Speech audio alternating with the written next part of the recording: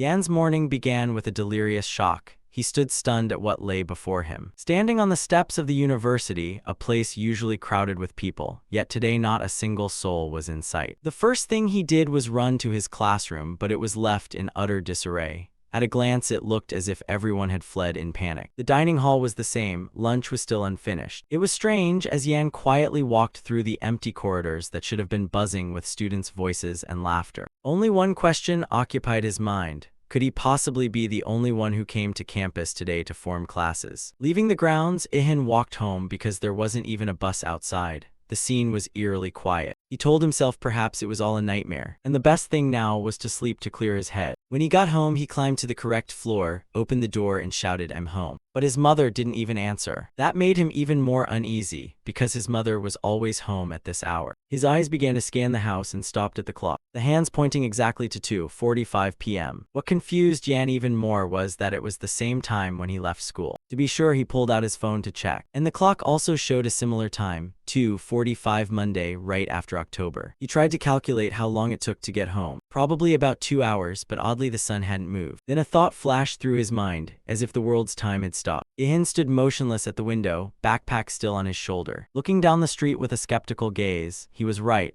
A strange voice sounded, and Ihan heard odd sounds in the silent air, like wings flapping, followed immediately by the click of high heels on the floor. Behind him, a beautiful girl appeared. She told Yan that time on Earth had stopped for everyone except him. Ihan widened his eyes in surprise and asked who she was, since she was the only person he had met all day. "I'm the one you've been thinking about," the beautiful girl across from him said with a smile. But with a pea-brain guy like him, of course he couldn't understand the joke. After hesitating, he blurted out, "Are you a thief?" The girl rolled her eyes, offended, pointing at her white wings and pure white dress. "Isn't that obvious?" The sand-filled head of this god was actively at work. "Oh, so are you a cosplayer?" A correct answer would have been perfect. After a few seconds to regain her composure, she solemnly introduced herself. "I am an angel, a messenger of God. My name is Lita. I have come to explain everything to you. Basically, you are the one who got left behind." The words made our home seem as if hit by Maha's final silence mood. From being left behind, evoking painful memories. Left behind during an elementary school field trip. Then in middle school and university, Ihan continued to be forgotten like that. He feared the feeling of abandonment. He had once not been invited to two-day student events where Korean students freely mingled within their majors. The news Lita brought weighed heavily on him. He dropped to his knees, crushed, with tears welling, wondering why it was always him. Ahead, Lita only smiled and said that everyone had been taken to another world, and this place was left with only him. Ihan looked up, puzzled as to why he remained. "Oh, it's because a great catastrophe is about to befall Earth." She then explained, "This planet has reached its experiential limit, and now humanity can use mana. Meaning from now on you will have access to the Akasa Chronicle, in other words, the status system." To a guy, of course, Ihan thought that explanation sounded like a game. But the next thing was the important part. Mana's appearance was accompanied by monsters. Beings that couldn't be killed with ordinary weapons. If humanity in its current state faced those monsters, the consequences would be catastrophic. Therefore, God stopped time and sent people's souls to another world for training. Their bodies remained safe while their souls were transferred to a new dimension.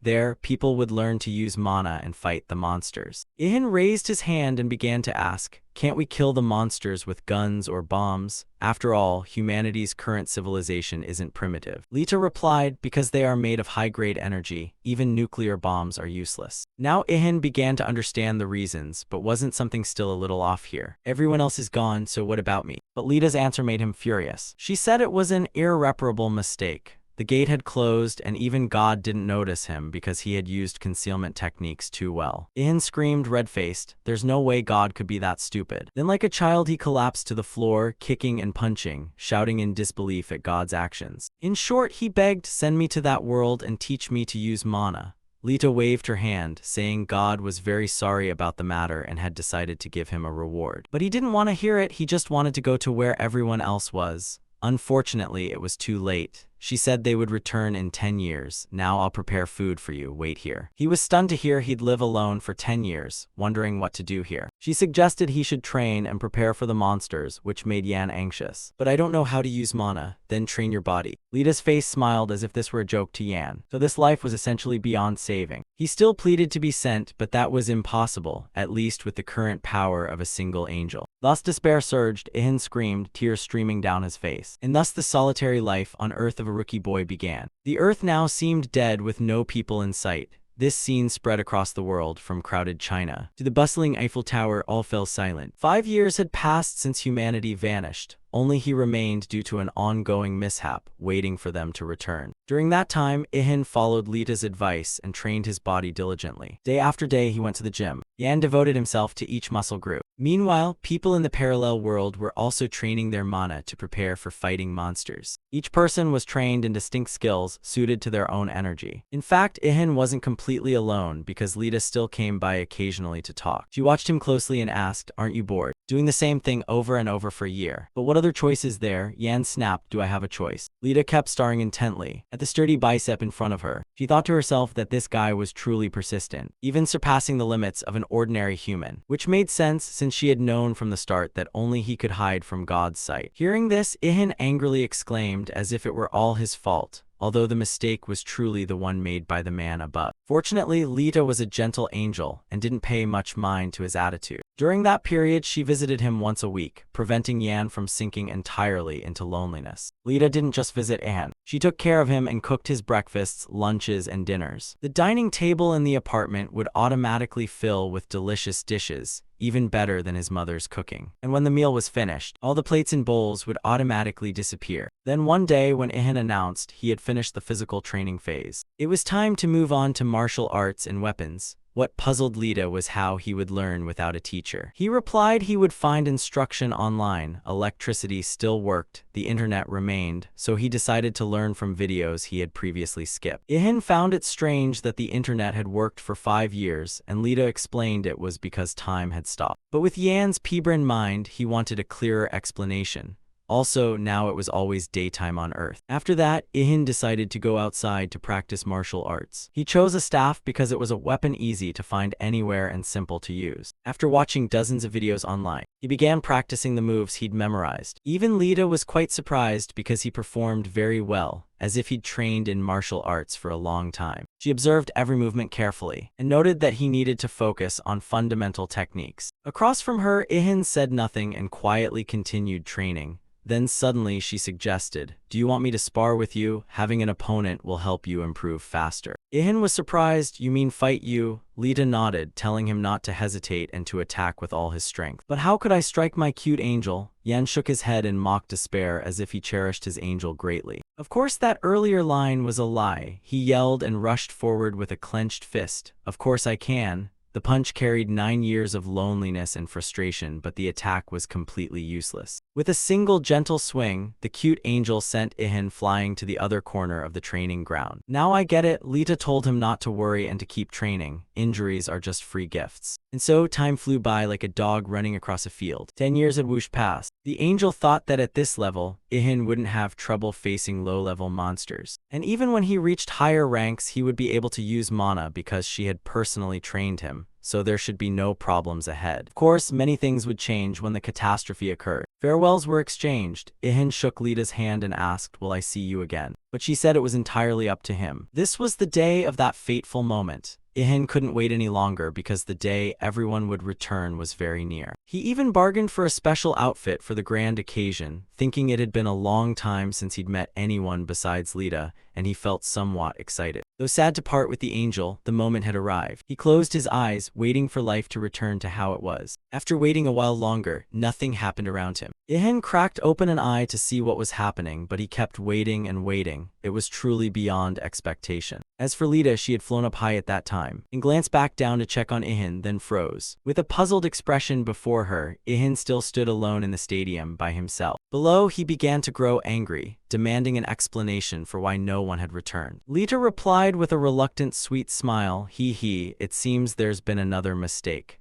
Ihan crossed his arms, furious, and shouted, "I hate you." His shout was so loud it could make the birds faint. Then he rolled on the ground like a child, crying, "How long do I have to wait?" Tears streamed down his choked face. "I know I have no other choice, but this is truly unbearable." From that day, time sped by dizzyingly. 10 years, then 20, passed like a gust of wind. Anyone experiencing it would go mad. Soon 50 years passed and still no one returned. The earth remained silent. Nature, without the hand of humans, had become wild. Ian had no choice but to continue training tirelessly. Now a single strike from him could even crack stone. Staring at the hands gripping the heavy hammer, he perhaps told himself he had unrivaled hatred for life and no equal. Throughout 50 solitary years, Lita remained by Ihan's side at all times, appearing on a nearby meadow and never forgetting to praise how strong he had become. Ihan didn't care much. He told himself that after 50 years of solitude, he had stopped counting time, his face understandably sullen because he didn't know how long this would continue. The angel worried about Ihan's mental state. She asked, "Are you okay?" Without turning his head, Ihan answered, "I can't even remember what my mother's face looks like anymore." That truly pained Lita. She apologized that it had happened, even though it wasn't her fault. Then Ihan lost control and shouted, "How much longer must I wait?" He said he was tired of martial arts. Lita flew after him. "A catastrophe can strike at any moment, so you must not stop training." But she suddenly realized the person before her had fallen into despair. Lita couldn't bear to believe he'd given up and tried to encourage him, hoping he would keep waiting for humanity's return. Ihan was tired of martial arts and recalled what he'd been doing recently. He read books all day long, from modern literature to business books and basic sciences like history, geography, physics, chemistry, and art. When the library ran dry, he moved on to learning other languages to prepare for his planned travels around the world, starting with China, rich with fascinating things and millennia-old culture. Then he went to Russia, the US, and a string of other countries.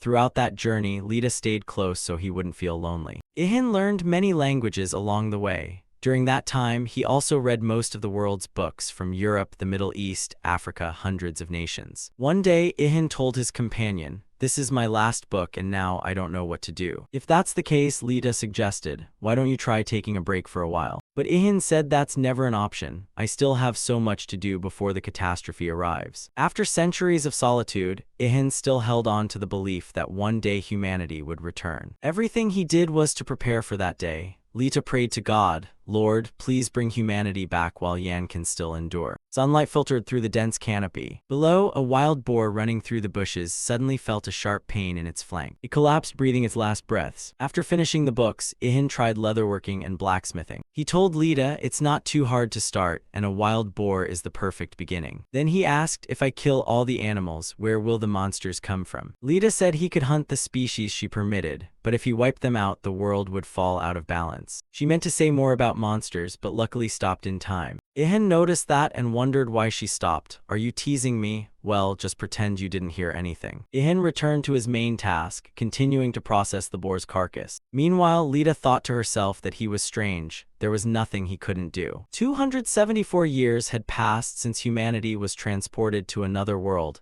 That length of time was beyond imagining even for an angel. It was surprising a human could spend 100 years preparing for the future. Her thoughts were interrupted by Ihan's joyful shout ahead of her. "Done on the first try, and with results like this, truly talented." Lita exclaimed in amazement, "Ihan, you really are an extraordinary human." Time passed and humanity still had not returned. Waves lapped the sandy shore. The air was cold and Yan stood on the beach in a thick coat. Now he not only knew how to butcher wild game but also how to harvest sea creatures. One of his recent trophies was the giant sperm whale before him. Lita shouted angrily, "That species is rare and protected from hunting. So can you turn a blind eye this once? Just say this one died by chance and I only just found it." Time kept passing. 3 years later, Ihan had mastered leatherworking, while blacksmithing he was still learning and would need more time. Reading books was easy, but practicing without a teacher was another matter. A single small mistake could ruin a whole day's work. Sure enough, proof lay right before him. An overforceful hammer blow and the sword shattered to pieces. Ihan screamed in pain, his face contorted as if from long-term constipation. In the months that followed, at first every sword Ihan made would break to fragments. It took him up to 5 years to forge a simple sword. At that moment, Lita stood beside him, eager to admire Ihan's first martial weapon masterpiece.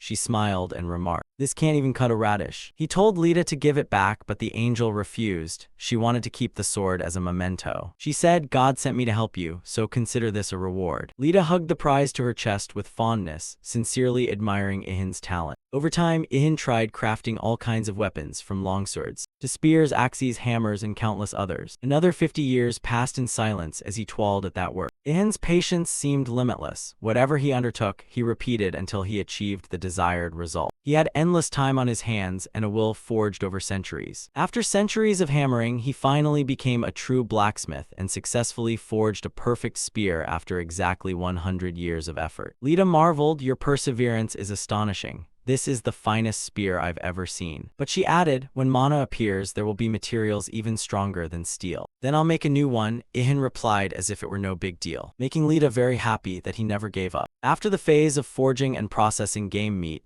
Ihan returned to martial training, immersing himself in combat simulations until he lost all sense of time. Lita watched his every movement, thinking to herself, "Ihan keeps improving constantly," as if many generations were combined into one person. Lita thought perhaps she needed to find something truly new to help Ihan, something he had never experienced. A fleeting idea of a romantic relationship crossed her mind. She even imagined being held by Ihan, a thought that made the angel blush with embarrassment. Then she snapped back, telling herself an angel couldn't think such lowly thoughts, at least that's what she told herself. Then she thought, what if it's an order from above? Then it's not a personal desire, so it's acceptable. She resolved that if he needed it, she'd do her utmost to help. Just then, the strange expression on the ferry above made Yan ask aloud what she was doing. While hovering in midair, she decided to pretend nothing was happening, quickly appeared below, and asked, "Do you have something to ask?" By chance, the two stood so close they could feel each other's breath. Yan intended to say something but hesitated, while Lita worried, wondering if he had realized anything. But actually, Ihan only noticed that Lita's sword had begun to glow blue. Lita stared at her weapon in astonishment.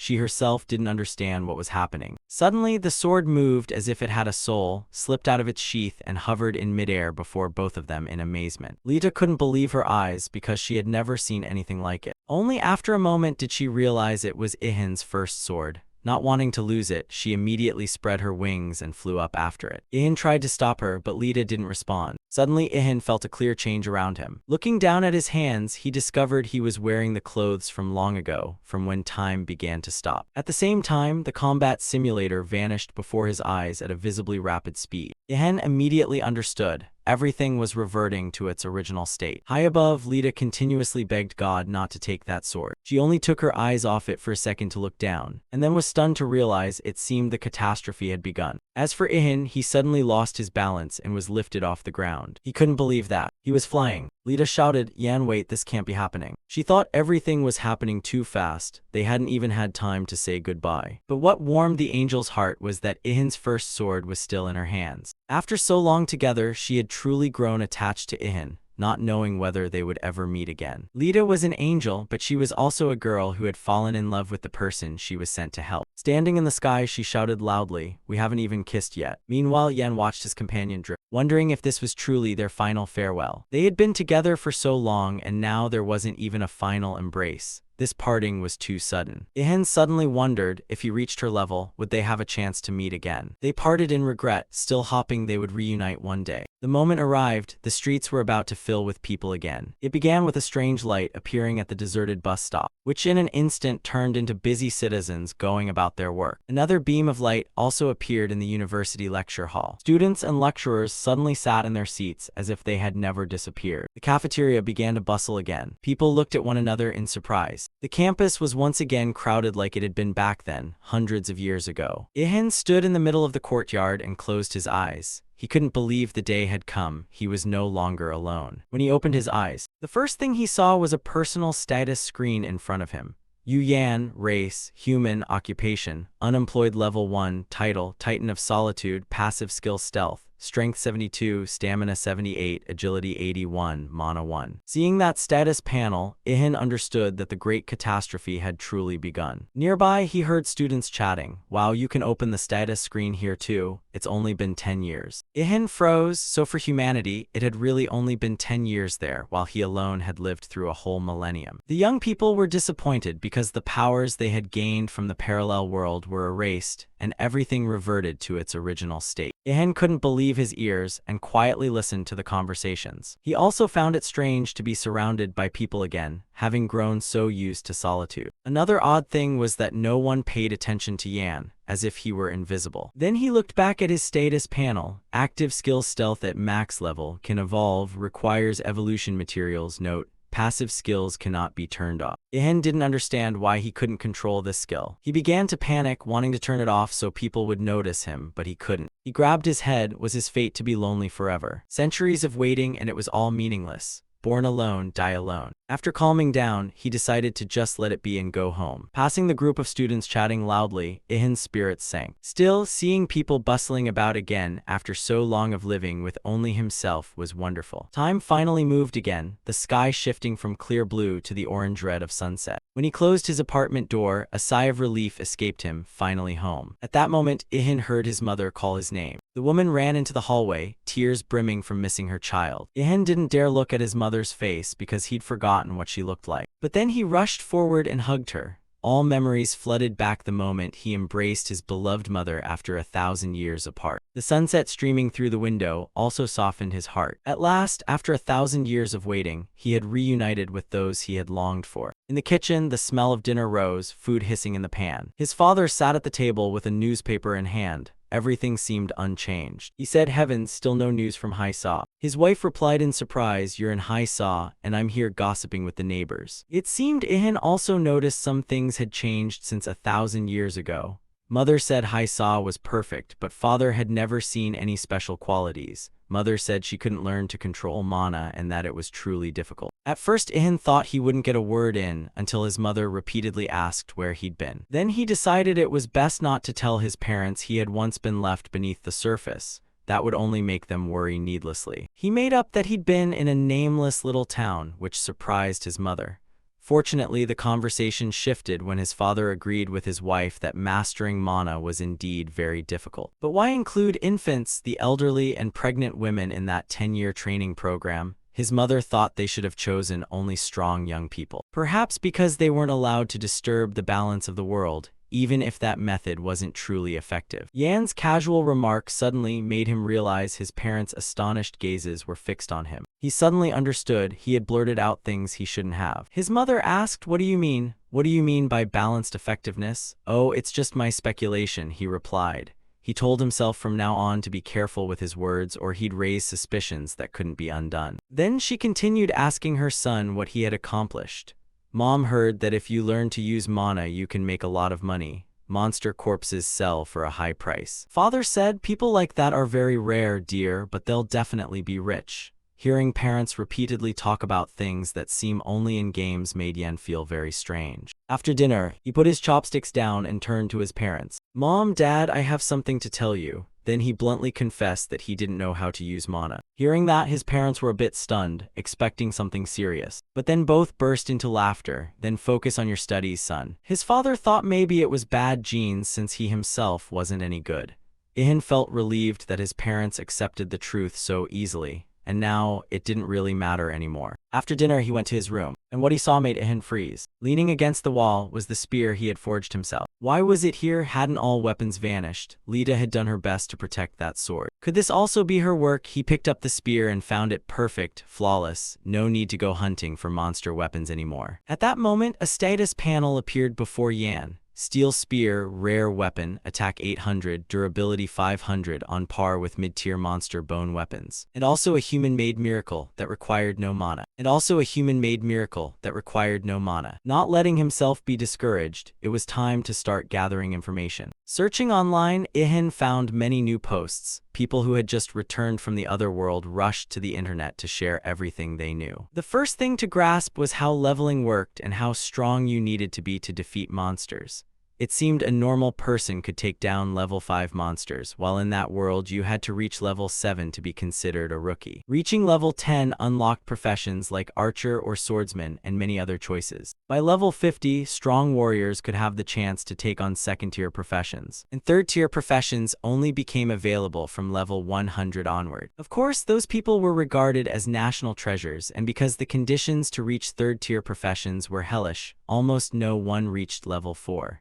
People believed level 4 or 5 were the domain of dragons or Bahamut. With all that information, Yan thought this wasn't the only way to learn about the new world. He should also ask around the university. Looking out the window, he tried to remember the last time he went to school. Strangely, not much had changed compared to the original world. Suddenly, Ihan realized he missed Lita very much. No sooner had the thought ended than he heard a voice saying she would be happy to hear him say that. Ihan startled and looked around, trying to determine who had just spoken those words. The voice continued to ring out, "I was sent by the heavenly realm to help you learn to control mana." Ihan angrily shouted, thinking someone had intruded into his life. But then he saw the person who had appeared, and that image left him speechless. The person replied that she was not an intruder. This time it was another angel visiting him. She introduced herself, "My name is Ada." How disappointing to have yet another angel barging into his life. That was probably what was going through Ihan's mind at that moment. Facing him, Ada said mana was very difficult to control, so God sent her to make up for his previous mistake. Because mana is so hard to manage, that's why God created avatars and sent them to the other world for 10 years of training. I understand, but that doesn't help me right now. Ada repeated, "That's why I'm here. Someone wanted me to help you, the one who was left behind." Those words surprised Ihan. She explained that Lita had requested an angel be sent to help Yan learn to control mana as quickly as possible. Ihan realized that she truly hadn't forgotten him. But then he wondered why Lita hadn't come herself and why it had to be her. The angel said the administration worried about overly intimate relationships between a high-ranking angel and a human,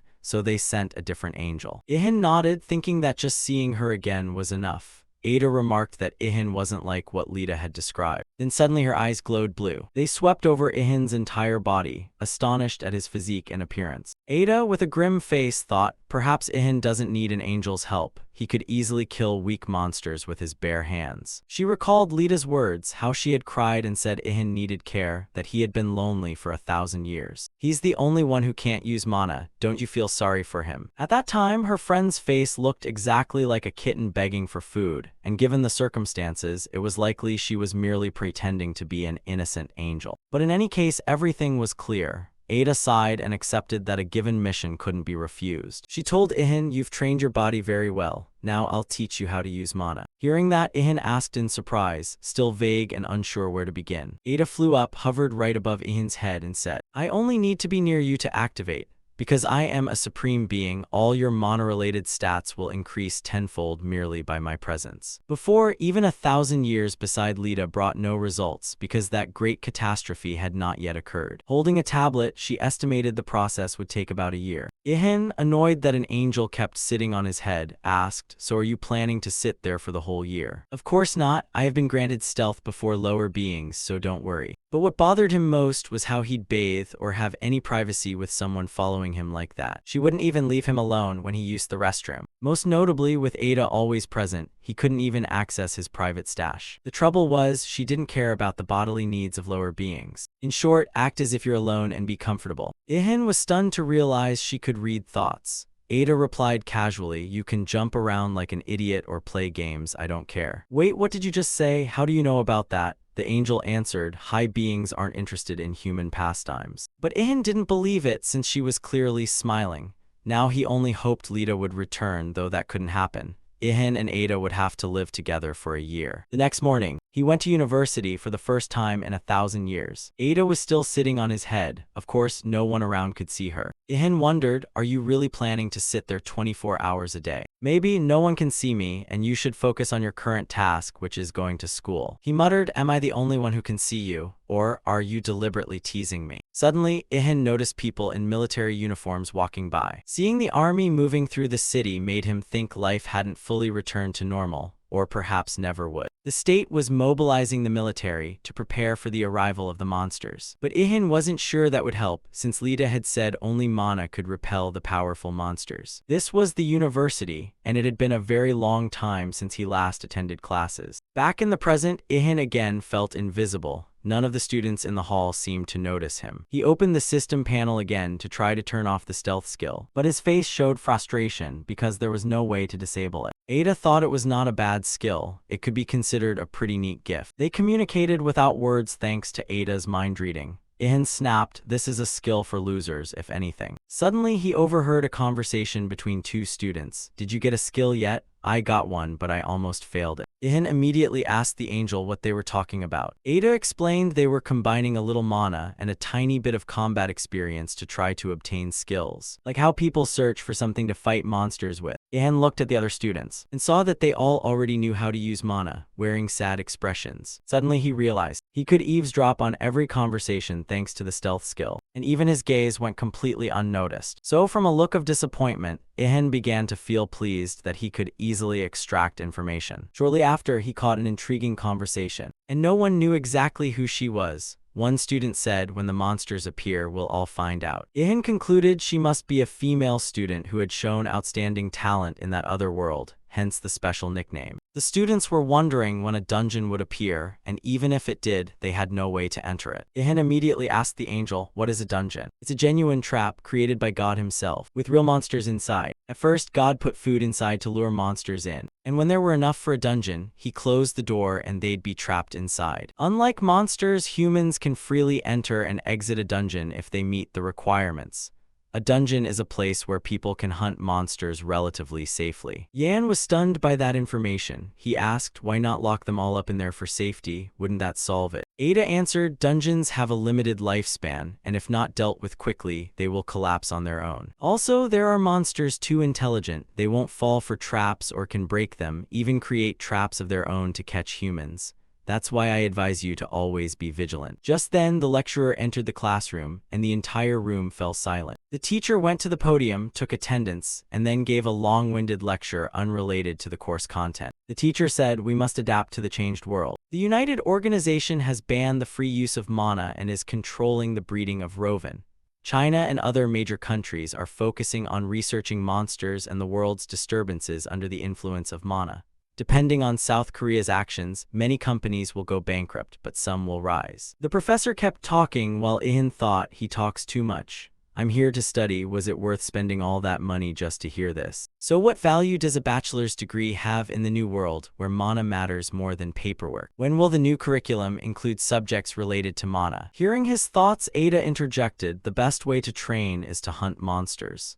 Ihan replied immediately, "I don't want to do anything that puts me in danger." Ada said, "We're in the early stage of the catastrophe and the monsters are still weak. The more weak monsters you kill now, the better. Take the chance to level up your mana." "But I'm still level 1 and can't use mana," Ihan said, confused. Hearing that, Ada hesitated to say something. After a moment's thought, she said, "You have great physical condition. You can take down monsters below level 25. Ihan froze in surprise, as if he hadn't realized he was that strong. Suddenly, Ada realized something and said, "Perhaps now you have a chance to practice." At the same time, all the students turned their gazes toward the windows. Ihan moved closer to get a better look, and discovered the campus had been flooded with giant insects. Everyone, including Ihan, panicked. At that moment, the catastrophe truly began. Ihan both anticipated and dreaded this day. The X moment had finally come. The monsters swarmed across the earth. Even those who had seen monsters before were stunned. The angel said, "Training is over. Now humanity must survive on its own." Among the students, screams rose nonstop. Someone asked, "What should we do now?" Another asked, "Where should we run? Why hasn't the military arrived?" A few suggested forming hunting parties, but everyone was terrified. They saw someone become the first victim through the window, and that was the last straw.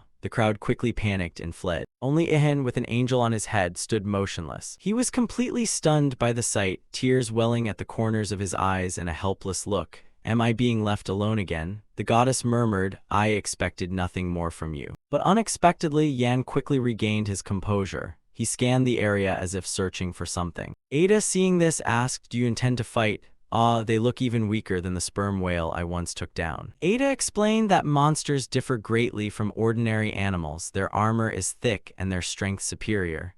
Even so, these were all below level 20, so they wouldn't give you trouble. While she spoke, Ihan immediately snapped off a chair leg from his desk to use as a weapon. He swung it a few times and nodded in satisfaction. Ada thought to herself, with strong spirit and solid muscles, anything below level 25 should be no problem. Ihan continued practicing with the makeshift staff. His movements were so decisive that the angel nearly lost her balance from the wind generated by each swing. Afterward, he upgraded the staff with some available materials and was completely satisfied with the result. Ada had to ask again, "You crafted a suitable weapon by hand in such a short time. Did you learn blacksmithing?" Ihan laughed and replied, "You really can't hide your sharp eyes, can you? I have a lot of free time. The angel recalled Lita's words, he can't do anything. He mustn't be abandoned again. To be precise, what was happening was completely the opposite of what he'd been told. Holding the wooden staff, Ihan had only one regret. He should have brought his spear. Ihan asked Ada, will my camouflage skills stop working if I start drawing attention? If so, I want to hide my identity somehow. A mask should do. Meanwhile, outside the university courtyard, the monsters were destroying everything around them.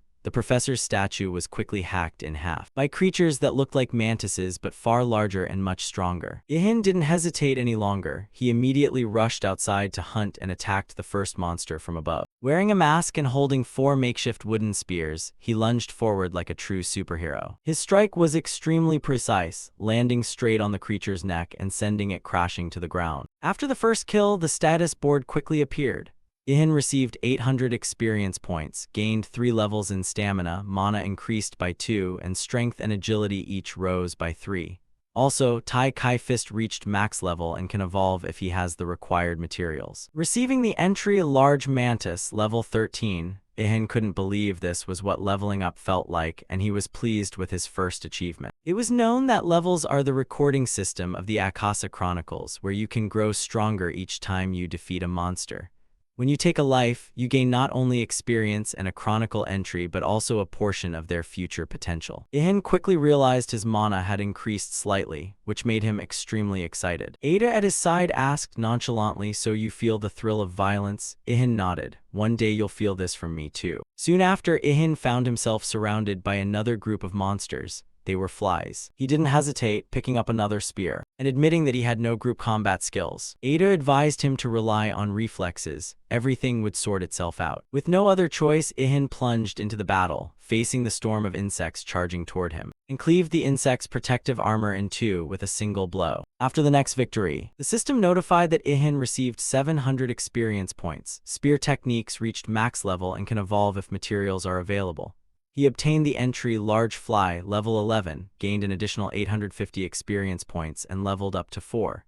Strength, agility, stamina, and mana each increased by 1. Ada shouted a warning, telling him not to be careless. There was an attack coming from above. Ihan looked up and saw a swarm of flying insects charging toward him. There was no time to think. Ihan reacted like a lightning strike, taking down another monster and earning 400 experience points and an entry for Large Mosquito, level 7. But at that moment, another one appeared behind him. This time the mosquito cornered Ihan, leaving him with no escape. Its giant needle-pointed proboscis aimed straight at his chest, but surprisingly, instead of piercing him, its beak bent as if hitting stainless steel. This surprised Ada as well, who realized his body had been trained to resist even a mosquito's stabbing proboscis. Ihan rose up and quickly dealt with the threat. Given everything happening, Ada believed Ihan had surpassed human bodily limits. After killing that monster, Ihan continued his first hunt. Over and over after each monster was slain, the system sent notifications of experience gains. Then suddenly, another giant mantis appeared right in front of him. Its cutting blade lashed out at incredible speed, forcing Ihan to dodge close to his body. It easily took down an unlucky ant, slashing it away under its claw. Meanwhile, at the same time, Ada warned that many more monsters were approaching. No sooner had she finished than Ihan was surrounded by all kinds of insects. He suddenly thought that if he were a girl, just looking at this would be enough to faint. If you're tough, then come at me. 2 swords crossed as a slogan, I'm your insecticide. He shot into the air, both hands expertly wielding spears, scattering the charging monsters. The system didn't even have time to update experience before Ihan had reached level 6. Suddenly, something inexplicable happened, as if a lightning bolt struck down behind him. Someone invisible was helping him kill the monsters, keeping him alive. Ihan glanced around beneath his mask like startled prey. He detected the source of power coming from Tim and Gon and saw a girl emitting strong mana standing behind him. She wore ordinary student clothes but had a strange ornament on her forehead. Ihan guessed she was a mage, but Ada reminded him not to be distracted. There were still many monsters nearby to defeat. The strange girl continued unleashing bolts of lightning at the surrounding monsters, easily wiping out the low-level foes in an instant. Ada assessed that she must possess massive mana, otherwise she couldn't continuously cast so many lightning strikes. Perhaps she was also grinding levels like him, Ihan thought.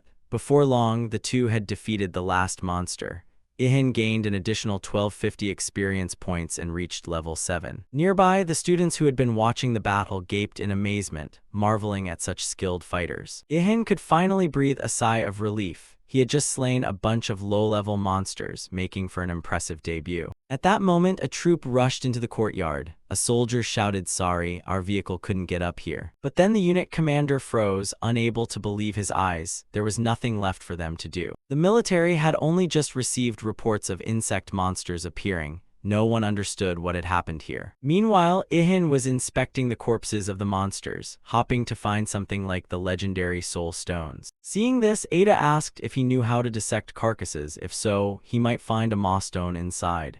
This information particularly excited Ihan. The angel added that it was located in the hardest part of the skeleton, where mana accumulated. "I'll show you specifically." Ihan continued following her instructions while the military stood stunned at Ihan's dissection skills and combat ability. The girl who had fought alongside him only smiled and said nothing. She stood behind the crowd as if she were merely a supporting character in a novel. With Ada's guidance, Ihan extracted his first moss stone and learned it was the basic material for crafting all items. After a while, Ihan finally noticed a strange sound. He looked around and froze. A crowd of students had surrounded him, all holding up phones to record. The one who was always overlooked before had become the center of attention. It must be said that Ihan's current feelings were truly indescribable. Suddenly, the sorceress stepped forward as if she wanted to say something. Hesitating briefly, she tucked her hair back and asked if he could help her dissect a corpse. This was the first time he had met the queen. Ihan was speechless, his mind blank, but he quickly composed himself and asked, "How much will I be paid if I help you?" She replied, 30% is your share. Of course, Ihan agreed immediately, without hesitation, and set to work. The students started whispering, "Is that girl really the queen? How is she so strong after just one day? Don't go near her, she can shoot lightning." But many others wanted to get struck by Gu Lunchi's lightning. Hopeless, really. While dissecting the monster, Ihan thought, so she was the girl from the rumors, indeed powerful. Suddenly he heard a conversation. "Who is that? Light is coming from his palm." The students spread rumors that he had used a blade of light to kill the monsters. In truth, he wished he could do that, but unfortunately it was just nonsense. Ada asked how he felt. It seemed his stealth skill had worked well enough that no one remembered what he had done here. That stung Yan a little. He began to focus more intently on dissecting the monsters to search for moss stones. Very quickly, success came. The queen was very pleased with what was found, a purple-hued stone that looked wondrous. "My share is done then, now I should leave this place." He turned to the queen to speak, but the exit had been blocked by the military. They said there were matters that needed to be verified. The group's captain was about to say something to him when a bolt of lightning struck him in the back. The one who had acted was none other than the queen. She couldn't let her friend be harassed, so she helped Yan distract the troops. Her face was hidden by a mask that always wore a mysterious smile, making her true emotions unreadable. Nearby students gawked at how cool she was. Some were smitten and even wanted to receive a bolt of electricity from her. "I should leave before things get messy." With a sullen look, he slunk away carrying the luggage he'd collected. Actually, he wanted to be famous, but the crowd seemed not to see him. Where did that masked guy go? Ihan waved enthusiastically over here, but no one recognized him. The students immediately spun a legend that the masked hero had escaped at the speed of light. Ihan seemed upset, unable to hide his spirits sinking, but Ada thought that ending was perfect. "Strange, everything's fine, and yet why does my heart feel so sad?" That night he returned home. EA curiously asked what he planned to do. "Well, I think I'll make some light armor. Making a full set is hard, but at least I should protect my limbs. But processing materials from monsters is extremely difficult. I think it's best to find a true master blacksmith and ask for help." Of course, that guy wouldn't listen. "What are you talking about? The best blacksmith on earth is me." Ada remembered Lita's words again, that it was pitiful for a guy who couldn't do anything. She covered her face with her hand, unable to believe she'd been so easily fooled by her friend. Ihan said, "Could it be you're missing Lita like I am?" "I am thinking about Lita, but not in the way you think," she replied. The two, one human, one fairy, continued examining the pile of insect corpses. Seeing Ihan watching intently, EA asked, "Do you know anything about mana craft?" With an eager look, Ihan shook his head. "Never heard of it, but it sounds pretty cool." With that eager expression, Ihan shook his head. "Never heard of it, but it sounds pretty cool." He understood it was a new skill and immediately wanted to learn. He hugged his little fairy tightly, pleading to become her apprentice. EA said she'd teach him if he stopped shaking her. "How can I teach you if you keep holding me like this?" "Ha ha, sorry." Ihan scratched his head awkwardly while EA was baffled, not expecting to be abused like that. She began to explain. "Mana craft are mana crystals like gemstones. They can be used to craft weapons or armor with special abilities. Basically, the craft developed from traditional blacksmithing, but with added magical elements. With a face as if about to drool, Ihan immediately grabbed her waist and begged to be taught at once. God, is this guy obsessed with learning a trade? The angel couldn't help herself and lightly slapped Ihan's face, reminding him she'd promised to teach him, so don't worry. She sighed. She should probably send Lita a few loving words when she returned to the heavens. EA could only think inwardly that the little one had tricked her into babysitting this hopeless guy. She continued, before you begin crafting, you need to prepare materials and a magic stone with special attributes, something like a dragon's heart, for example. Ihan was stunned. A dragon's heart sounds epic, like in a game. She explained that you place the magic stone nearby to synchronize, then begin forging. Thus, after completion, you crush the stone and smear it over the surface. The remaining sand will take the basic shape. From that point, the item becomes a magical artifact. Such armor or weapons would grant plus 30 attack and plus 50 defense. Ihan shouted with joy, is it really that easy? But the angel emphasized that was only the basic form. There is a higher tier that can embed special skills, but that tier is much more difficult. Of course, with his current mana level, he couldn't do it yet. Even so, Ihan still begged to hear more. With the motto you won't know unless you try, Ada explained that. To transfer a skill into an item, the smith must channel mana into the magic stone. If the mana runs out too quickly during the process, the forging will fail. But if done correctly, he could create dream weapons with fire attribute skills, ice, or armor that restores stamina during battle. However, choosing skills depends on the maker's will. The mana amount and the stone's quality are also crucial. Ihan thought it over and realized the most important thing seemed to be a strong will to achieve what you want. He decided to try without hesitation and got to work with the items before him. Before long, the bracers and greaves were completed. The system notified him that he had learned the mana crafting skill, which surprised Ada since he managed it despite never having that skill before. Well, as long as you grasp the theory, you can practice it. Sounded exactly like something teachers say in class. Ada thought to herself that he'd be so cool if he just kept quiet, but on the other hand, he truly was a prodigy at adapting. If he learned other things that quickly, he'd become extremely powerful. After thinking, Ada asked, you finished the armor, so what will you do with the rest? Ihan replied, probably just wait and see. Then he picked up a bit of the remaining magic stone, deciding to use it together with mana. He closed his eyes and began the next process. The leftover magic stone glowed in his hand as Ihan used mana. It was astonishing. Ada stood there stunned, surprise clear on her face because he intended to form an advanced shape on the first try, even though he hadn't yet mastered his own mana. Looking at Ihan's strained face, she knew he was struggling with this crafting style because it was extremely draining. After a moment, a weapon appeared in midair, resembling a scythe, and fragments of magic stones still remained in Ihan's hand after the forging. The angel thought to herself, this must not fail at this stage. She looked at Ihan's open palm, knowing that it still wasn't enough. Against the rules, she transmitted a drop of her mana into him. The residue of the magic stone immediately transformed into a colorful crystal mass, a manifestation of energy. Ihan looked at his hand, unable to believe his eyes, stunned and unaware of what was happening as a powerful stream of energy swirled around him. The armor he had once crafted with his own hands also began to transform. Ada panicked, has it failed? My mana didn't help at all. But Ihan's face lit up with a smile as he realized everything had succeeded. The system notified him that his mana crafting skill had reached level 2. The armor quickly completed itself, enveloping his arm. Right on the playground in front of the dormitories, the miracle was unfolding. Ihan decided to test the strength of his new creation. The improved mantis scythe easily sliced through a metal chain, right there on the playground in front of the dormitories. Ada was stunned when she realized. He also wanted to graft the mantis skill onto the gauntlet. Before the thought could develop, Ihan's voice cut in, we have to leave quickly now. Ada nodded, yes, I did lend some mana, but it's unbelievable you made an item like that on the first try. I need to increase your mana stats so you can craft more. But Ihan waved his hand. No, it's not that. I broke the swing, so I have to get away from here immediately. Ada sighed, it can be restored with healing magic. Stop worrying. Meanwhile, the news broadcast reported on 2 mysterious people who had killed the monsters and disappeared. Officials were still searching for the 2 citizens who had defeated the beasts. The masked university student had swiftly eliminated the horde and left no trace. Hearing all that, Ihan told his mother he had to go to class. His mother looked worried and suggested he skip classes today. Meanwhile, the TV continued. The authorities had labeled individuals with special abilities as superpowered, claiming their mana control was extremely high. At that moment, his mother acquired a new skill, maternal instinct. The skill gained 10 years, allowing her to monitor every action of her son while he was at home. She thought the outside world was too dangerous, full of monsters for her frail child. Ihan thought to himself that his mother was now so doting he couldn't do anything peacefully in his room. He turned and said, "Don't worry, Mom. If I see monsters, I'll run as fast as I can." The broadcast continued.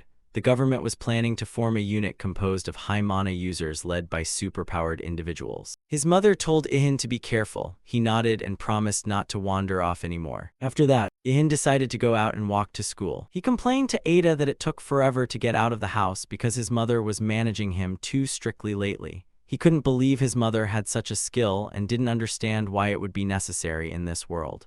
Ada shrugged. "Maybe it's necessary to watch over a child like you." She explained, "They say that even in a crowded colony of penguins, a mother still recognizes her chick's call. Maybe your mother's skill is similar. It's a survival skill." Of course, Ihan wasn't happy being monitored so closely by his mother. Ada noticed his thoughtful expression and changed the subject. "What do you think about the government's plan for a task force of superpowered users?" But Ihan seemed uninterested. "I put myself and my family first." Ada nodded in agreement. She thought independent action was better because it wouldn't be constrained. On the way to school, Ihan confessed that he wanted to see the Queen again.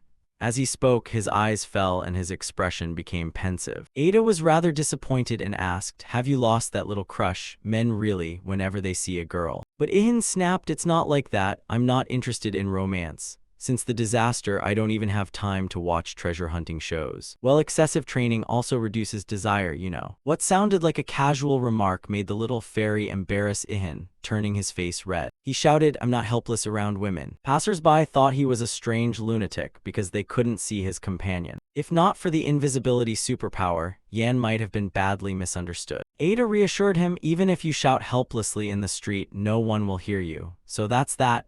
Ihan gritted his teeth, unsure whether it was a blessing or a curse. He sighed and said he knew the reason. It must be because the Lie Angel helped him survive 1,000 years of solitude. Ada nodded. Right, after enjoying celestial beauty for 1,000 years, who would be interested in mortals? Frustrated by Ada's dense-headedness, Ihan coughed in annoyance but quickly composed himself. He asked how the Queen could control mana so well after only one day. "I've leveled up but still don't know how to use mana effectively, while the Queen's ability is truly astonishing." Ada thought it wasn't strange at all. All the chosen ones were sent to another world for training, except you. Your existence was hidden from the universe. But Ihan, you can even kill monsters with your bare hands. You're actually more special than all those others. Suddenly, the angel fell silent mid-sentence as if she had sensed something. Ida said she had just sensed the presence of nearby monsters. A pack of 70 wild dogs and wolves, led by a level 35 diamond wolf. Ihan gaped, astonished and unable to believe it. He shouted at Ada, "You said there wouldn't be high-level monsters in these early days." But the little angel merely crossed her arms and said, "Something's odd. I've noticed since yesterday. I don't understand why level 10 monsters appeared as early as the second day after the disaster." Ihan was puzzled, not understanding why she hadn't told him anything yesterday. But Ada replied haughtily that she did not wish to share her concerns with lower creatures. Ihan thought to himself, "Ada is really different from my beloved Lita. She always acts like a sensible angel but draws a clear line between those above and those below. Lita was different, sometimes a bit foolish, but always warm like an older sister to her younger sibling." Tears quietly welled in his eyes because he truly missed her. Ada cleared her throat to draw his attention back. This time she wanted to speak sincerely. Ihan looked up, his eyes full of questions. Ada now looked serious and said she believed Earth was in disorder, that something very strange was happening, and she needed his help. Ihan was nearly stunned when he heard that, his mind blank. He didn't know what to say at the moment. Merely thinking about what lay behind those words was enough to frighten him. Ada continued, "We must hurry. I'll explain on the way." Yan asked her to show the way to the monsters. God had once teleported humans during the disaster to another world where they could learn to use mana. But the beasts were left behind on Earth for many years. At first, God thought that nothing would happen for several decades. But unfortunately, even the Almighty can be wrong. Due to an unspecified error, the flow of time on Earth was severely distorted. 10 years in the other world became 1,000 years here. Ihan recalled the time he had waited a full millennium, hoping everyone would return. And throughout those 1,000 years, Lita had stayed by his side so constantly that he barely noticed how much time had passed. Lost in thought, those memories were abruptly interrupted when Ada tugged him to turn right. "Hey, don't pull my hair like that. That wouldn't have happened if they had lived natural lifespans." And the transformations now were unavoidable. Just then, as Yan turned the corner, he saw a pack of wolves ahead. Ada finished her explanation. "Currently, the monsters on Earth are even stronger than those in the other world." Seeing the wolves with blood-stained mouths, Ihan thought Earth and all humanity would soon be doomed. Ada said, "That's why I need your help. The celestial realm is trying to restore balance, but that takes time. Until then, we must take responsibility for killing the monsters, and all contributions will be recorded by heaven." At that moment, the two wolves ahead didn't wait for their conversation to end and lunged to attack. Ihan hurriedly donned his armor and drew his spear, though his movements were still somewhat clumsy. While Ada silently watched the wolves, her gaze locked on the prey. Finally, she reluctantly nodded and admitted there was no other choice. As for Ihan, he suddenly stepped forward and charged straight into the hungry wolves' heads. The monsters scattered into the air, showing how powerful his strike was. It was incredible that he could wipe out a dozen wolves with a single blow. The system now announced, "You received 12,904 experience, recorded the entry for Brown Diamond Wolf level 35. You have reached level 9, Ihin's strength increased by 4 points, and agility, stamina, and mana each increased by 2. Ada was stunned because every day this idiot kept taking her from one surprise to the next. She thought to herself that he must enjoy being tormented, since no one would keep throwing themselves into danger like that. Though she shouldn't say that out loud, of course. And of course, Ihan vehemently protested that he wasn't some masochist. At that moment, a ferocious roar sounded behind them. Ihan reacted quickly, turning to strike so the wild dogs flew in all directions. The system added, "Entry for homeless dog level 18 has been recorded." While Yan only had a few seconds to breathe, the battle continued. Monsters flooded the streets, their goal to hunt humans. Shouts for help rang out from everywhere. Some passersby tried using fire skills, but even after expending their last drops of mana, nothing happened. This was the moment for the masked hero to shine. Ihan saw clearly where help was needed and rushed over. The large monsters growled, their red eyes fixed on Ihan as if they wanted to eat him alive. He leapt into the air, raising the spear in his hand, striking down 2 of them in succession. But at that moment elsewhere, a monster closed in on a middle-aged man. The man could only close his eyes and await death. Time seemed to stand still for a while, but then nothing happened. He opened his eyes to find the wolf dead, Ihan standing on its body with the spear in hand. He turned and asked the man if he was hurt, while the system kept sending notifications. "You must choose a class to advance past level 10. Collected entries will affect the available class list." The crowd began to recognize Yan. Someone shouted, "The masked hero. He's the one who saved people near the university." Another person nodded, "Right, I remember he disappeared right when the army showed up." Ihin's face went blank and he couldn't speak another word. "Why are they calling me Sanganban? Is it because of the connector between the university and Yuzanban, the world's top runner?" And Ada even teased that I have fans. But he was fending off wolves while arguing with his housekeeper. "I don't care about that nonsense. Fans my foot." Ada just chuckled quietly, watching him blush. Suddenly, the system displayed another message, but to Yan's surprise, no matter how many more monsters he killed, his level didn't increase. Then he realized the reason. He had to choose a class to pass level 10. At that moment, a wolf lifted its head and gave a long howl. Looking at it, he had no idea what was happening. What on earth is that wolf trying to do? Then, as if from nowhere, a whole bunch of monsters appeared, surrounding him. Clearly, the howl was to gather its pack. Ada warned sternly, "They seem organized." Ihan asked in surprise, "What do you mean? Do they actually have intelligence?" He thought briefly. Withdrawing would lose the initiative, and defending would surely get him bit. After a moment's thought, he decided that attacking was the best choice in this situation. He then launched a flurry of strikes toward the charging pack of wolves. A few seconds later, he received a series of system messages, experience +2. Suddenly, a large wolf leapt from behind, but ambushing our guy was too easy to pull off. Ihan managed to turn around in time, and gave it a well-deserved wound. However, only then did Ihan realize the monsters were not diminishing. He stared at the dense mass of monsters ahead, as if they kept calling reinforcements from elsewhere. But Ihan didn't lose heart. With a few more sweeps of his spear, 2 more monsters fell at his feet. Spectators watching the battle were astonished. They couldn't believe those 5 starving wolves could be defeated in an instant. Then suddenly, a fierce growl sounded behind them. Everyone turned at once and saw a wolf even larger than the previous ones. Its eyes betrayed a hunger for human flesh. Beneath the beast, a man lay face down on the ground. Ihan asked Ada, "Is it taking a hostage?" He asked casually, but unexpectedly Ada thought the same, and it seemed this wasn't the first time it had done so. Ihan smiled in a vile way. After all, none of that mattered anymore. He knew there was no one else who could handle these wolves right now. The hostage was terrified. He kept crying for help while the crowd shouted, phones waving as they filmed Ihan. Everyone wanted to see how SB would deal with the beast. Ada warned, "Your decision will determine whether people see you as a hero or a villain." However, Ihan bluntly said he didn't care about that, nor was he interested in how others judged his actions. As he spoke, he lunged forward and attacked the wolf. The monster's head flew from its neck and the hostage was freed at the same time. The battle was swift, like how brothers use their beater. Immediately, the system notified him of 6,700 experience. Entry for Sly Wolf level 32 was recorded. Nearby, after their leader died, the remaining wolves were no longer as eager as before, but still growled menacingly. "If someone is in danger, I'll definitely save them," Ihan said to the crowd. "Still, I'm not omnipotent and I don't think I'm a hero." Looking at the wolves, even he didn't understand why he had said that just now. After analyzing the situation, Ihan concluded the wolves were preparing a coordinated attack because they thought he had lost his weapon.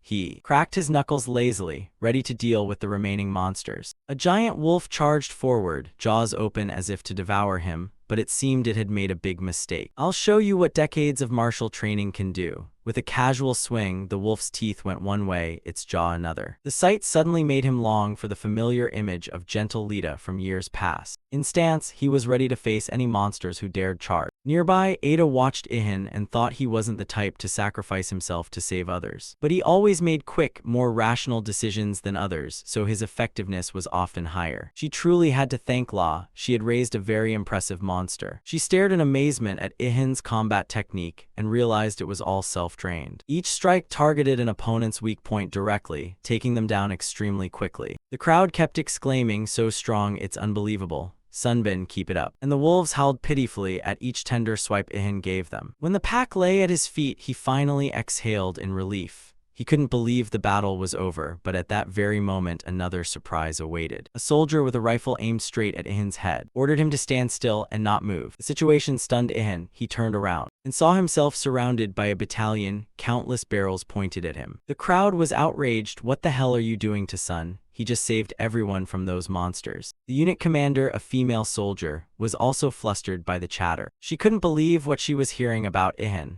Could one person really take down so many wolves? Minutes later, the scene was cordoned off with emergency yellow tape. The commander bowed and apologized to SB, saying it was all a misunderstanding. "We really didn't intend to shoot, we were just afraid more monsters would appear. Fortunately, it ended well," she said. Then she continued, pointing as if her mouth had no cooldown. "Did you know an entire military unit has been looking for you? We need you." But before she finished, a subordinate interrupted. "Lieutenant, you should look ahead when you speak." At that moment, no one could see Yan anymore. The commander stomped and shouted, "As rumored, he really is fast." In fact, Ihan was still nearby. His stealth skill was just so excellent they couldn't see him. Continuing his work, he pulled out his spear and stabbed into a wolf carcass, thinking he should have brought a knife to skin it. But before that, he needed to find a place to forge. "Sunbin, you're still here." The commander quickly found Ihan after a brief search and shouted. She wondered if he had some grudge against the military or the country, which was why he was hiding like this. But Ihan's shake of the head startled her. He replied, "I even cheer for Korea at the Olympics and World Cup."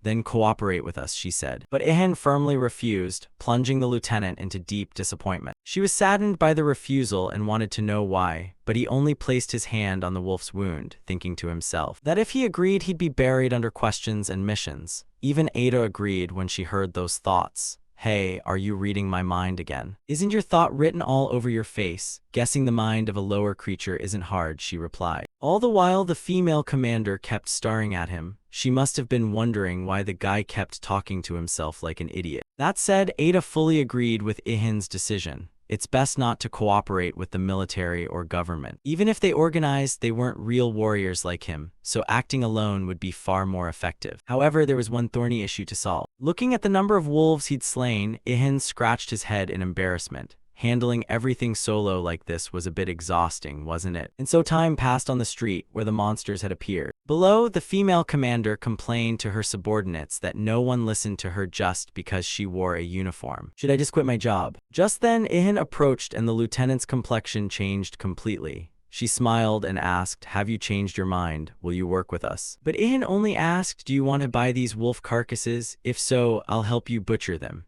He thought to himself that selling on the spot would be more profitable than lugging them home. The commander didn't immediately understand. A subordinate had to remind her, "Lieutenant, monster corpses are very valuable." She immediately agreed, "Yes, we'll buy them." She also asked, "Do you want to sell those mana stones too?" Of course, Ihan refused immediately. Looking at the heap of monsters on the ground, the commander wanted to inspect the quality before buying. She stepped closer and froze when she realized everything was almost intact because Ihan had killed each one with a single strike. Having fought monsters before, the army knew using firearms would ruin the materials and make them useless. Watching the way Ihan skinned the wolves with such skill and speed, she couldn't help but admire him. She also took the chance to pull out her phone and record a video. She sent the video and immediately called her superior. "Did you see the clip I just sent? Sunbo's skills are exactly as rumored." "Lieutenant Han Yoring, bring that guy here at once," a shrill voice shouted on the other end. "But he said he's not interested, sir." However, the lieutenant's answer was ignored by command, making Yoring break into a sweat. "He even told me to go seduce him. If you're paid, you work." She walked over to Ihan, now finished with her work and striking a seductive pose. But Ihan guessed her intention and said, "Job's done. Now pay up right." With no other choice, she sighed and said she would report the transaction to her superiors. Ihan was pleased that everything was finally settled. He looked at his palm, happy that the mana stone haul wasn't bad. "Do you think this looks tasty?" "Ada, it kind of looks like chocolate, doesn't it?" The angel shouted a warning not to eat it, saying if he did he might fall into a berserk state,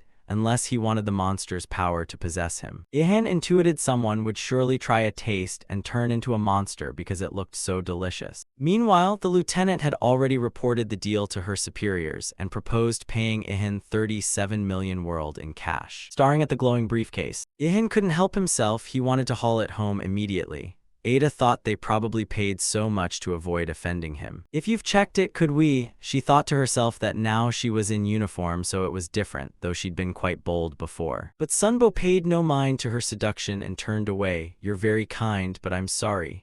The only thing I love is money, haha." Faced with her relentless pleading, Ihan had no choice but to use his secret trick. A device appeared in his hand, and he pressed a red button. In an instant, the place was flooded with blinding light that made everyone's eyes close. Seconds later, when they opened their eyes, the hero had vanished without a word. He left just like he did at university. "Actually, I was standing right beside them. I just activated stealth mode," he said. Ada asked, "Did you distract them to activate stealth? Where did you get that device?" Ihan replied, "That's a secret." They left the area and Ada whispered to Ihan, "More dangerous monsters may appear soon, since heaven begins a thorough inspection in just one day." The soldiers kept chattering among themselves. Where did Sunbo go? Once at a safe distance from the scene, Ihan decided to review his recent achievement. "Alright, now I need to choose my first character class." After the selection tab, a menu of professions appeared. 1 was copycat, 2 was brawler, 3 was swordsman. Thus a long list of classes scrolled, filling the page. "I'll put the assassin class on hold for now. I already have enough stealth skills. Any more stealth and I'd really disappear." Ada replied that it's probably because he hasn't mastered his aura control yet, so the stealth skill is always active now and doesn't require mana. Ihan hesitated facing the 23 available class choices.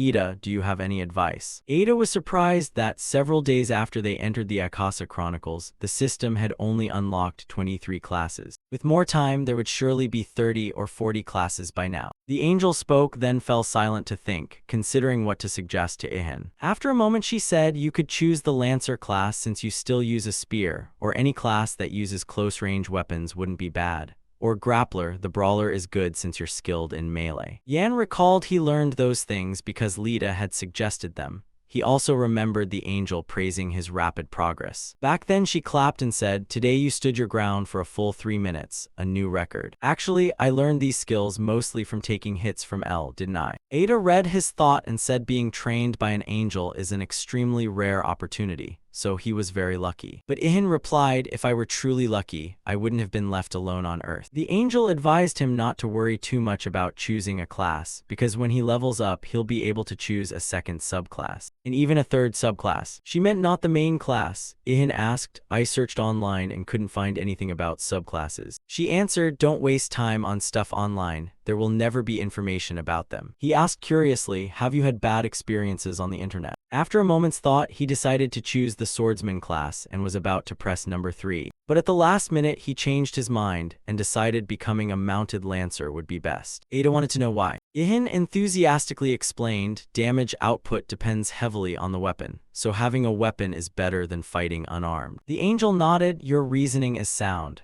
If you later find good materials, you'll be able to craft even stronger spears. Ada thought to herself that she had intended to suggest that profession, but Ihan had decided on his own. He'd become even stronger. Suddenly, a new line of information appeared on the screen, startling Ihan. Ada asked what was wrong. Ihan said the system had unexpectedly added a new option to the list. Blood Lancer. Ada was astonished. A unique profession had been created by this change. It meant he'd have a unique path right when he entered his first vocation. Unique, but what is that? Ihan was a bit puzzled, so she had to explain again. It's a class created specifically for one individual. The path, achievements, and data you've accumulated converge to form that class. A unique profession is always the best choice. Compared to other professions, it requires more experience to level up, but its value is extremely high. Ihan pressed 24, Blood Lancer. The decision was confirmed. Immediately, a series of notifications appeared. You have become an illusory lancer, plus 10% damage when using stealth skills, plus 10% piercing damage with a spear.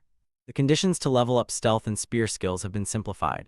All accumulated data has been absorbed. Level increased to 18, strength, vitality, and mana increased by 11, agility increased by 12. You cannot learn active skills because you cannot control mana. Only now did he realize it wasn't Blood Lancer but Illusory Lancer. In Korean, the two words are written and pronounced almost identically. He was annoyed at choosing wrong because of the wording mix-up. Even the angel hadn't noticed the difference.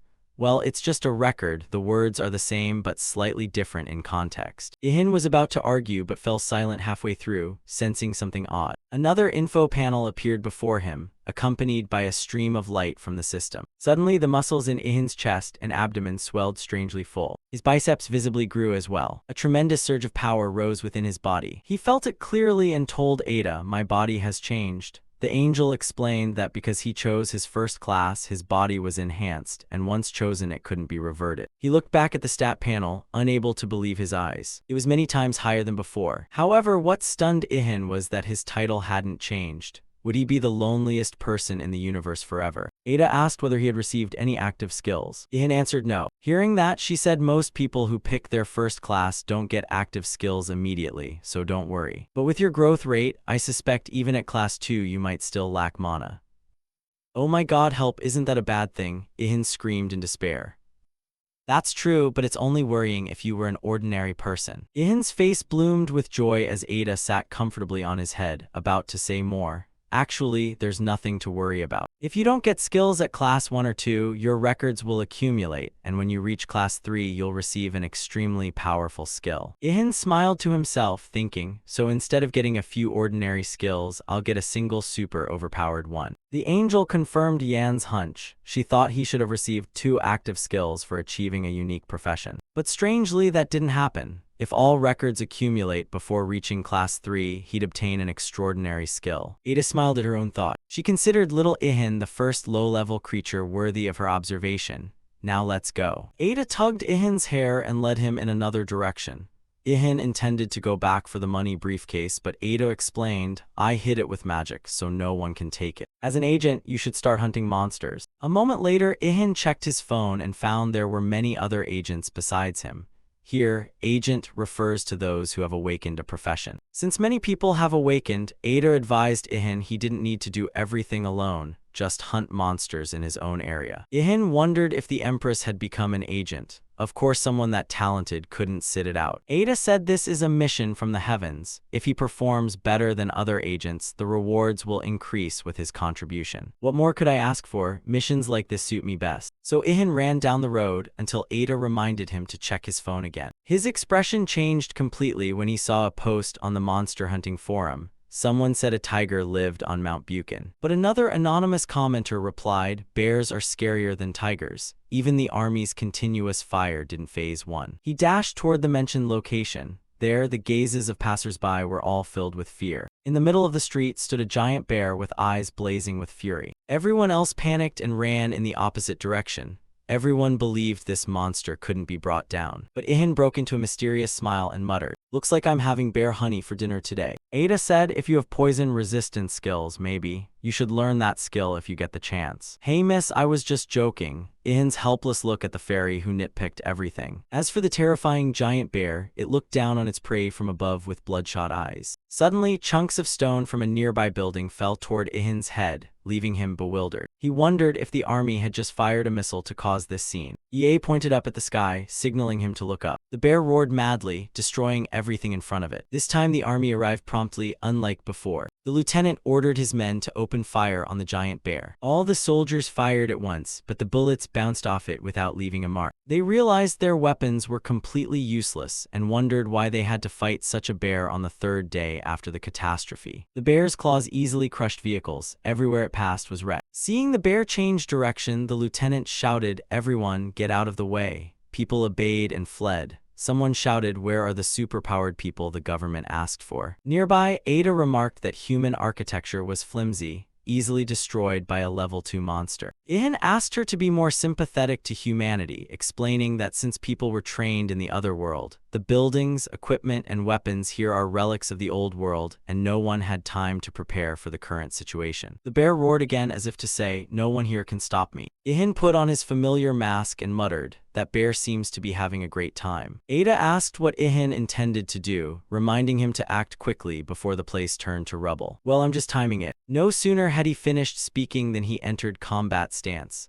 A red mana aura rose around him. The system announced, stealth skill activated, strength increased by 10% and another 10% from spear proficiency. The bear had its back to Ihan but still sensed imminent danger. He launched himself from the air, intending to finish the monster with the first strike. The bear roared, reacting instinctively, and began to turn. Ada exclaimed, reminding him that he would only be detected when he interacted with it. Before that, nothing could detect him, not even God. Mana swirled powerfully around the tip of his spear. Ihan's primary target now was the giant bear. Then a single strike pierced through the head of the level 2 monster. The army saw nothing, but the result of the attack left them stunned. From the crowd, cheers began to rise. Sunbow has appeared. The nickname Ihan assumed would surely stick to him. When he landed and looked toward the prey, he realized one strike might not be enough to kill it. It was understandable, since this was a level 2 monster. Ihan decided to appear before everyone and told the army, if you want to live, run now. While the soldiers were still bewildered, he continued, and if you don't want to live, stay here. At that moment, the monster swiped at a nearby building, sending chunks of stone flying straight into the civilians. The bear moved on all fours. People began to scatter in panic, their only goal now to survive. Then it froze, staring in a certain direction. Seizing the moment, Ihan appeared right in front of the beast. The creature raised a razor-sharp claw to counterattack, preparing to swat Yan flat to the ground. He spun in midair and yelled, don't even think about it. He closed in on the bear and plunged his spear into its claw. Ada sat on his head, laughing with delight. It was so fun, like she was riding a roller coaster. Back in the fight, the injured claw didn't cause much damage, but it drove the bear into a frenzy. Ihan had returned to stealth. This was the chance to deliver the finishing blow. The only thing he worried about was whether the spear would hold up to the next strike. In an instant, his mind drifted back to the training time with Lita, who always admonished, when attacking, don't think aimlessly, focus all your weight on a single point. Back then, Ihan only feared that if he made a mistake, others might get hurt, but that was beyond his concern. Only when you touch a single hair of mine do you need to worry about that.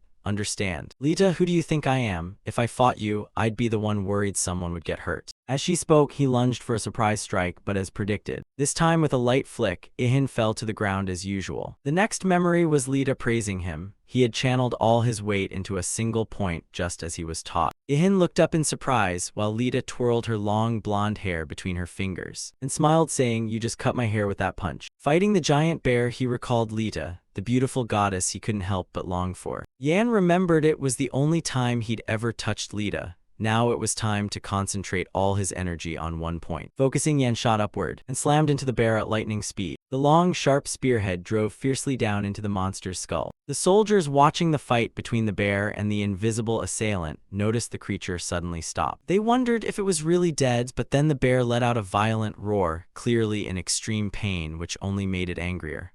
Unfortunately, that was all that remained of it. The bear collapsed with a roar as the system notified. You received 154,928 experience points, reached level 23, strength +8, agility +7, stamina and mana +5, and obtained a level 54 record of the large brown bear and a new title, One Strike Kill, increasing critical hit chance by 10%. Ihan learned the skill Critical Strike. Focusing on an enemy's weak point to boost critical chance. Ada whispered in his ear, "You took it down with just 3 strikes without needing any skills. I know you're praising me, but could you make the compliment a bit clearer, old woman?" Then he looked at his spear still intact and thought to himself, "I'm truly a skilled craftsman." Standing before the bear, it was time to begin the main work. Suddenly, he realized the bear had shrunk and assumed it must have had a giant transformation skill that vanished upon death. Anyway, focus on the job at hand. He didn't forget to brag to Ada that he just gained a new skill, Critical Strike. This skill pairs very well with stealth. While he was dissecting it, a black car barreled in at breakneck speed and braked hard. The rear door slammed open. A pair of feet in blue shoes stepped out hastily. A voice called out, "We're here, leave everything here to us." Ihan and Ada turned their heads, surprised at the newcomers. It seemed other powered individuals had arrived to deal with the level 2 monster. A group of 5 approached the army, and a hush fell over everyone. One of them asked skeptically, "So you're saying the monster's already been taken down?" Hearing that, some in the group looked disappointed. It's just a level 2, they thought they'd get a bit of action, but how dull. Everyone was curious to know who had slain the giant bear. Suddenly, someone in the group recognized Yan. He turned toward where the boy was rummaging, his face still hidden by the mask. Ihan realized he'd been spotted and wondered in surprise, "Can that person see me?" Ida explained, "They weren't actually looking at you, but at the carcass. You were just nearby, so you drew attention."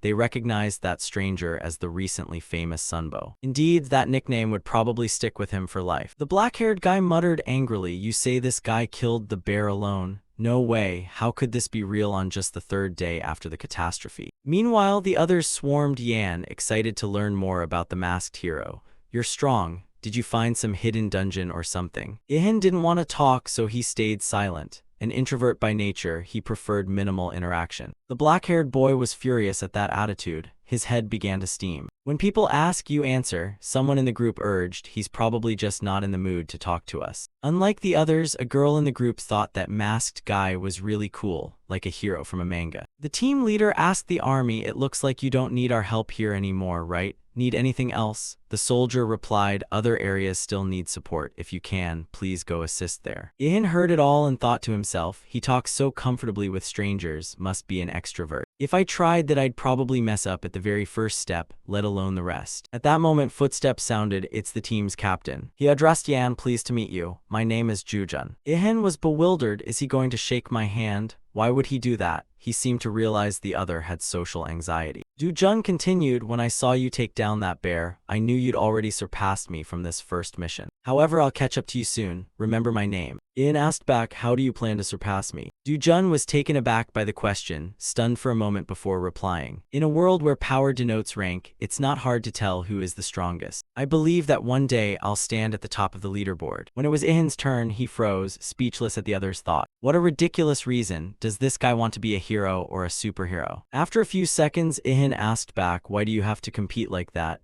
Can't you improve without others? If you want to grow, focus on training yourself, practice at home, or hit a punching bag. There's no need to drag others in. If you want to overcome something, you must first overcome yourself." So Ihan lectured him at length. He thought, "Do you know I've trained for 1,000 years and still don't have the confidence to flaunt like that? And you sit idle yet dare to delude yourself as the strongest. Ridiculous."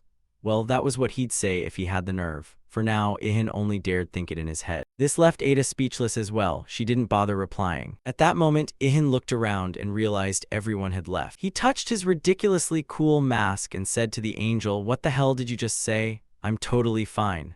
Only when there's no one around does this old man dare to confidently show personality. In the end, instead of getting lots of magical stones as usual, Ihan was left with a few bare pelts. Suddenly, a soldier stepped forward and addressed him as Lord Sunbow. Before he could ask anything, Ihan replied, "They're all mine." "Actually, that's not what I meant. I've just got another suggestion for you," the soldier began, explaining quickly while waving his hands. Basically, he wanted Ihan to install a support application. "If you install this program, you'll be able to track the locations where monsters have appeared on the city map. It would be very useful for hunting them." Yan asked, "Isn't that a state secret?"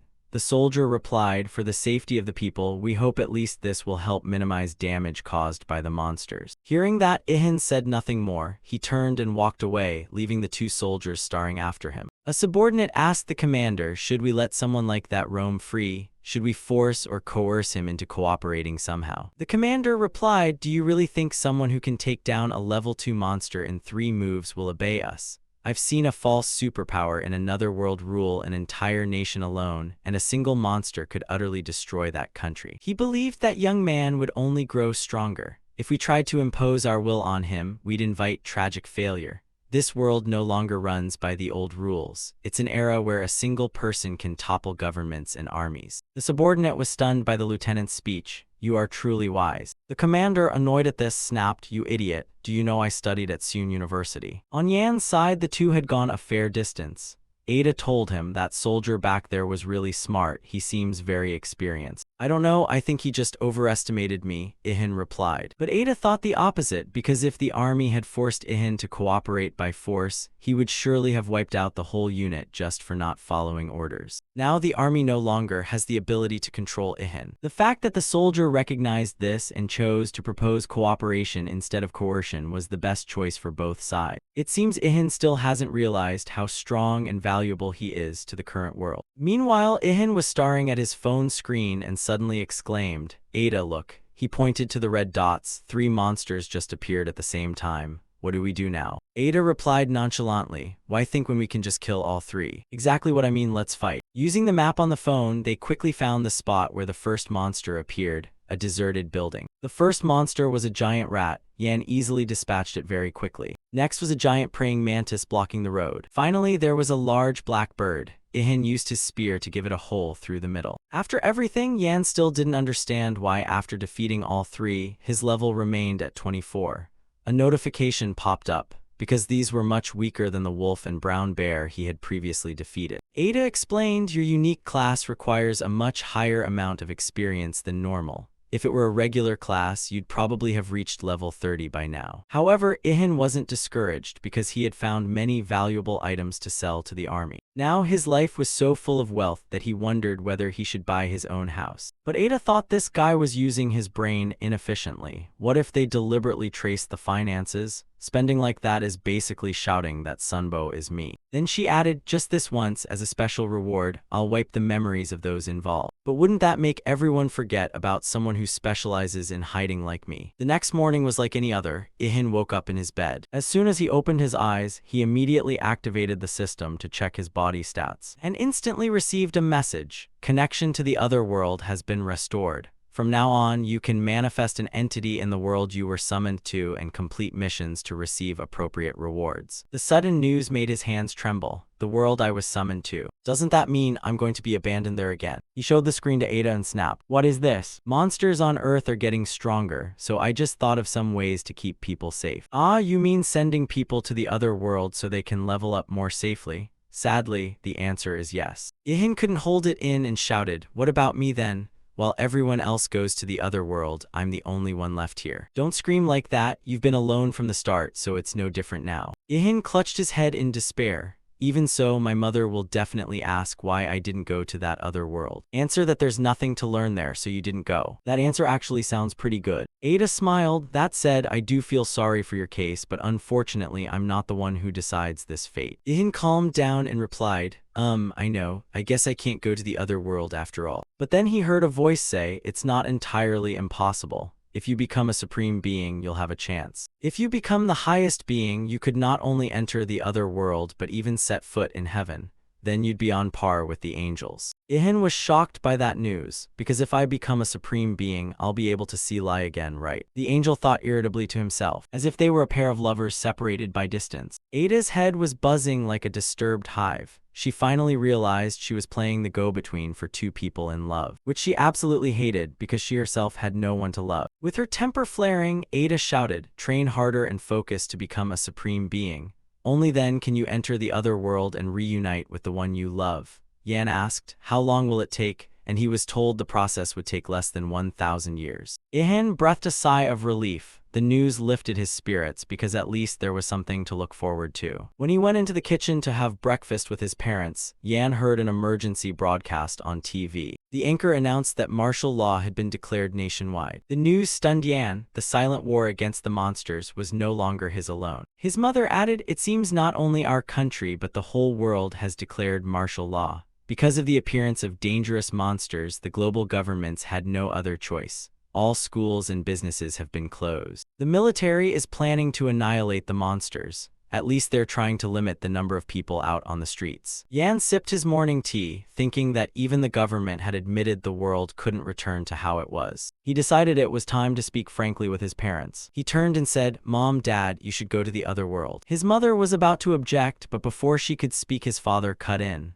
"I stayed there 10 years and still couldn't even reach level 2, so why go back? But from now on the monsters won't stop and we need to become stronger. At least that place is safer than the current Earth." His father said nothing, only nodded. "I'll understand. If that's what you think, I'll see you again soon. Remember never to give up, and do your best until the end." As soon as he finished speaking, he vanished with a snap without another word. His mother was not so quick to let go. She said, "I'd be happy if you gave it a try, but don't be reckless." Ihan quickly changed the subject, praising how delicious breakfast was, but then one thing his mother said left him stunned. "That masked hunter was you, right?" Yan asked in shock, "How did you know?" But she only smiled. How could a mother not recognize her child? "I recognized you the moment I saw you on TV, even with a mask or different clothes." At that moment, Ihan truly realized his mother's unusually special skill. The penguin's skill lives up to its reputation. Unable to hold back, he told his mother that the world had abandoned him and was gently comforted by her. She didn't know why he was so strong, but she was still worried for him, so be careful. "Mother knows you understand how terrifying the monsters are, right?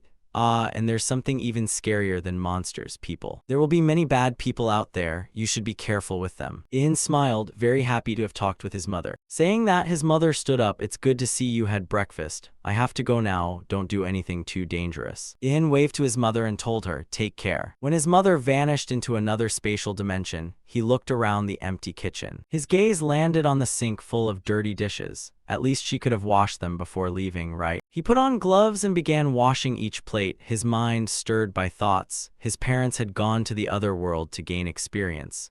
Even if he couldn't go with them, there was still plenty to do here. Just then, Ada's voice cut through his thoughts. "I have to go to the heavens briefly to claim a quest reward." Ihan asked her to pick up some ice cream on her way back. Ada flew off, stunned by the odd request. Ihan stood by the window watching her go, relieved to finally be alone. He flipped the light switch on. He remembered that last night he'd paid cash for a small room to use as a private workshop. Although it lacked full tools and equipment, he wanted to start experimenting immediately. If he didn't process them soon, the skin and bones would decompose quickly. He planned to use metal, but lacking materials, he improvised with what he had. This amount of materials should be enough to treat the bones. Ihan thought to himself, but processing them would take too long. He wondered when he'd ever finish the equipment. Just then, Ada's voice rang out, "You can use magic." "Why did you come back so fast? Did you get the ice cream?" However, when he saw the angel smile, he went still. Ihan looked at the person across from him in alarm. Ada had revealed her true form and strode toward Ihan, arms crossed and eyes full of irritation. Ihan shouted in bewilderment, "So you also know expansion magic? Who do you think I am? I've always used shrinking magic." "Anyway, forget that for now. Quick, hold out your hand to receive the reward." Ihan wiped his dirty hands on his shirt, still a bit dazed. He reached out to shake Ada's hand. The moment he touched the angel, a thought flashed through his mind. Ada's hand was cold but very smooth. At that instant, a notification appeared. The first quest from heaven was complete. All stats increased by 1 and he received the special reward, the eternal flame. Ihan immediately asked what it was, but Ada only smiled and remained silent. In truth, she was just trying to add a little drama for him. Then she pointed toward the fireplace and told him to look. Ihan exclaimed when he saw flames rise in the hearth, wondering, I didn't even light it, how is it burning? Ada promptly explained, the eternal flame is a fire that never goes out and continually grows. It is a precious flame of heaven. Ihan cheered, amazing and undying flame is exactly what I need. Ada nodded, saying she knew. Lita had specifically instructed this. She recalled when Lita begged her to bring gifts to Yan, hauling out a whole pile as if Ada were a porter. She muttered that in heaven, Lita cared a great deal about him. Ihan was astonished to learn it was all sent by Lita, while Ada was annoyed. Those couples really ought to be sent to hell. But Ihan paid her no mind, still admiring the gifts from heaven, thinking privately that Lita truly understood him. At that moment, Ada added that she had brought one more piece of good news. Because you can't go to the other world, heaven assigned you a second mission. The angel revealed, from now on, Waihan's task is to create dungeons right here on Earth. Waihan was stunned. What the hell does creating dungeons even mean? A flood of questions filled his mind, leaving Waihan frozen for several seconds. Finally, he only managed a reluctant, well, that sounds kind of interesting. But sorry, I don't think I can do that. I only know how to cook ramen, want some? But you can't just refuse like that. Ada held up a finger and said, this is an order from heaven. The mission has been assigned, so you must create the dungeons. Waihan thought for a moment about how to approach the task, but the next second he shouted as he realized something. This is your job, not mine, Ada muttered. Actually, it's for the earth, so saying it's for you isn't exactly wrong. Hearing that, Ihan grew even angrier. Heaven told me to wait 10 years and then it turned into 1,000. They also said at the apocalypse's outset the monsters would be weak, but that turned out to be a lie. In short, nothing went according to your plan. Ada tried to explain that when God stopped time on Earth, that situation affected all living creatures. They developed immunity to that power, causing the dungeons to operate differently than originally intended. Of course, Waihan couldn't be calmed by such cursory explanations. He yelled, is that all the explanation you have for what's happening here? So the two of them argued. Ihan claimed the angels were frauds, while Ada insisted this was for his benefit. For thousands of years he had honed his skills, especially blacksmithing, which had reached a divine level. Apart from the angels, only he could create dungeons.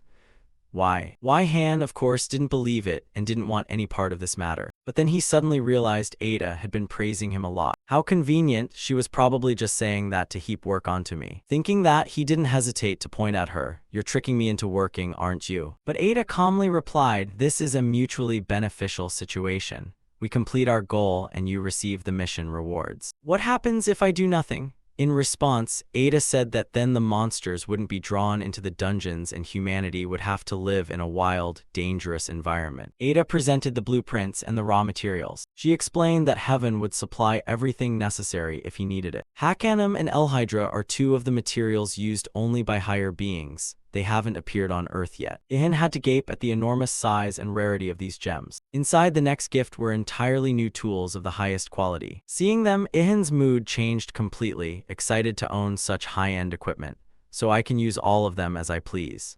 Probably only loaned temporarily. You have to return them when the job's done. Although he didn't like it much and didn't understand how tools alone could create dungeons, Waihan decided, just dig up the ground and it'll be fine, nothing difficult. But before that thought finished, Ada raised her hand to stop him. She explained he only needed to craft magical devices that would attract monsters' attention, which would then alter the surrounding terrain and form the dungeons. A blueprint appeared. You must complete a destructive trap based on this. Additionally, Ada emphasized that this is not an easy task. After a moment of silence, Ihan finally spoke. Just looking at it, I can tell it's going to be very difficult. But immediately after, he smiled confidently. As for the mission reward, you'd best start preparing. Ada replied, Yan, I'll prepare a reward that will leave you stunned. Without hesitation, he dove into the work at once. The first monostone Ada gave immediately flew into the fire. A voice echoed in his head, with the eternal flame, any monostone can be tempered. He took the next gem with a special claw and placed it into the furnace. Quickly, a miracle occurred. The flame roared up fiercely as soon as the stone went in. After heating, the stones were hammered and forged. The heat around the forge was extreme. Sweat dripped all over his body. Ada nearby watched Yan's every movement in amazement, a thought forming in her mind. If Yan weren't a merchant, I'd probably recommend him as a blacksmith. This Waihan could truly craft weapons that challenge the gods. A while later, Ihan breathed a sigh of of relief as the first blank was finished. But he still felt nervous, his hands moving rapidly following the instructions, unsure if he'd made a mistake. Ada added that if it didn't work, it could be melted down and remade. It would just take more time. Ian became even more focused, eyes fixed on his hands. He devoted himself entirely to the task of crafting the dungeon that the gods had assigned. Now, Ada finally understood Lita's feelings over the past 1,000 years. She wondered why a high-ranking angel like Lita would worry about an ordinary human. It turned out this was exactly what she felt. Then suddenly, ahead of her, Ian slammed his hand on the table and declared loudly, "Finally, it's done." Ada couldn't believe her ears. How could such a difficult job be finished so quickly? A notification appeared. You have awakened the blacksmith vocation to its maximum level. You have received the title Legendary Creator. All crafting activities efficiency increased by 20%. Ada was still stunned because time had flown for her. She asked skeptically, "Already done?" Ian replied irritably, "What do you mean already done? It's been 5 hours." The angel thought to herself, "I really watched him work for 5 hours. It made me lose track of time. But for this task, 5 hours is actually very fast." Exasperated, Ian tossed the product to her for inspection. Ada rotated the cube in her hands with an unbelieving expression. It was so perfect it seemed impossible for a human to have made it. "Well then I surrender." Ada said it met certain standards, and that blunt remark made Ian very pleased. After a moment of silence, Ada said, "It's time to use the crafted item. I'll call the other angels to help." This left Ian speechless with astonishment. Angelic friends? So, is Lita among them? And as always, the answer was no. After a while, Ada returned with a ring of mystical light circling above her head. "I know this one. That's the phosphorescence I used to see when I was a child." But putting that aside, the other angels had appeared as well, summoned by Ada. They couldn't believe a human could craft a destructive trap. It was even finished faster than expected. Of course, what convinced them was that it came from Wai-Han, since it didn't smell heavenly at all. As for Wai-Han, he thought angels really are all beautiful. When Ada was small, I didn't notice, but seeing her at full size now, she's truly beautiful. On the other side, Ada clapped to signal Wai-Han to hurry. "We don't have much time. Start as soon as possible." Then she instructed Wai-Han, "You only need to focus all your mind on completing and activating the destructive trap. The rest will be handled by the 3 angels." The 3 of them placed their hands on Ihin one after another, and began to transmit their magical power. A brilliant, powerful stream of golden energy radiated from that interaction. Suddenly, Ihin shouted. He felt an invisible force pressing down on him, a horrifying pressure as if mana were being forced from all directions. Only then did Wai-Han truly feel how terrifying the power of high-level beings could be. One angel smiled and asked, "Can't you handle it?" Of course, Ihin still believed he would get through it. He concentrated on the destructive trap he had just made to attract the monsters, lure them in, and never let them out. It was the most wondrous magic for creatures forced to live alone for thousands of years. Suddenly, Ihin's eyes opened wide as he realized he needed to find a way to soothe the loneliness of these pitiable, forgotten beings. The pressure from the angels remained, but he was gradually getting used to that sacred energy. One angel thought to himself, "He's strong, at least for a lowly creature." Another angel cried out, "If I'm not mistaken, we'll soon be surpassed." "This is humiliating. How could such an interesting person appear?" the third angel said. A sound came from outside, looking into the building bathed in brilliant light. A notification appeared. "You have completed crafting the Earth Colony destructive trap. The mana crafting profession has been raised to level 7, and item quality has improved." Ihin looked up at the finished product, unable to believe he had really done it. Impossible could he succeed on the very first try. The angels continued to speak, some astonished, others skeptical.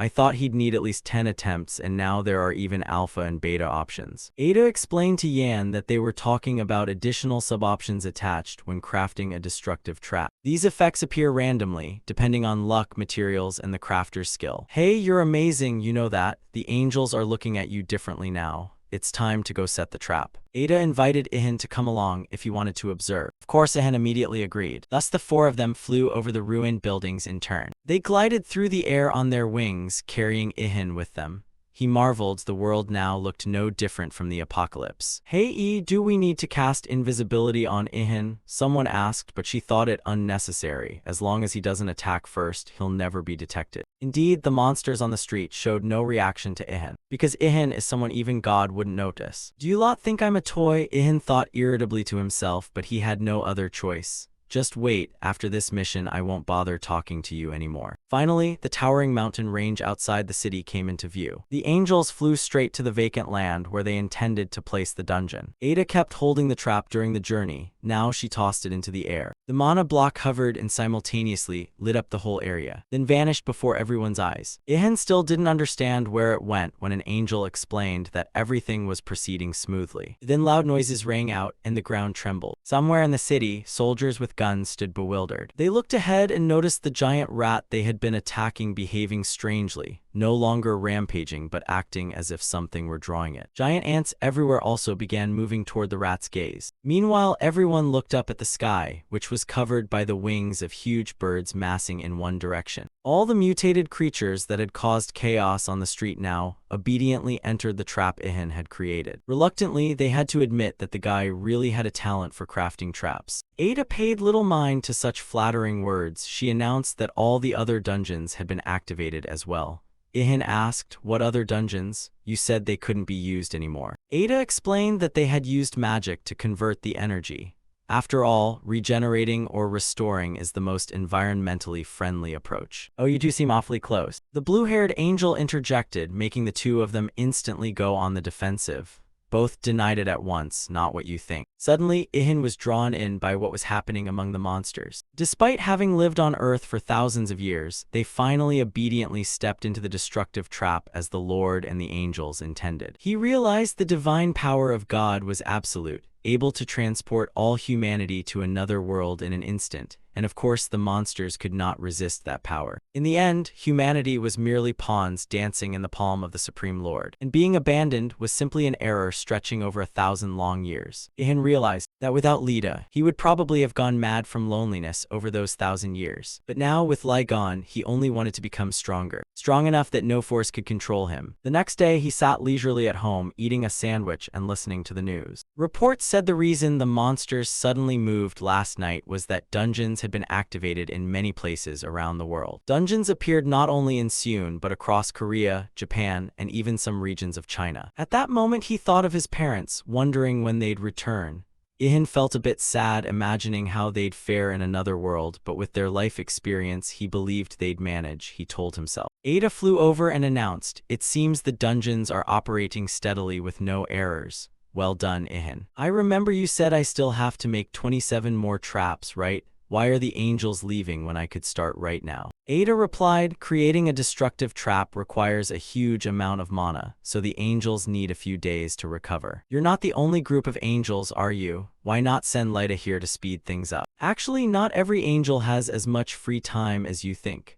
Lita took on extra tasks for your convenience, so she's very busy now and probably won't appear on Earth for a while. Ihan thought disappointedly that Lita really couldn't come. He decided to distract himself and suggested Ada come to the workshop to start on some basic task. As they stepped outside, Ihan asked why Ada became huge when creating a dungeon but was small now. Ada explained, "Because I'm an angel. When performing special tasks, I need to manifest as an angel. At this size, I'm ideal for supporting you." They chatted along the way, and after a while they arrived at the workshop. Ihan decided he would make a few more traps for the next day. Meanwhile, Ada looked at the spoils from Ihan's previous battles with curious eyes. She turned and said, "Because your result yesterday was perfect, I'll give you a small gift as a reward. With it, you probably won't have as much time to make traps." Ihan scratched his head. "You mean another Hackenum? That metal is actually pretty good." "You're daydreaming." Ada waved her hand, and the pile of monster hides on the table began to transform. Ada explained she was drying and disinfecting the monster hides Ihan had collected while hunting.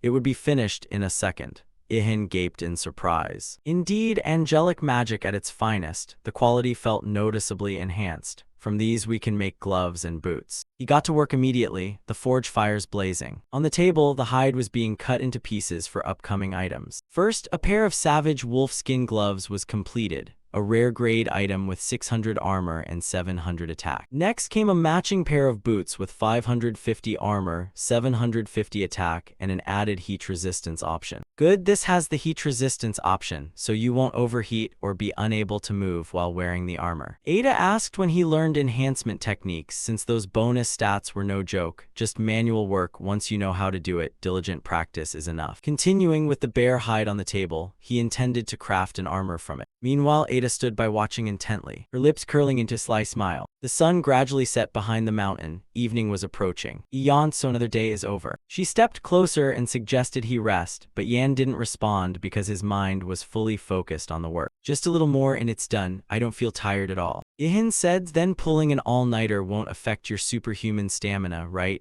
Ada laughed at his workaholic fervor. But before she could finish speaking, Yan had already declared it done. The sturdy bearhide armor was completed as a unique grade item. 2100 armor and 850 strength. This is second-tier brown bear hide worked with master-level curing techniques, the strongest in its class and even capable of resisting the bite of high-level monsters.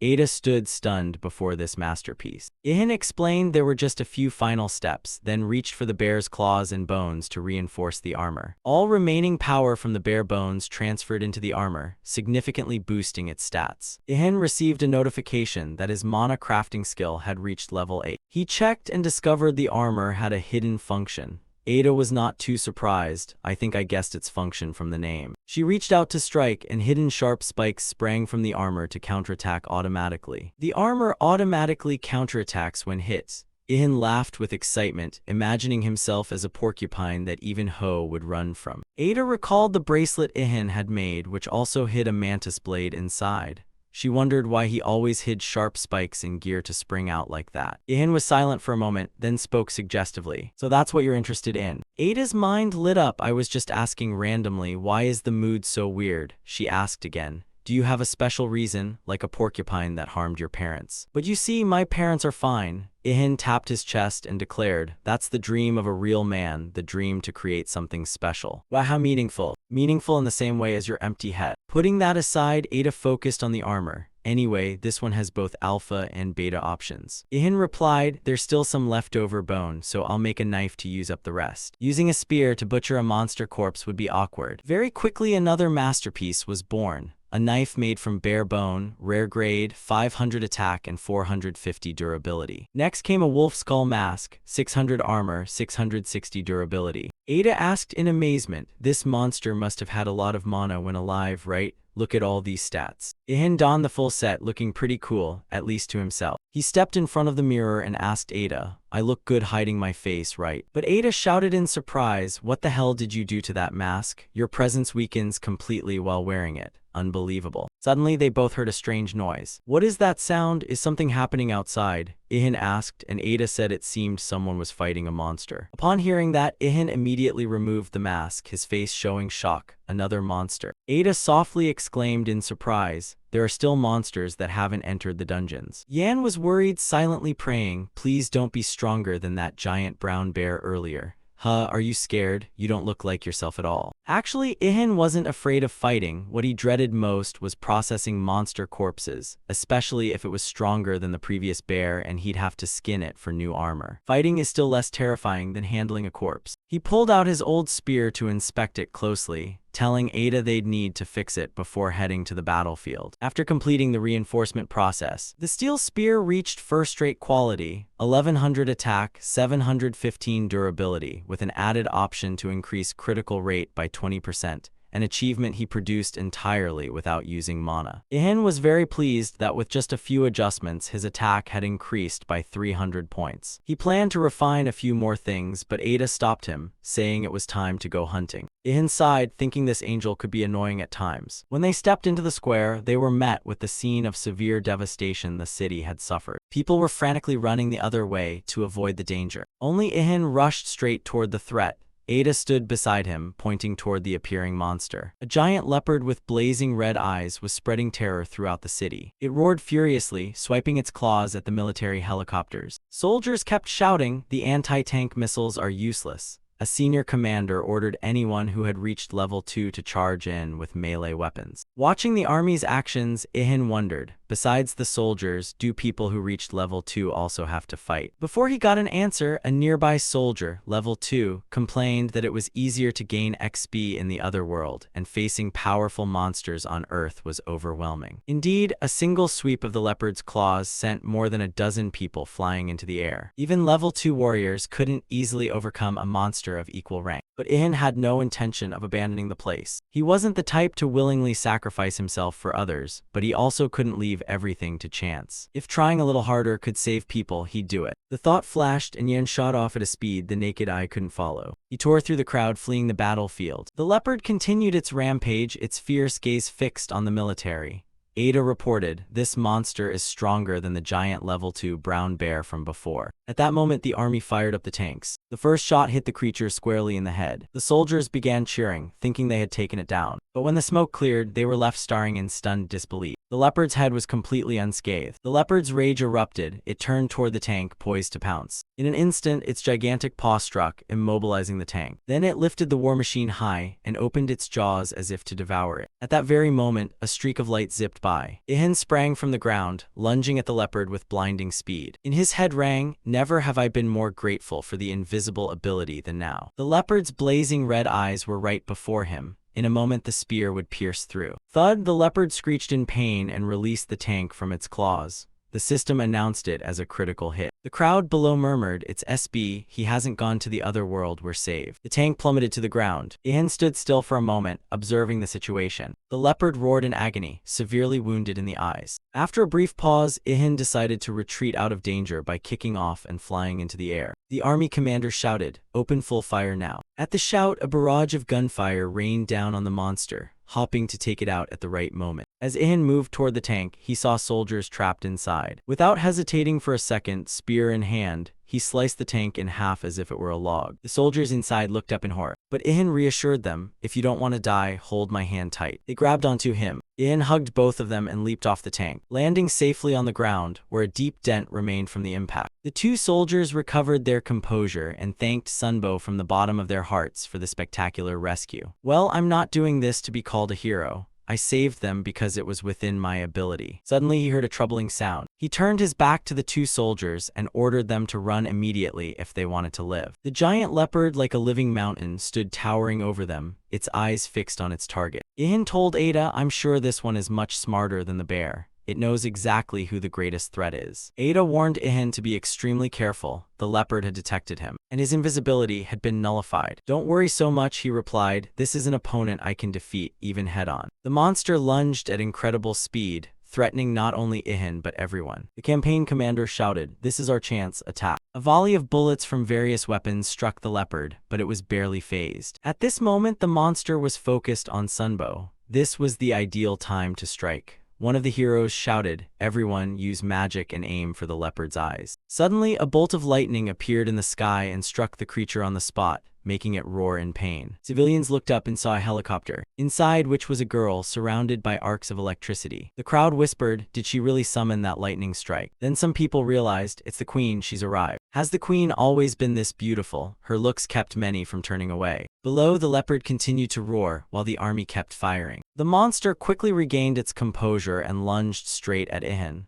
But he did not retreat, as if he had been waiting for this attack. The leopard's claw with razor-sharp talons came at tremendous speed. But Ihan managed to spring back and dodge. He leapt into the air, avoiding the first strike. One of the leopard's eyes had still not recovered from the previous blow. He decided to attack that exact spot to finish off the remaining sight. The crowd followed Sunbo's every move, worried that if he died, there would be no hope left. The queen in the helicopter also kept her eyes on the leopard, trying to pick out Ihan's figure in the chaotic crowd. Suddenly, someone in the crowd pointed and shouted loudly. Beneath the leopard on the asphalt, blood began to pool. At a glance, the leopard's head was covered in sharp quills like a porcupine's, actually Yan using the power from his armor. "I think my investment paid off, right? Ada, you agree, don't you?" "There's something I need to tell you. You look absolutely terrifying, you know that? Unbelievably dreadful." But Ihan didn't care. In a life-or-death situation, appearance no longer mattered. But it'd be best not to let Lita see him like this. At that moment, the leopard roared, the sound echoing across the area. Its head whip knocked Yan far away, making little Ada nearly vomit. The leopard charged when it saw them thrown aside,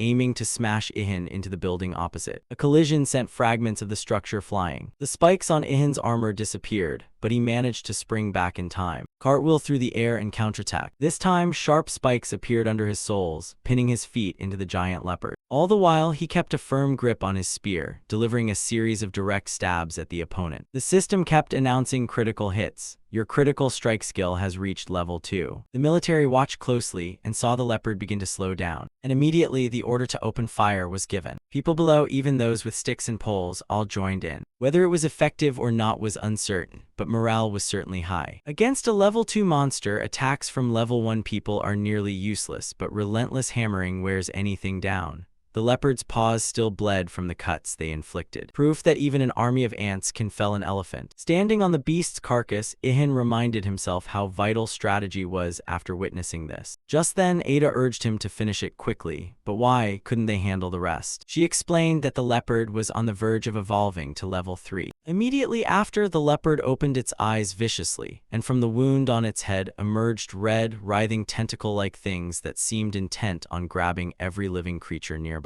Ihan shouted, disgusting, what the hell is this? Gross. Its upper body began to mutate. The evolution was occurring far too quickly. Seeing that, Yan didn't hesitate and bolted away. I'm terrible with tentacles, send an archer or some night princess or whatever. The annoyed angel, you know this is no time for jokes, right? If you die, I can't do anything to help. Ihan knew it hadn't fully become a true level 3 monster yet. This was the golden moment to finish it before it was too late. Before he could act, a gigantic lightning bolt from the sky struck the creature, destroying the writhing tentacles. Ihan looked up and saw the helicopter where the queen was sitting, and she shouted, you can't kill it with just your spear, the level gap is too big. Indeed, this thing could regenerate too quickly, far beyond the damage he could deal. He had to find a way to inflict enough damage to stop its recovery. The queen turned to Ihan and continued to shout, I can empower you with magic, but afterward I'll be drained of mana. Meaning you must be certain to kill it right then, or everyone will perish. No sooner had she finished than the queen leaped from the helicopter and hurled herself to the ground. Then I'll leave everything to you. For a moment, Ihan was stunned with amazement at that reckless act. She really had jumped and was in free fall. While he still stood with his mouth agape, the queen was already standing right before him. She said she needed to touch him directly to buff him. At that point, I'll use all my mana and won't be able to help you further. My life depends on you. Ihan bewildered, what does she mean by that? But without waiting another second, the queen raised her hand and began to cast. Begin. Instantly, the system announced, the Thunder Soul has incarnated. Attack power, movement speed, and critical hit rate increased by 50% for 30 seconds. When attacking, lightning will discharge at a certain probability. However, after the effect ends, the efficacy of all skills will be halved for 3 minutes. Amazing, Ada whispered, having a human like this is incredible. How skilled must she be to regulate mana and empower someone at only level 1? Ihan wasted no time and decided to act immediately. With a battle cry, he charged and thrust his spear hard into the leopard. The attack carried a barrage of lightning, illuminating the entire body. The queen shouted a warning, if you don't kill it right now, the army will fire rockets and the damage will be uncontrollable. A thought flashed through Yan's mind, I can't let that happen, my workshop is nearby. A thought flashed through Yan's mind, I can't let that happen, my workshop is nearby. Blood splattered with each strike. The system immediately reported, you received 784,983 experience points and reached level 28.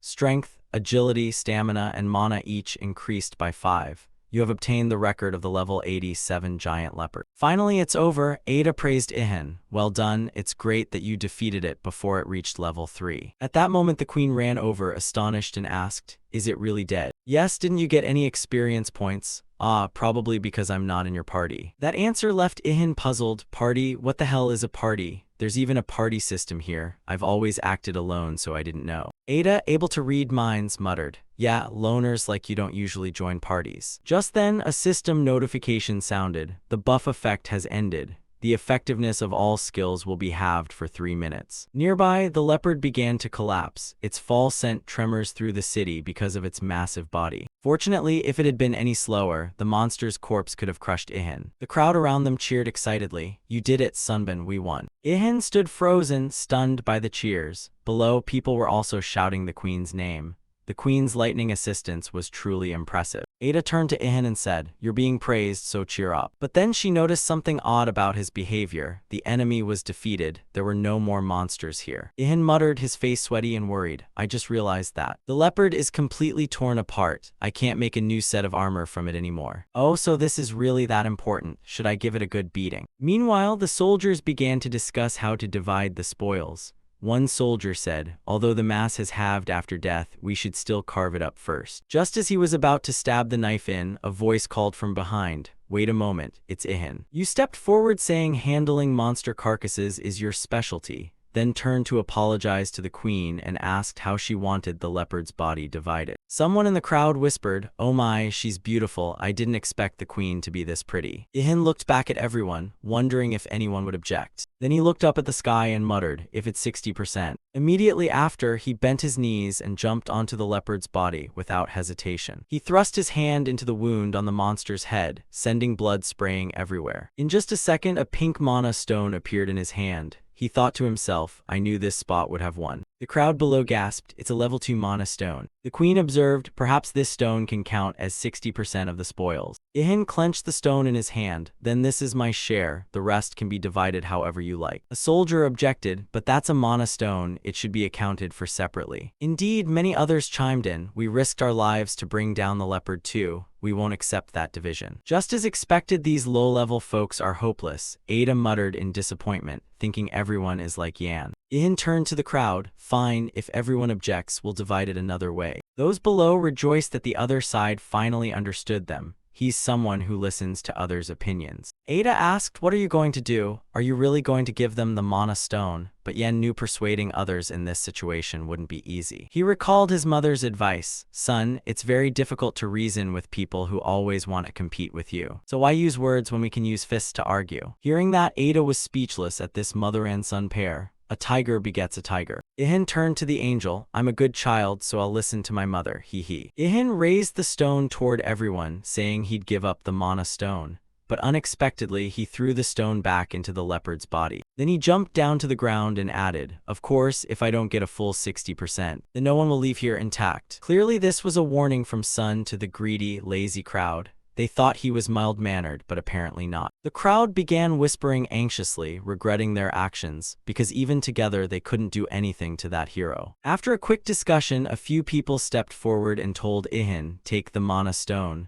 One soldier added, "Take whatever you want." Although they couldn't see the hero's face, they were sure he was pleased with the crowd's change of attitude. Then Yan jumped back onto the leopard's body to search for mana stones. Just then, the queen spoke from behind. "If you give me the share from the processing, I'll give you 40% of my portion." Ihan found that reasonable and agreed immediately. Time passed and the leopard's carcass was neatly arranged nearby. Ihan thought they'd need a truck to carry all this. Before the thought finished, the queen had called, apparently to request a vehicle. He thought to himself, she must come from a wealthy family or be a business owner. After all, she arrived by helicopter. A timid soldier asked, "Brother Sunbin, could you help process our share as well?" This turn of events put Yan in a bad mood. Luckily, he was wearing a mask, otherwise those people might have all run off. The crowd began to sweat as Sunbin remained silent. If he took their share right now, they'd be helpless. There's no way to fight back. And so, "Please for help" echoed through the street. "Don't be like that, please help us. Sunbin, please help us. We can't skin it ourselves, and if we try, we'll probably ruin it." Ada scolded, "You were about to snatch his mana stone just now, and now you're on your knees asking for help.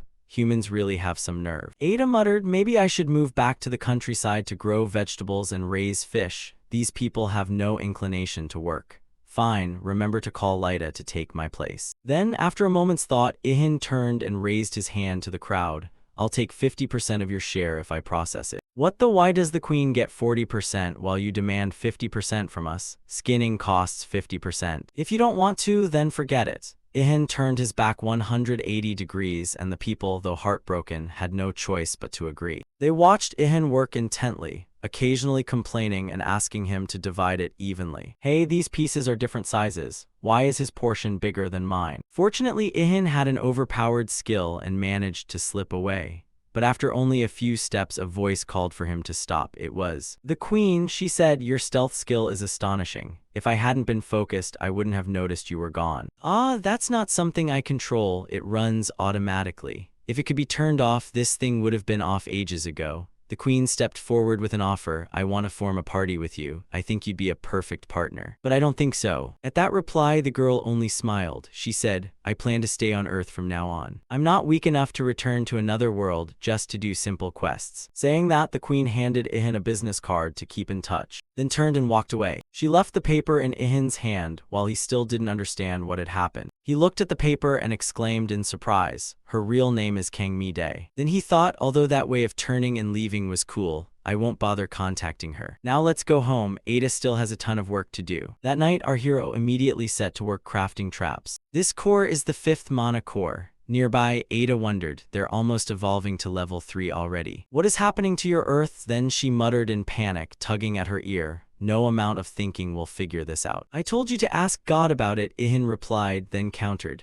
But you weren't harmed earlier, so why are you making such a fuss now that we're home? Of course I must maintain the dignity of a higher being. How could I show attitude toward those lowly creatures, even though nobody can actually see me? Then Ada suddenly realized something and peppered Ihan with questions. Why are you so calm? This is your Earth's problem, isn't it? Don't you understand how dangerous it is for level 3 monsters to appear in a world with only level 1 heroes? Basically, the balance of power is tilting heavily toward the monsters. Meanwhile, humans in other worlds are gradually growing stronger. Many are completing ordinary tasks given by God. That growth rate is reasonable, but monsters on Earth are evolving much faster. Actually, I'm not calm. Ihan replied, it's just that worrying more won't solve anything. Then he asked the angel about the situation in other countries.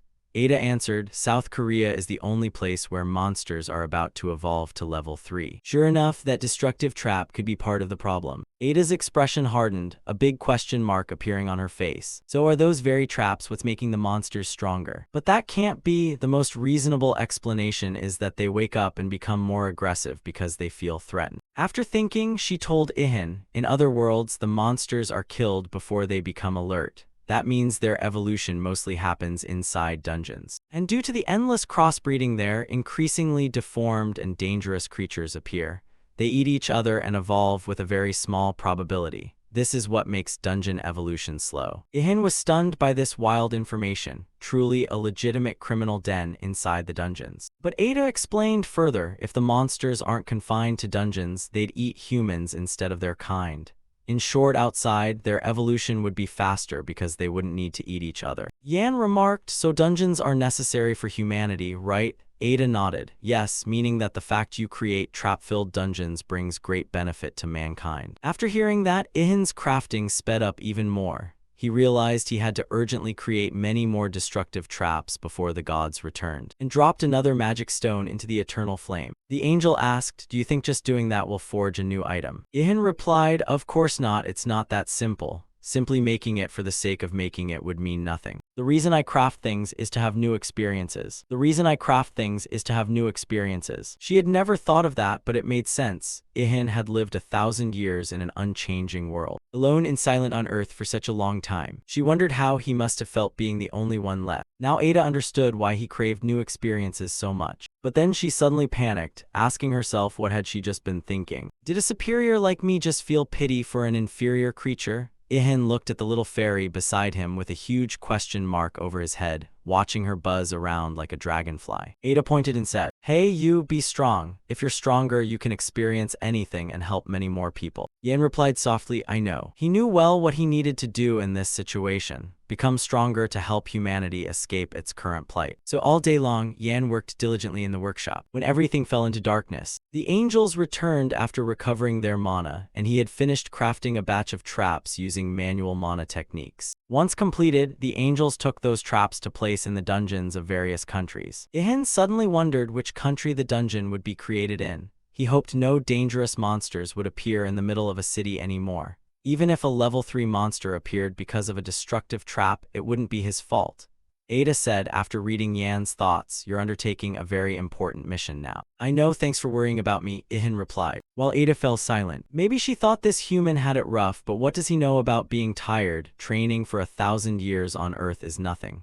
He stretched, turned back toward home, and said he urgently needed to sleep. As soon as he arrived at the apartment, Ihan went straight into the bathroom and looked into the mirror with a weary face that made his thoughts hazy. The TV in the living room was still broadcasting news about the defeat of level 2 monsters and the severe destruction from the battle. Ihan then stepped out and asked Ida, do you think I've gone a bit fat lately? The angel frowned, you're only noticing now. Every time you level up your body develops, so don't be too surprised. That's true, I even think I'm more handsome. Oh please, General, your face means nothing to a supreme being like me. But for humans, it's probably handsome indeed. After saying that, Ada regretted complimenting him when she saw him start bragging about his appearance. Look at my muscles. The angel tossed a bag of potato chips at him. Get out and watch the TV for me and put your shirt on. Don't joke around so seriously. Ihan laughed, then said he'd go to sleep. Before leaving, he didn't forget to remind the little fairy to go to bed early too. The bag of chips in Ada's hand was flung, scattering all over the floor, and she quietly bent down to pick up each piece without commenting on the hero's joke. When Ihan left the room, Ada muttered, HMPH, that body and face mean nothing in the eyes of a higher being like me. She believed that Ihan's greatest value lay not in his looks but deep within. Hey, what am I thinking? Saying that is basically praising his inner beauty, right? Ada thought angrily. In her mind, the image of Lita suddenly appeared, someone who had been impressed by Yan.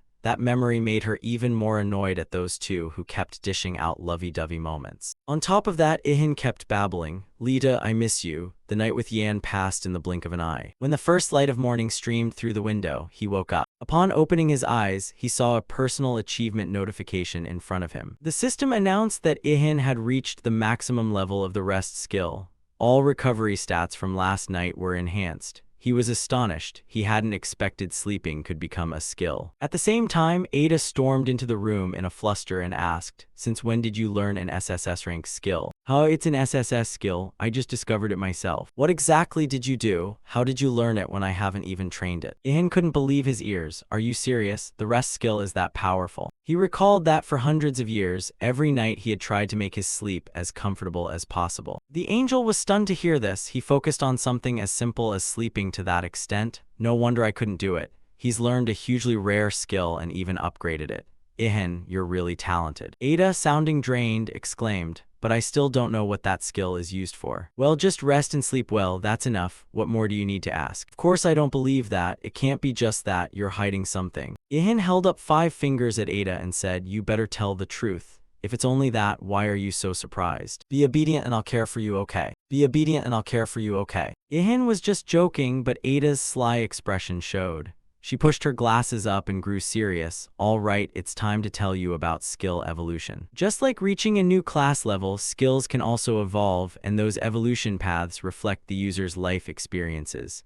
That's how the chronicles operate. Ihan raised his hand like a student. Please explain it more simply, like I'm a child. The angel showed 2 images, one before and one after a skill's evolution. When you grow stronger through skill evolution, the difference will be this clear. Currently, the skills eligible to evolve are Fist of Justice, Martial Arts, Rest, and Stealth. As for Dismember and Smithing, they can't evolve because you've reached their pinnacle. However, Stealth is excluded because it's a skill you can't control. And Fist of Justice and Martial Arts have evolution requirements far too difficult for your current level, so we won't discuss them. Ihan asked, so that means only the rest skill is feasible, right? Ada nodded. You'd better check the evolution requirements yourself. Ihan immediately opened the system panel and was stunned by what he read. Sleeping Heart of a level 2 monster, requirement 500, then 500 drops of blood from a 100-hour deep sleep. Finally, 1 magic stone of a level 3 monster. Ihan shouted, what the hell is this? How am I supposed to meet these requirements? That's still tame compared to the requirements for some other skills. Try checking the evolution requirements for martial arts, Ada said, pointing to another part of the system screen. The system requires killing level 3 monsters with a critical hit, currently 0-500, and there are many other tough requirements below. In conclusion, Ada said briefly, if evolving martial arts is Everest, then the rest skill is just Mount Baden. Ihan yelled, but climbing Mount Baden isn't exactly easy either. Although Ada was sure he could do it, Ihan didn't believe in himself. You're overestimating me. I still can't use mana and I'm only level 28. Ada thought and realized that was completely true.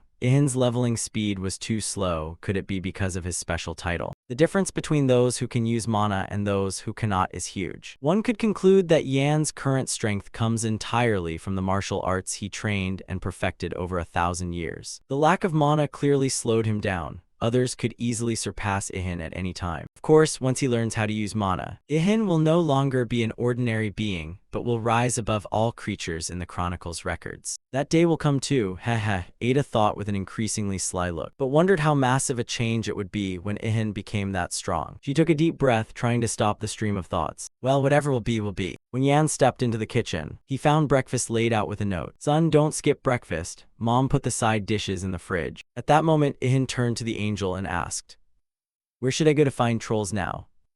Ada explained, When mana is activated, creatures that never before existed on Earth will begin to appear, and then they will live in this world permanently. At the same time, the announcer's voice came from the TV. This is the place that was attacked by a level 2 monster a few days ago. The attack caused many high-rise buildings to collapse. Ihan immediately recognized the location as where he had fought the giant leopard. But clearly, its corpse was gone now. In just 2 days, they'd cleaned it up completely. Ada spoke up. Sometimes things aren't what you think. At this point, the MC continued. As you can see, the spot where the monster's body lay is now completely clean.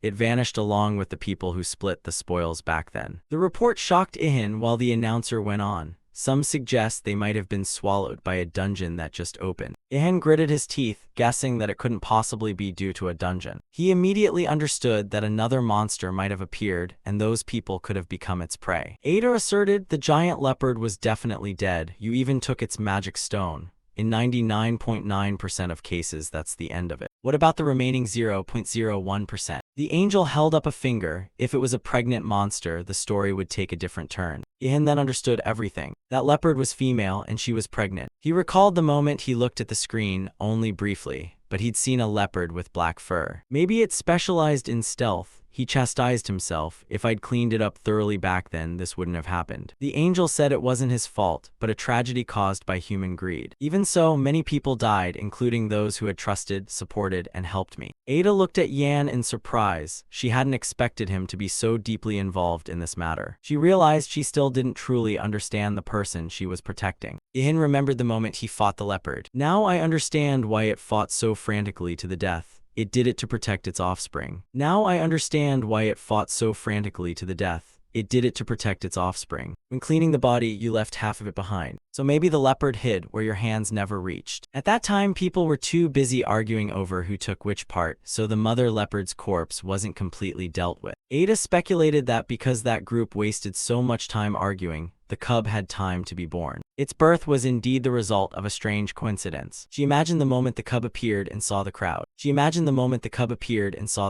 I hope that's not true. But if the theory is right, then a level 3 monster has likely been born, hasn't it? Ada judged. Judging by the stealth skill, it's definitely a level 3 monster. Ihan stepped forward and turned off the TV. And the angel nearby asked, do you think you can do it? Doing it alone will be tough, but if you prepare well, you can try. Ihan answered calmly, then suddenly shouted, if the opponent uses stealth, then of course I cannot afford to lose. Just as expected from the stealth master, I's joke made him frown. Don't call me a master. Anyway, with such a broken skill, that leopard probably didn't have any others. No wonder I thought not. Ada thought no one can be good at everything. If its stealth skill is strong, then its power and defense will certainly be weaker. Hearing that, Ihan decided to get right to it. I'll head to the workshop and craft a new outfit right now. He threw on his familiar hoodie and left the apartment. But as soon as he reached the door, he remembered he should ask for help. Ihan rummaged in his pocket, took out the business card the queen had left, and started dialing. Ada was surprised. You're going to use that phone? If so, you might as well publicly announce your sunbow. If you call from your personal cell, they'll be able to find you. After that, he stepped out of the lobby and headed for a phone booth. In Yan's hand was the business card with Mi's number. Ihan started calling, and the smartphone in Mi's room began to vibrate. She walked over, looked at the display, and realized it was a call from a public phone booth. Finally, the other end picked up, and Ihan heard a woman's voice. Without hesitation, Ihan got straight to the point. It's been a while since we've been in touch. 2 days is a long time, right, sir? Mi-Day didn't realize who she was talking to until Ihan said he was Sun, which made her extremely happy. Is that you, Sun? I didn't expect you to call this soon. The queen spoke in a friendly tone, while Ihan was on the verge of tears over her mangled Sun Bon nickname for him. Mi-Day laughed. Seems you're embarrassed by your nickname, huh? Ihan ignored the joke and this time got straight to the point. Have you seen the news? That's not a dungeon, it's a monster, a powerful one with stealth. And so, after a while, Mi had a good grasp of the situation and realized it was extremely dangerous. Ihan hung up when the call ended. He told Angel E and noted that his counterpart had caught on very quickly. She said she'd alert the military and government in case of an emergency. As for Ihan, it was time for him to prepare his part. Upon reaching the workshop, Yan got to work immediately, using up all remaining materials. Everything was roughly ready, time to get started. Ihan smiled as he looked at the pile on the floor. Angel E asked what he intended to make. The steel spear was still fine to use. But Ihan didn't answer. He picked up a massive bone and said, just watch and you'll see. I asked what you're going to make. What good is all this secrecy? Ihin's reply stunned the angel because it was just a single curt word. As Ihan worked tirelessly, identical pillars were forged in quick succession. With a look of deep satisfaction at the results, Ihan answered with only one word. No, go back to kindergarten and learn again. Then he started grinding the next bone while Yi suddenly realized and shouted, a spear. But this time she guessed wrong. In Yan's hand was a strange pointed weapon made from leopard bone. It wasn't a spear but a harpoon. The answer pleased Yan greatly. He smiled because the angel had finally guessed the interesting item he was making. Ihan explained that although a harpoon and a spear are similar, their uses are very different. A harpoon differs from a spear in that it's thrown to pull prey toward you. It's something commonly used for hunting whales. A harpoon easily pierces a target but is extremely hard to pull out. Ordinary rope can't withstand the pull, so if I make the line from giant leopard hide, it'll be strong enough. Ada exclaimed, you're truly a master. Are you sure you didn't use mana? Otherwise you couldn't work this fast. If I knew how to use mana, I wouldn't be sitting here crafting, I'd be out hunting. This guy sure knows how to brag. Finally, after diligent work, everything was ready. Several harpoons, a sturdy rope made from leopard hide, and a few shafts. At that, Yi's face darkened. Using the mother's bones to kill her offspring is really cruel. You're truly vicious. Ihan continued, producing a mana stone. It's time to use the mana crafting skill to add effects. The angel shouted, wait, you're going to use the whole stone on just one weapon. Don't you think that's wasteful? Besides, the only thing I'd regret losing is this life. If it dies, what use is it? Ada shook her head. Well, that's exactly the Du Yan I know. The hero held out his hand, revealing a pink stone. Now let's begin. Mana crafting made Ihin's weapons interact with each other. A moment later, the system announced, successfully crafted the fierce leopard hunting harpoon. The mana crafting skill has reached level 12. The angel exclaimed, warning, you shouldn't try to shorten the skill casting time. Embedding a mana stone isn't easy, so don't get cocky. But this guy never listens to the little fairy's advice. Ihan didn't take his eyes off his harpoon. Wow, there are alpha and beta options too. The new weapon Ihan crafted was ranked unique by the system, with attack power up to 1050. It also had options to increase critical chance by 20% and binding strength by 20%. Thanks to top-tier artisan skill, the hunting harpoon made from the giant leopard's bone and hide was far stronger and more effective than harpoons made from ordinary materials. Ada was left speechless, powerless against how game-breaking this guy was. Better find a way to send him off the planet so no one else faces him. Ihan noticed Yi's strange expression and asked, are you all right? Little did he know it was all because of him. After finishing preparations, Ihan went again to the public phone booths. He called the queen and told her he'd be there immediately. Before ending the call, he specifically warned Day, don't rush in now. Because it has stealth ability, it's very dangerous. It was born almost immediately after its mother died 2 days earlier, so the cub is certainly still hiding nearby. When me asked why Ihan thought so, of course it was to take revenge on those who killed its mother, especially me and you. Because we were the ones who killed that giant clouded leopard back then. Because we were the ones who killed that giant clouded leopard back then. As she spoke, the car she was driving passed Yan, but neither recognized the other. But do you have any concrete plan? After a moment of silence, Day asked again and received Yan's nod. Got a plan, but I can't give details yet. Basically, I'll make it so it can't use its stealth skill anymore. Not long after, Ihan arrived at the exact place where he had fought the giant leopard. Ada beside him immediately sensed the monster's presence nearby. It didn't seem afraid at all. Ada thought it must trust its stealth skill, which is why it's lingering here. Also, it probably hasn't sensed you yet. With a strong swing, Ihan slammed the heavy post down onto the road. This time, let's see how relaxed you can be. He shouted as if baiting it to attack him, but nothing happened. So he lifted the post and slammed it down again, deliberately making noise, but it still didn't attack. It should have acted by now, Yan thought. I deliberately exposed a flaw, so why? It seems it still hasn't found you. That means your stealth is 1 tier higher than the black leopard's skill. And the posts and harpoons were hidden by skills when you accidentally created them. Oh, that's tough, setting traps right in front of it and it still can't see them. There's no cure for that. The angel clapped with an impossibly smug face. You were born to be an assassin. Next time choose assassin as your secondary class, and if you listen to me you'll disappear from this world for good. But that's something to put aside for now. Yan suddenly noticed something suspicious and immediately grew serious. He noticed a faint gigantic paw print with sharp claws imprinted on the road. Indeed, the leopard truly couldn't see him. It calmly walked right past Ihan and Ihan knew this was the moment to execute his plan. The leopard's red eyes flashed in the twilight. At the same time, the system announced that the hero's damage stat had increased by 10% thanks to stealth and spear skills. Makes sense, Ihan thought, since the harpoon also counts as a spear, so I still get the skill effect. Without hesitation, he drew the harpoon from his back and launched it at the leopard with full force. The throw was pinpoint accurate. The weapon flew straight into the target. Immediately, the harpoon's tip pierced the beast's body, making it roar in pain. While the leopard growled, Ihan told Ada, "It's only half the size of its mother, but it's definitely a level 3 monster. I got bonus effects from stealth and spear skills, yet the harpoon only went in halfway." Ada replied, "If this monster were a normal level 3, it would be worse. Because it's specialized in stealth, its HP and defense are low, which is why your harpoon only penetrated halfway." As they were talking, the leopard finally recognized its opponent and closed in. Ada only had time to warn, but fortunately Yan managed to dodge to the side in time. Just as its claws swept down, fast, a thought flashed through Ihan's mind, but everything had been part of the plan. When the rope reached its limit, the harpoon lodged in its thigh prevented the leopard from advancing further. It froze, struggled, but the rope made from its mother's hide held fast. Ihan ran toward the pile of harpoons while glancing back. Quality of the rope's good. He leapt up and grabbed the second harpoon, and threw it hard into the leopard's shoulder. The system announced it was a critical hit. Ihan was pleased with his strike, marveling that his throw was like a professional athlete's. Everything went according to plan, but what happened next was unexpected. Despite its severe wounds, the leopard still swung a claw and landed a very painful blow on Ihan. The strike was strong enough to break the hand guard made from mantis claws. Ihan slid backward, but what unsettled him wasn't the pain. It was that the bone blade had snapped. Thinking back, the hand guard was the cheapest kind, so it's fine, fix it after this fight.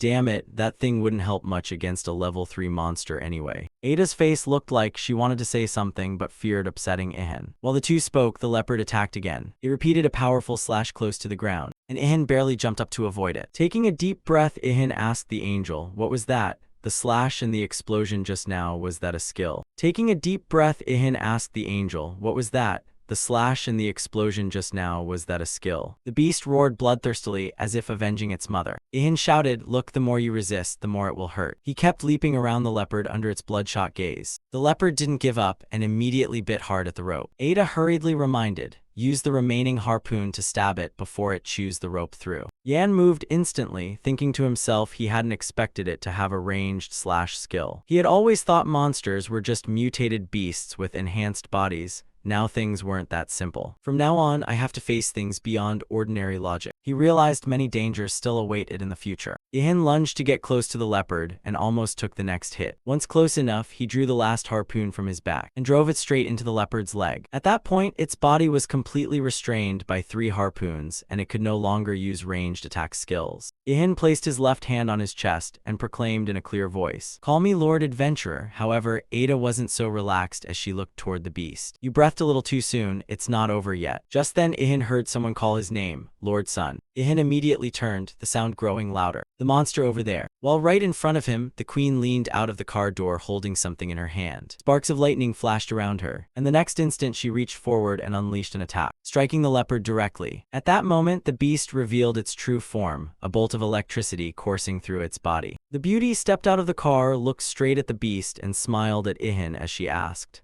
"How exactly did you manage to restrain that monster?" Ihan was almost out of breath now. "Midday, you're finally here." But her question wasn't appropriate for someone who had just used lightning to take down a monster. A thought flashed through Ihan's mind. This girl is definitely not an ordinary hunter. The power of that strike was too impressive for a level 1. But now was not the time to overthink. At the same time, he felt movement behind him. It was the leopard, gradually recovering from the twin lightning strikes and now able to move its legs. It seemed the superhero had to coordinate attacks now. Ihan planted another stake into the ground without hesitation, preparing to attack the leopard once more. A harpoon in hand, it quickly lodged into the creature's body. Now the leopard is held fast by 4 ropes, with another leg secured. He turned to Midday, "Attack it whenever you get the chance. It's very strong, the stakes won't hold for long." He turned to Midday, "Attack it whenever you get the chance. It's very strong, the stakes won't hold for long." Mi replied, I can use lightning right away. But if you want something stronger, it'll take at least 2 more minutes. All right, then give me a warning before you unleash the big strike. With that said, Ihan rushed at the leopard, which writhed in pain trying to break the shackles. Its body was entirely focused on its prey. It hasn't run out of mana yet, Ada warned. Ihan knew that as well. The leopard's blood-red eyes fixed on the target with utter hatred. That look, Ihan had seen countless times during solitary hunts over 1,000 years on Earth. Whenever driven to the brink, their life force flares most fiercely. But that fire blazes wildly before vanishing into nothingness. Each time he recalled those memories, Ihan felt shaken. Sun's next strike landed squarely on the leopard's head, making it roar in agonizing pain. But it quickly gathered strength to counterattack. It unleashed a series of slashes with mana surging outward.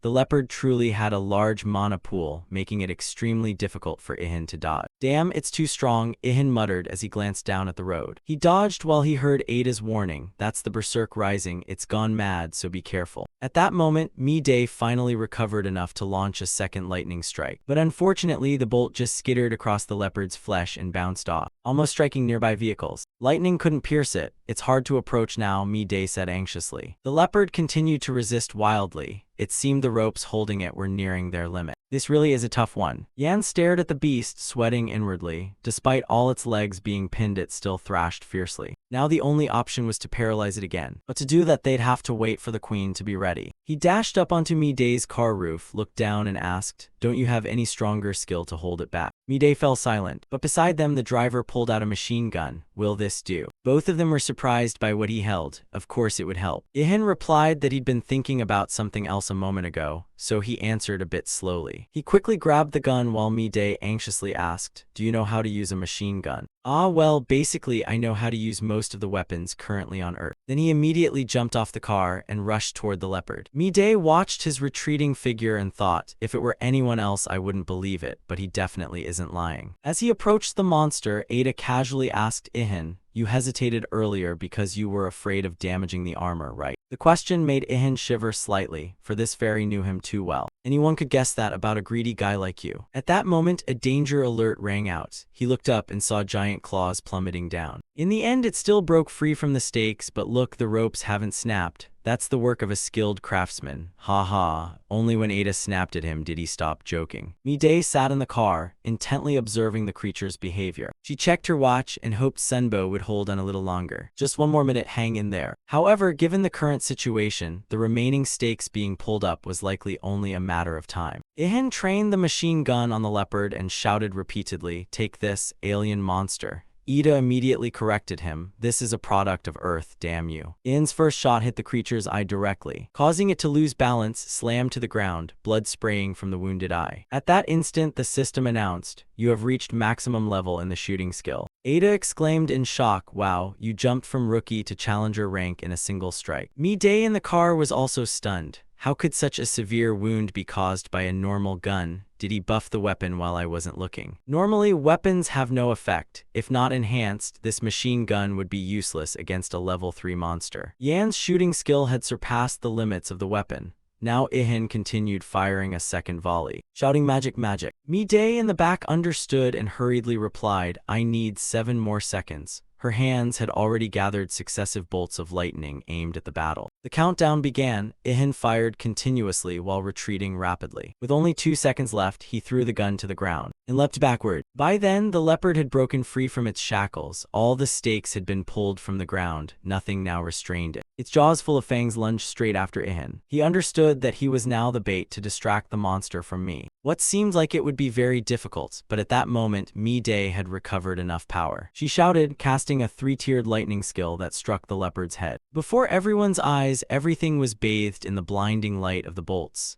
Everyone wondered if that spectacular attack would finish the monster. But sustaining an attack of that tremendous power was too much for a level 1 hero like me. The leopard escaped the lightning. Ihan realized the battle wasn't over. This creature was too strong to be felled by a single blow. The image of the leopard began to fade into smoke. he immediately recognized it had reactivated its stealth skill. Stealth Mi-Day was stunned by this development. In just a few seconds, the monster would vanish completely from everyone's sight. But perhaps everyone had forgotten who truly ruled stealth on this earth. Ihan spun around, closed on the leopard with his weapon in hand and shouted, "Your stealth skill doesn't work on me." At that moment, he drove a spear into the leopard's head. That strike knocked it out. The leopard fell to the ground, its whole body trembling in pain. "He can see it even when it uses stealth," Mi-Day murmured in amazement. Yan immediately followed the new plan, quickly grabbing the sturdy ropes and winding them tight. He layered them into multiple interwoven strands. Just then the system announced, "You have mastered the binding skill." Ada asked in surprise, "Why didn't you just kill it instead of binding it again?" But Ihan replied lightly, I have something to deal with it." He turned to see Mi had stepped out of the car, approaching with a puzzled expression. Those beautiful eyes looked at Ihan as if wanting to ask something. In fact, Mi-Day looked at Ihan because she noticed he kept staring at her face. Suddenly, Ihan said, "Shall we form a team, or do you want me to steal all the experience by myself again?" Mi-Day paused briefly at the proposal, but quickly suppressed her emotions and reached out to take his hand. The system announced the team was formed, current member count 2. Ihan glanced at the screen.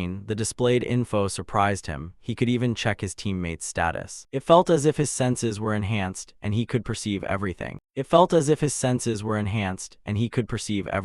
Knowing it was true, Yan still couldn't admit it. He cleared his throat and regained his voice. It's just that I haven't done it in a while, so I forgot." After a while, Yan approached the leopard, which was tightly bound. It lay motionless on the ground with one eye squeezed shut. He stepped to the creature's head, drew his weapon, and softly said, "Farewell, little friend." With a single stroke, the beast permanently lost its remaining eye. When it fell, he received a system notification that he had gained nearly 3 million experience points, reached level 36, and all stats increased by 10.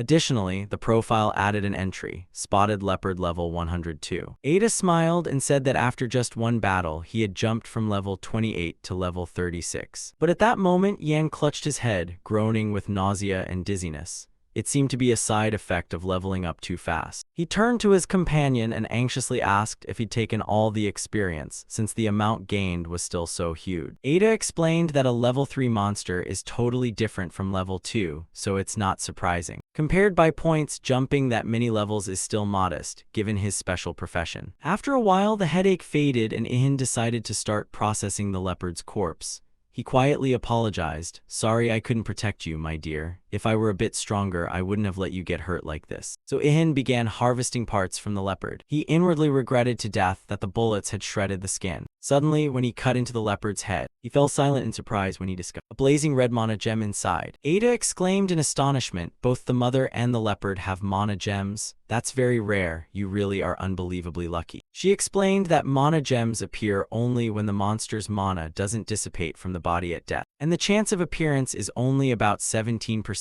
The lower the level, the higher the likelihood. Hearing that, Ihan realized how lucky he was. His hands kept rummaging while he chuckled. Moments later, Yan shouted that he'd found it. A red mana gem lay in the palm of his hand. Yan recalled, isn't one condition for skill evolution a mana gem from a level 3 monster?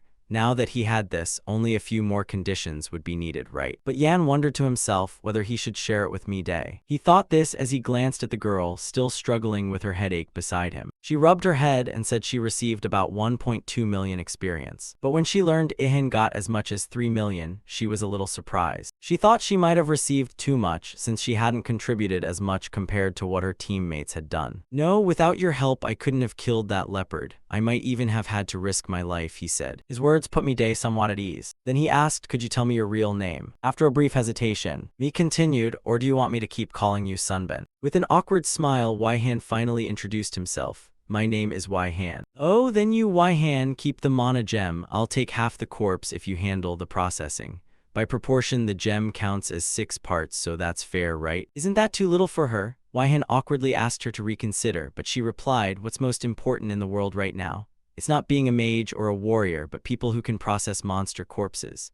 Even if you kill many monsters, without knowing how to process them you can't get valuable materials, and who on earth is as top-notch at that as you?" Hearing that, Ihan only smiled and drew his dagger to begin butchering the leopard. Meanwhile, Mi-Day called someone. "Yes, please handle it that way for me." The conversation was brief and she hung up. She seemed to have contacts everywhere. Ada advised Ihan to maintain a good relationship with this girl because it's rare to find someone so perfect. status, ability, and background. Ihan of course knew that, but it's not something you get just because you want it. He recalled his own loneliness and quietly sighed. Then he resumed the work until the entire processing was complete. At that moment, a pile of trucks had just arrived before the two of them. Mi-dae ordered her subordinates to load the monster carcass onto the trucks, then turned and said that thanks to him, they were able to kill the beast before it caused more damage. As for In, he also thanked her for her help. But unexpectedly, right after that, Mi-dae leaned in and whispered to him, "Why Han, please forget that we formed a team." Each word hit him like lightning to someone who had a friend for the first time. A thought flashed through his mind, wondering what he had done wrong, or perhaps she simply didn't like a clumsy person like him. Seeming to sense his thoughts, Mi-dae hurriedly explained that she felt unworthy to be his companion. "You're too strong, the gap between us is too wide. Still, I'll add that sooner or later I'll catch up to you. When that happens, I'll ask you myself to become my companion, okay?" After a brief pause, Yan replied, "We'll talk about it then." Mi laughed aloud, offering her hand and praising him for always being so sensible. When they shook hands again, the system announced, "The two-person team has been disbanded." In that moment, Ihan felt freed, but at the same time had lost a teammate, a bittersweet mix of emotions. He opened his status panel and saw the team window had disappeared. At that time, Mi-dae's driver ran up to remind her it was time to leave. "Yes, I know." She replied quickly, but asked her teammates to wait a little longer. She approached Wai-han and asked if he could give her his phone number. Seeing him hesitate, Mi-dae cleverly used her feminine charm, smiled sweetly, lightly brushed her hair, and promised she wouldn't reveal the secret to anyone. All of that left Wai-han flustered. He hadn't expected a beautiful girl to make the first move. Images of Mi-dae in battle appeared one after another in his mind. He wanted to decisively determine whether he could trust her, and the answer was already clear. "All right, I'll give it to you." He faced the beauty and said with a casual air, humming happily as he entered his number into her phone. After that, the queen stepped into the vehicle, promising to contact him when the time was right. Our young man then whispered to Ada that it was the first time he'd had a girl's phone number, especially a beautiful girl's, and he felt oddly elated, which was kind of pitiful. A while later, back at the workshop, Wai-han opened the system to review his achievements. Leafed through the pages and realized that just a few hours earlier, he had never imagined killing a level 3 monster. Yet now it had become reality. Truly, heaven has eyes, do good and fortune will come to you. Ada only shook her head in exasperation at that, but admitted that such optimism was good. Below, Wai-han suddenly remembered the problem of Tron monsters not appearing on Earth, which hindered the evolution process. If it were someone else, they would have chosen to go to another world to deal with it for speed. Better left unsaid, touching it only brings more pain. It's all because that lord forgot. Ada explained that the mana concentration on Earth was increasing, so before long the Trons would appear. Hearing that, Ihan immediately wondered why Tron blood was needed to evolve skills. Could it be that Tron blood is required because it can heal wounds? Ada nodded in confirmation, then smiled faintly. Of course, that only works if you can resist their deadly venom. "Huh, that's strange. Each time it levels up," he muttered. "First it was normal poison resistance, then strong resistance, and now deadly poison resistance. Who knows what level it'll require next." But the more pressing issue is that the level 2 monsters are asleep. They must be killed with a single blow to meet the requirement. Saying that, he looked at his spear and told himself it needed to be enhanced. "Hey Ada, could you spare some Hakanum for me?" The answer was no. Ada explained that would create a serious imbalance. "Lending you the hammer and anvil earlier was already a big favor. You'd best quickly make a really good weapon before the tools are taken back." Scolded, Wai-han decided not to argue and set to work immediately. Looking at the spear he had made from the giant leopard's bone, he thought a few adjustments would make it reusable. Then he inspected the muscles and tendons obtained from the creature's body, unsure how to process them. Suddenly, an unexpected event caused him to accidentally drop the material in his hand into the eternal flame from the heavenly realm, which immediately burned the pile of high-grade monster flesh in Wai-han's hand. "Oh no, I plan to roast it to gain the ultra-strong poison resistance skill. Wasn't that meat already rotten?" Ada was disgusted by Wai-han's thought, while Yan stood blankly, staring at the flame as if mesmerized. Could this be an effect of the eternal flame, watching the tendons transform as they were put into the fire? Wai-han was astonished. "There's a processing method like this. Why didn't you tell me sooner?" "Well, actually I didn't know either, so how could I show you?" Wai-han continued to stare at the flame with a hungry look. Fire, please go out quickly. As he spoke, he used his claw to pick up a piece of glowing red material from the furnace, placed it on a heat-proof surface, and exclaimed in amazement, "Incredible, the elasticity is absolutely superb. From now on I'll call you the Giant's Rubber Band." Ada curiously asked what he planned to use it for. Waihan replied that though it's very flexible, it's also extremely durable. This new material gained fire resistance from being tempered in the eternal flame and is also impact and water resistant. With this, I can make a pip banker. Basically, the weapon I want to build will work like a gun, but instead of firing bullets, it will launch stakes. Combined with tendons, it will be somewhat like a crossbow. Though hard to use, its destructive power is massive, especially its piercing ability. Ihan decided to replace gunpowder with the elasticity of the giant rubber band, then toss the material back into the undying flame. This is the optimal energy source. The drive will reach its maximum. Ada had to admit that Ihin's imagination was extraordinary. He always came up with ideas that surprised people. Ihan said he wanted to adjust this new weapon to match his strength, planning to use the leopard's fangs as stakes because they are sharper and harder than bone. Before long, small stakes made from a single large fang appeared on the table. It would be perfect if he reinforced them with the leopard's mana cores, but Ada thought the material was already strong enough. Of course, if you're confident you can defeat another level 3 monster before the Trons appear, go ahead and try. Of course not, he scratched his head, looking wistfully hungry but resigned. By Bang Ko, next time I'll definitely find you your own mana gem. Ada thought to herself that this guy truly doesn't know when to give up. In less than an hour, the new weapon named the Destroyer was completed. All that remained was to attach the giant's rubber band to the stakes made from the leopard's fangs. Ihan explained that he had divided the power into 3 levels. As he spoke, he tested it, but even pulling the lever proved a struggle. This level of toughness is no joke. Oh Chu Choa, Mom save me. Sorry, but your mother is in another world now. After exerting himself, the process of attaching the rubber band to the weapon was finally finished. After a final effort, the rubber band was finally secured to the weapon. He turned to Ada to ask how long it had taken so far, and the answer was 2 seconds. This will be very hard to use repeatedly in real combat, Waihan thought, not to mention that level 1 already makes you call for your mom. At level 3, you'll probably be calling your ancestors. Even so, he decided to try level 2. A barrage of calling mom sounded, and it took a full 10 seconds to pull it. Level 3 took up to 2 minutes, feeling like he was about to die. At that moment, the system announced that the PER light weapon had been completed. The weapon had 1240 power and a unique trait. Its maximum blast at level 3 was 2900. It was crafted from level 3 leopard bone, teeth, and tendons by a master artisan. The firing system was excellent and required no mana or gunpowder. Its only drawbacks were being heavy and bulky. See, Ihan boasted to Ada, even without craftsmanship, it still has an alpha option that reduces reload time and allows attack without using mana. But the fairy noted that with just the stakes, the weapon's length already exceeded 3 meters. Such a drawback is terrifying. Whatever others say, this weapon is for dealing with giants if they appear. And so, his workshop ran continuously from day into night, the lights never going out. Dawn broke the next day, and Ihan was still too absorbed in his work to notice the time.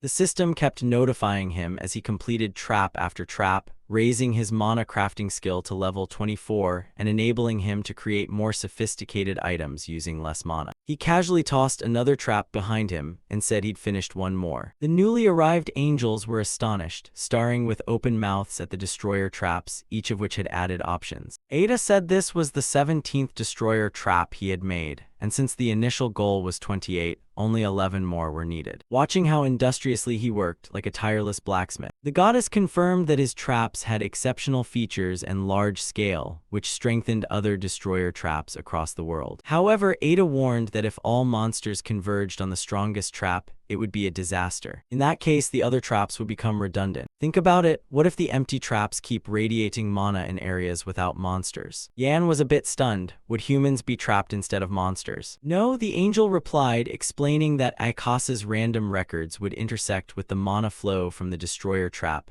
thereby spawning new monsters. That means a super strong monster would appear, one capable of crushing all the previous destroyer traps. Only then did Waihan truly grasp the horror of trap overflow. Boo-hoo, for now I just want to hunt level 3 monsters. I once defeated a jaguar because its main ability was invisibility. But if I run into another level 3 monster, my current strength definitely won't be enough, Waihan thought anxiously. That's exactly why I told you to reduce the number of traps to prevent that trap overflow. One of the newly arrived angels frowned. complaining about too many unexpected events happening on Earth. And what annoyed him most was Yan's personality. Ada should better keep that human under closer control. But Ada immediately defended him, insisting that Ihan was not someone to be managed. My duty is to assist, not to bind or limit his abilities. What a stubborn woman. He said it straight to Ada's face, driving her mad. Summoned a sword into his hand and pointed it at him. Hey you should focus on doing your duty well. The angel was completely taken aback by this action. His face full of shock, teeth clenched as he stared at the gleaming blade pressed to his throat. Han was equally astonished. He had never seen Ada so angry before. The other angels agreed, saying Ku had meddled where he shouldn't. She's right, you better focus on your duty. Then one of the two remaining angels stepped forward to pull Ada away. Calm down, I'm sure Kay didn't come here to interrupt your work. Looking at the whole scene, Ihan realized the angels were no different from humans, except that they were higher beings. Ada now seemed like an ordinary girl with clear, understandable emotions. After that, the group of angels left with the traps in silence.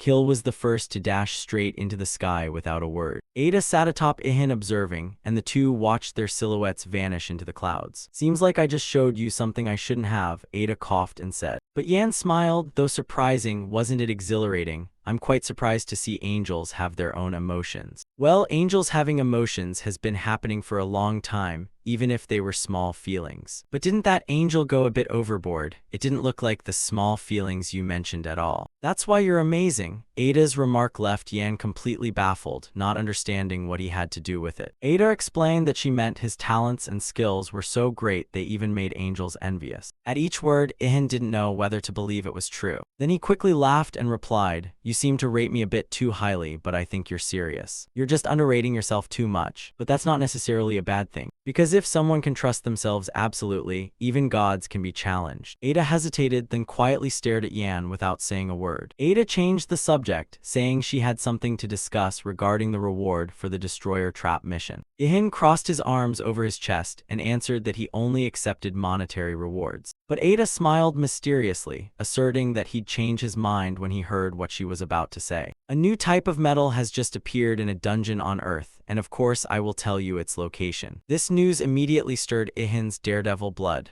Come on, tell me right now. So the next day, Ihan packed up everything and stepped outside. He walked while scanning his surroundings, surprised to find there wasn't a single person on the street. Ada asked whether that made him recall the lonely days on Earth. Actually, not exactly, because things are different now. Back then I didn't know when everyone would return, and there were still people like the Queen staying behind to fight monsters. The truth is I'm no longer alone. Yan felt more assured, and Ada was delighted by those words. The city receded behind them as he entered the forest under the continuous guidance of the female angel. Very quickly, a gate appeared before the two of them. Yan wondered whether this was the dungeon entrance. He felt lucky it was right in Korea, close enough to walk to, since in the current emergency crossing borders would be difficult. Besides, trains and planes couldn't be used. The news had mentioned this when the monsters first appeared. Yan even briefly wondered if he could build an airplane, but Ada cut off that wild thought and urged him to focus on the mission. At her prompting, Ihan set the idea aside and touched the barrier surrounding the gate. Immediately, an incredible thing happened. A system window popped up with an error announcing that anyone below level 50 was forbidden to enter. Hey, it says people under level 50 can't enter. Doesn't it remember I'm only level 36? Yet Ada's face remained oddly calm. Ihan, who do you think I am? Oh, probably a loss-making angel or a defective product or something.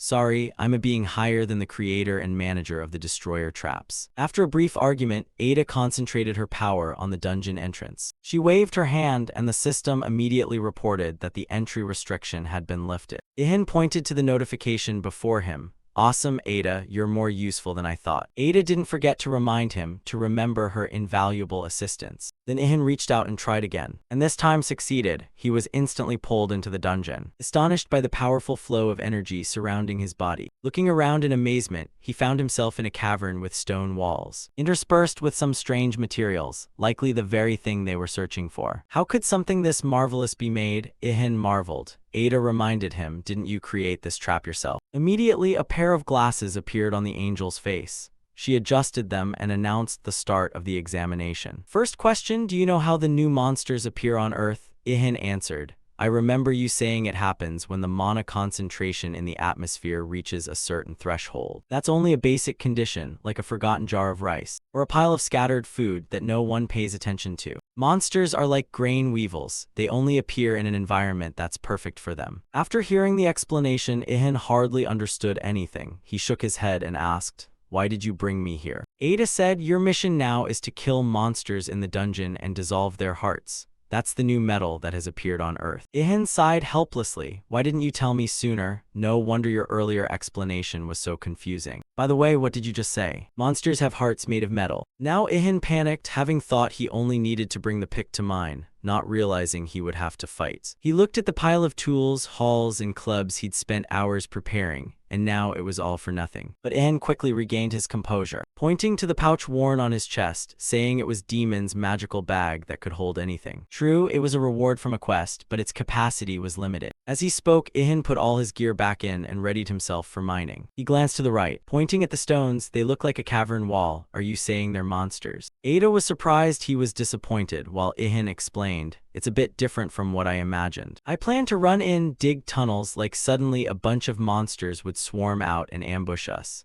I really wanted to experience something new." As he spoke, he pulled an item from the magical pouch. A stone hammer, also fancifully called a heavy-form battle mace, a rare-grade item with over 12 attack power. Ada realized this was perfect for the quest, since it was made from 3rd-grade black-spotted leopard bone, ensuring its strength. She wondered how he could so easily obtain rare or higher-grade items like that. Ahead, the first swing of the hammer fell, and in his head, Yan wondered what he'd do with this new chunk of metal. The impact sent earth and stone flying. System notification: this was a critical hit. You have acquired the schematic for Iron Core level 51. System notification: this was a critical hit. You have acquired the schematic for Iron Core level 51. He asked Ada and then looked at the pile of stones before him. That glowing thing is the Iron Core's heart, the most durable part of its body and where mana concentrates. Ada continued, basically the Iron Core can reinforce parts of its body with mana when it detects danger.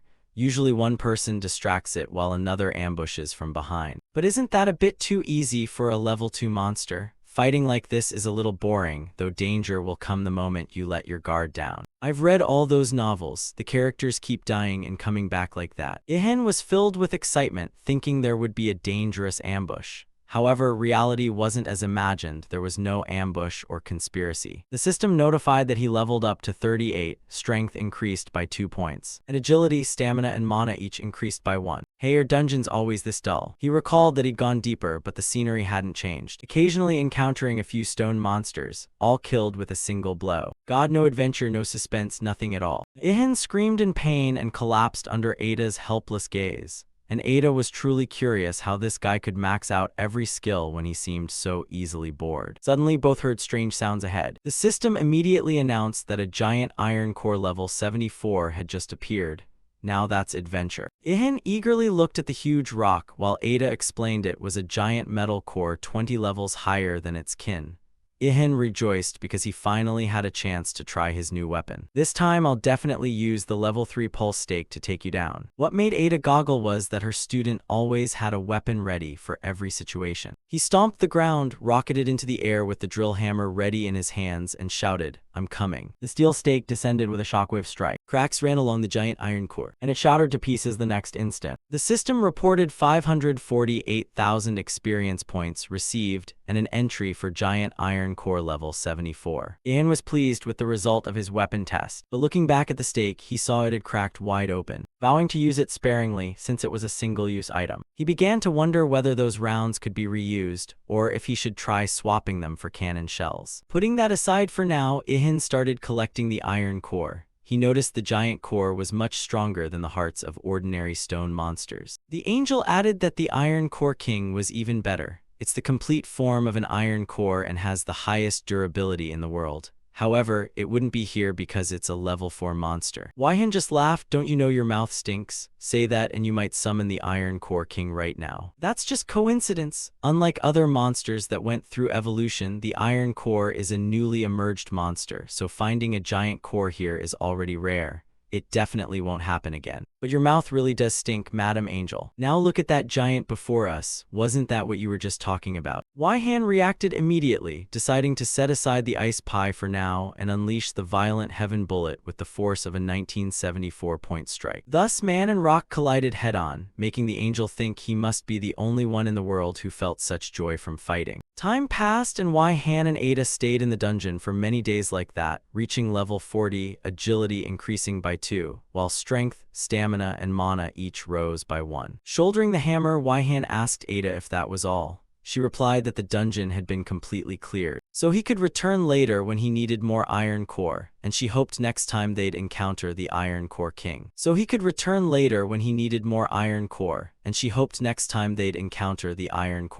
Ada explained she was just surprised to realize this dungeon had been formed from an old destruction trap, but it wasn't a big deal. Of course, Wai-Han was far from convinced. From her tone, he could tell something big was about to happen. A few minutes later, the two came back outside. Just as Yan stretched to ease his stiffness, loud noises came rushing in. It was someone familiar. 3 angels on a mission to place and retrieve traps. The news was quickly confirmed. The setup of destruction traps across the earth had been completed. Hundreds of thousands of dungeons around the world were sequentially activated, and the monsters on the streets began to disappear. They were drawn by the dungeon energy, so they willingly crawled in and became trapped. When predators were locked in dungeons, human civilization gradually began to stabilize again. That very evening, TV broadcasters reported that South Korea, Japan, China, and many other Asian countries had restored peace. On the other hand, there are reports that quests from the other world are also gradually declining. At that moment, Wai-Han turned off the TV and Ada explained that higher-level creatures were lowering the rewards of otherworldly quests to force humans back to Earth.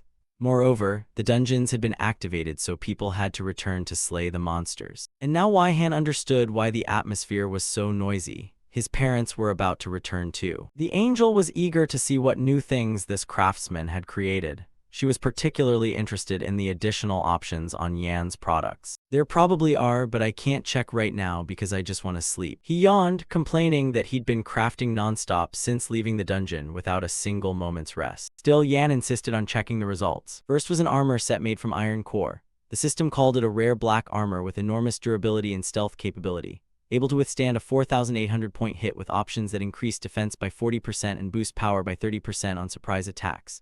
Its strength reached 2,550, and it was a masterpiece of the century, crafted by a master artisan at the peak of their fame. Wai-Han stared at the system information, stunned. Then he glanced at Ada and asked, "Can a single piece of equipment really have 3 options like this?" "Yes, that's right, these options are all top tier, and very suitable for your fighting style." Ada thought it was unbelievable that an item could be crafted without using mana, yet possess 3 options at once. But thanks to the title of legendary blacksmith, the seemingly impossible had become reality. Ada warned him not to sell items with 3 options. It would be very dangerous to reveal this capability. Yet determination shone in Wai-Han's eyes. He asked, "What if my product could have 4 options? Would that make it sellable?" "Green bean, I'm speechless. We're having a serious conversation here, you little proud brat." Then she declared that from now on, items with 3 options would be called gamma options. A name that didn't surprise Wai-Han since she was still as boring as ever. After that, he presented a pile of new weapons forged from the remnants of the iron core, and the steel spear now looked too old-fashioned. He moved to the forge, saying weapons or armor no longer needed would be thrown into the eternal flame. As soon as he tossed them in, the system reported that the flame's level had increased. It seemed to have the ability to evolve and grow rapidly. Wai-Han asked Ada about the flame's use since he had never thought it could level up, but received only a curt reply, "Everything has its use." At that very moment, Yan realized how tired he was, let out a long yawn, and decided he couldn't stay awake any longer. "I have to go to sleep now." Outside, it was already bright. After a night of deep sleep, Wai-Han woke up, still yawning continuously as he stepped out of his room. Suddenly, his eyes surprisedly turned toward the dining room, and he realized he wasn't the only one in the house. The scent of hot food wafted from the kitchen, and his father was sitting nearby reading the newspaper. "Mom and Dad are back," Wai-Han shouted joyfully because he missed everyone so much. Thus, bowl after bowl, he kept shoveling food into his mouth. In Yan's mind flashed the memory of surviving 2 weeks in the dungeon on jerky alone, while he kept praising that his mother's cooking was the best. Nearby, his father stood up and said he had to go to work. I must get to my workplace before the monster alarm siren sounds. What surprised Wai-Han was that he went to work at this time. He explained that the financial subsidy had been cut, so he needed to return to work soon to avoid being removed from the payroll. He added that someone in the department had just quit to become a hunter, but his father didn't have that talent. Those monsters are too frightening. He watched his father's figure walk out the door, and a thought suddenly flashed through his mind. He thought for a moment, then ran to the hallway to call him back. He handed his father a plain white long-sleeve t-shirt that looked like a market tee, but concealed the ability to protect against monster sight. His father was of course astonished to see such an item and couldn't believe something like that existed. He asked his son where he got it. Oh, I just happened to find it. Mom has one too, he added. Then he and his mother saw his father off to work. Wai-Han, I heard universities are reopening soon. Do you plan to go back to school? But Wai-Han declined, feeling it was no longer necessary, and his mother didn't complain about the decision. You can pursue whatever you want to do. Wai-Han's heart warmed as he looked at his mother. A moment later, he took another shirt from his bag and gave it to his mother, explaining it could protect her even from the crushing attack of a level 2 monster. His mother said, the shirt is nice, but I prefer that bag you're carrying. That bag would be handy for shopping. But Wai-Han couldn't give away the magic bag because it was too heavy and he still needed to use it. After a hearty breakfast under sunlight filtering through the trees, Wai-Han stepped outside to return to the workshop. However, the moment he opened the door, the sight inside stunned him. The entire workshop had been completely transformed overnight, and all for the better. The furnace containing the eternal flame had become more solid, and new refined devices had appeared on the workbench. Ada explained these were rewards from the heavens for his success. These tools were forged from a metal that appears only when Earth completes a task. This is the result of your excellent completion of the second heavenly mission. This is the result of your excellent completion of the second heavenly mission. A large book recording a deadly toxin resistance skill that lets him withstand poisons even from level 4 monsters. Oh, this must be super rare. Now I can devour troll meat. The final reward was that Ada would tell him the dungeon location of the trolls, and it's located in the United States. Without hesitation, the next day the two went to Incheon Airport. Wai-Han whispered happily because it was his first time flying. However, the angel reminded him gravely, I think you've forgotten one thing. Did you forget that traveling abroad requires a passport and visa? And you have neither right now. Wai-Han just smiled, waving his fingers as if an idea had already formed. Don't worry about that, miss, of course I'll stow away, haha. As he passed the check-in counter, humming and quietly singing, a plan formed in his mind to make stowing away a reality. And yet as he sang and walked, no one noticed him. Lower stealth skill was truly amazing. Sitting in an empty seat, Wai-Han shrugged and said to Ada, even the most advanced security system can't detect me when I have stealth skill. Haha, just then, a flight attendant wheeled a beverage cart by. Wai-Han casually took a green can without the woman noticing. She only thought she was missing a can of Coke. Yan looked out the window and saw a fighter jet flying fast nearby. Ada explained it was a combat aircraft controlled by a pseudo ability in case monsters appeared in the air. That's also why plane tickets are expensive and flights have few passengers. Continuing their route to reach Arizona, the location of the Trolls dungeon, they had to transfer in Los Angeles.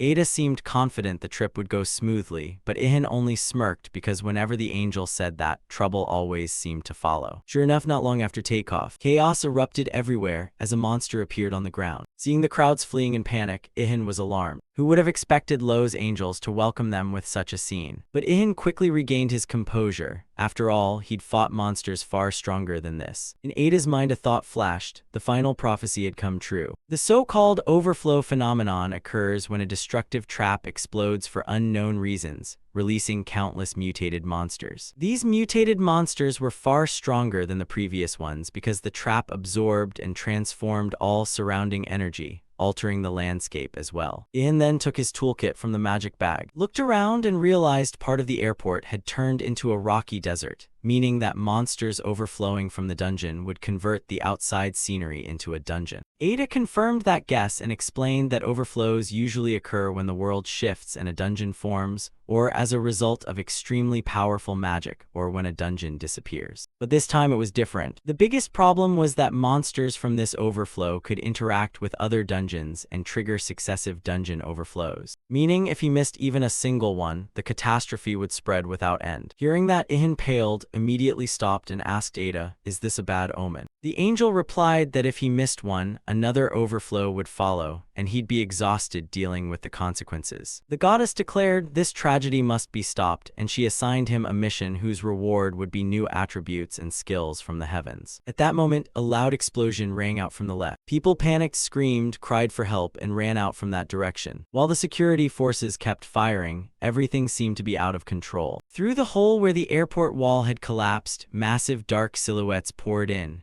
They were some mutated lizards or crocodiles, and bullets of course did them no harm. A monster roared, mentioning the need to find a record. Ihan frowned and told Ada it seemed like a gecko monster, but the angel immediately corrected him. It was a level 2 mutated monster with special abilities, so they shouldn't be careless. But he only gave a wry smile, reminding her, "Have you forgotten I have strong armor and this sharp spear?" Immediately the system displayed weapon info. Death Spear Blade, unique rank with 2400 destruction power, effect plus 30% critical rate on surprise attacks, allows hiding in the dark and taking others' lives. He decided to dive from the air, driving the spear tip straight into the giant lizard's head. The monster was defeated with a single strike. The system immediately recorded, "You have obtained the note of the flame lizard level 62. Ihan was pleased with the power of his new spear, his body flooded with the thrill of victory.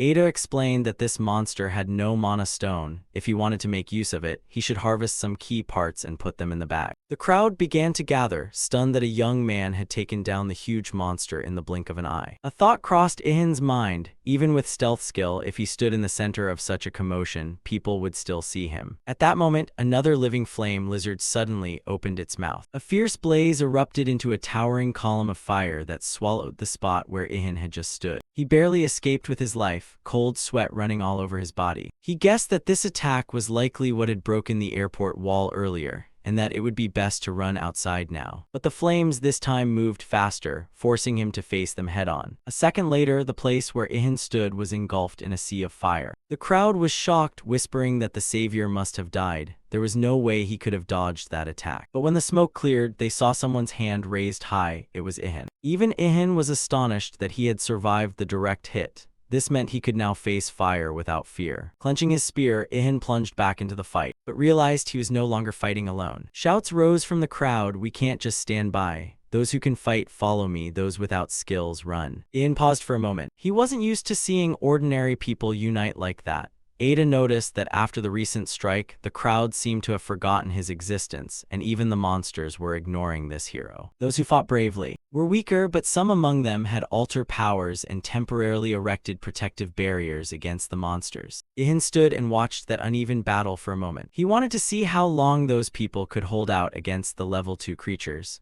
But soon it became clear they could no longer hold back the flame lizards. Another one sprayed fire into the crowd, and the man standing there was almost certainly going to be unable to escape. But Ihan intervened, without using any techniques beyond his expensive armor. The trembling man thanked his savior, while Ihan leapt away, and delivered a fatal stab straight through the lizard's head. The giant monster collapsed, and before dying it let out a roar about something like a warrior's memory. Ihan smirked and replied, "You better leave that memory to me." He landed another finishing blow, defeated the creature, and received 420,000 experience points. The flame lizards behind immediately realized he was the true opponent, craving his memory, for if they obtained it they could evolve. Ihan wondered, are all monsters driven mad by memories and evolving like this? Is it because too much energy overflowed? At that moment, a powered-up altar user in armor stepped forward to thank him for saving her, and her voice revealed she was a girl. And with a girl present, this flirting old man brightened up immediately.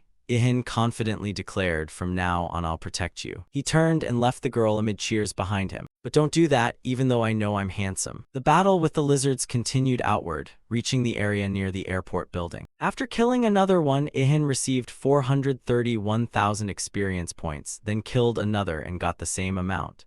The system announced he had reached level 44. Strength increased by 2 points, and agility, stamina, and mana each increased by 1. The lizards kept pouring in. Ada reminded him that if they kept killing them one by one, it wouldn't be fast enough. They needed to take out the leader first because it was causing the environmental change. As long as it lived, monsters would keep appearing. He knew that, but executing it was far from simple. Ihan wondered if he could eliminate them all at once. With the monsters forming a surrounding circle, his patience began to run out. These bastards were really annoying. One hurled a fireball at Ihan, but quick reflexes let him notice in time and used the death spear to block it. The spear's length advantage allowed him to pierce through the wall of flame to strike back at the monster. Immediately after, Ihan launched himself out of the fire vortex. A scene that left the crowd astonished. They couldn't believe one person could handle so many monsters at once, when earlier even a coordinated team struggled to take down one. A scene that left the crowd astonished. They couldn't believe one person could handle so many monsters at once, when earlier even a coordinated team struggled to take down one. He shot straight up into the air, flying above the horde, hoping to spot the leader. His gaze swept continuously, and he immediately noticed a different-looking monster among them. It was larger and its skin much darker than the others. He aimed his spear at it and plunged straight down. The weapon flew true, piercing straight into the leader's body. The system now announced, "You have reached level 45 and all stats increased by 1.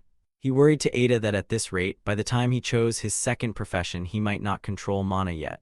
But she reassured him that at least until level 100 he'd be fine, though leveling would be a bit slow. At that moment, a loud explosion rang out. Someone shouted, "Run, it will explode when it touches a person." Someone shouted, "Run, it will explode when it touches a person." But before he could think, a giant lizard lunged at him from behind. "Do you mean these monsters can explode on contact with humans?" He grabbed the creature by the neck and, using all his strength, hurled it to the ground like a dog. In the next moment, a violent explosion erupted, sending earth and rock flying. The sight made the crowd think this fighting method was amazing, but if they tried to imitate him, they'd probably end up selling salt. Amid the epicenter, Ihan still stood. Meanwhile, the leader tore off a piece of the building and hurled it straight at him. It stepped up, each movement making the ground shake. Ihan lightly sprang up, evading the approaching shockwave. "Ha, balancing like this is a piece of cake for someone who once surfed waves to catch whales like me." Before everyone's eyes, there were only brilliant explosions. They panicked, believing this time the savior had surely perished, since no one could survive at the storm's eye. But in a moment, they saw him unharmed again. It turned out Ihan had anticipated the underground explosion. He reached into his miraculous pouch and shouted, "Time to switch weapons." In his hand appeared a one-of-a-kind weapon as if from a video game. The ice core, capable of piercing through anything. Even the system was astonished that such a transcendent weapon had been forged without magic or gunpowder. Even so, the hammer was incredibly heavy, its strengths and weaknesses both magnified by its design. Ihan took direct aim at the leader, telling himself to end the battle here. A critical blow came crashing down, its terrifying power knocking even the giant lizard flat. It slammed to the ground but was still gasping, growling through clenched teeth. Seeing their leader in peril, the underlings recklessly charged in to rescue it.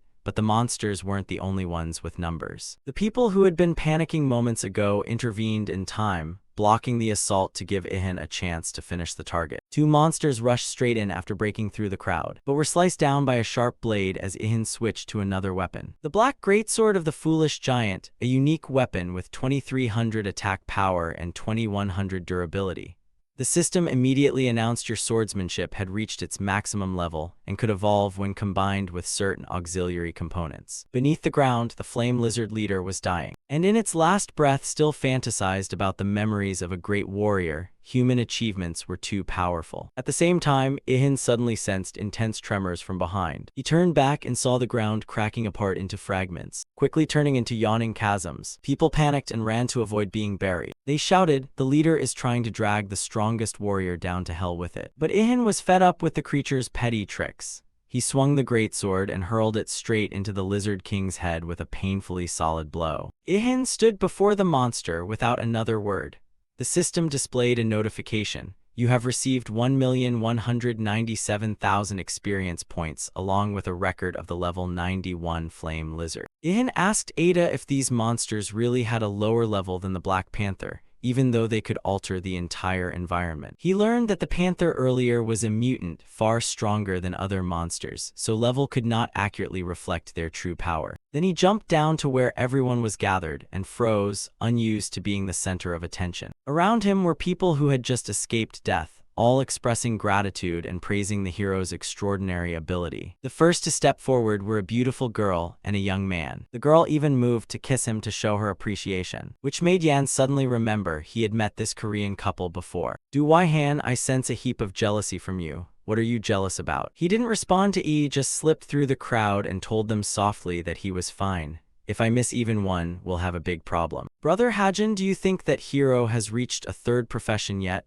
But the young man answered that it was impossible. He had never heard of anyone attaining that level. Even so, he's still that strong. She thought he might even be stronger than Hajin. Meanwhile, Waihan kept eliminating the monsters one by one to rack up experience, thinking that even if he went all out, there was still a chance one might slip through. Last time I was certain I'd wiped them all out, but one still got away. It stood watching the plane for a moment, then ran into the forest. And after I turned back, a mutant disaster occurred because of it. This made E look skeptical. Maybe you've been watching too many RPG movies. You just charge in and slash like it's your entire life. His silhouette moved so fast that at a glance it seemed to exist in multiple places at once. As for the lizards, once the flame lizard leader was defeated, they began to flee. Of course, the monsters had no chance. With a single slash, he cleared out the whole pack at once. Looking around, Waihan breathed a sigh of relief that the monsters were wiped out. Looking around, Waihan breathed a sigh of relief that the monsters were wiped out. He stood surveying his spoils, marveling inwardly. But suddenly, he felt the ground beneath his feet begin to split open. A large hole collapsed right where Waihan was standing. Clearly, the pouch had become too heavy to carry.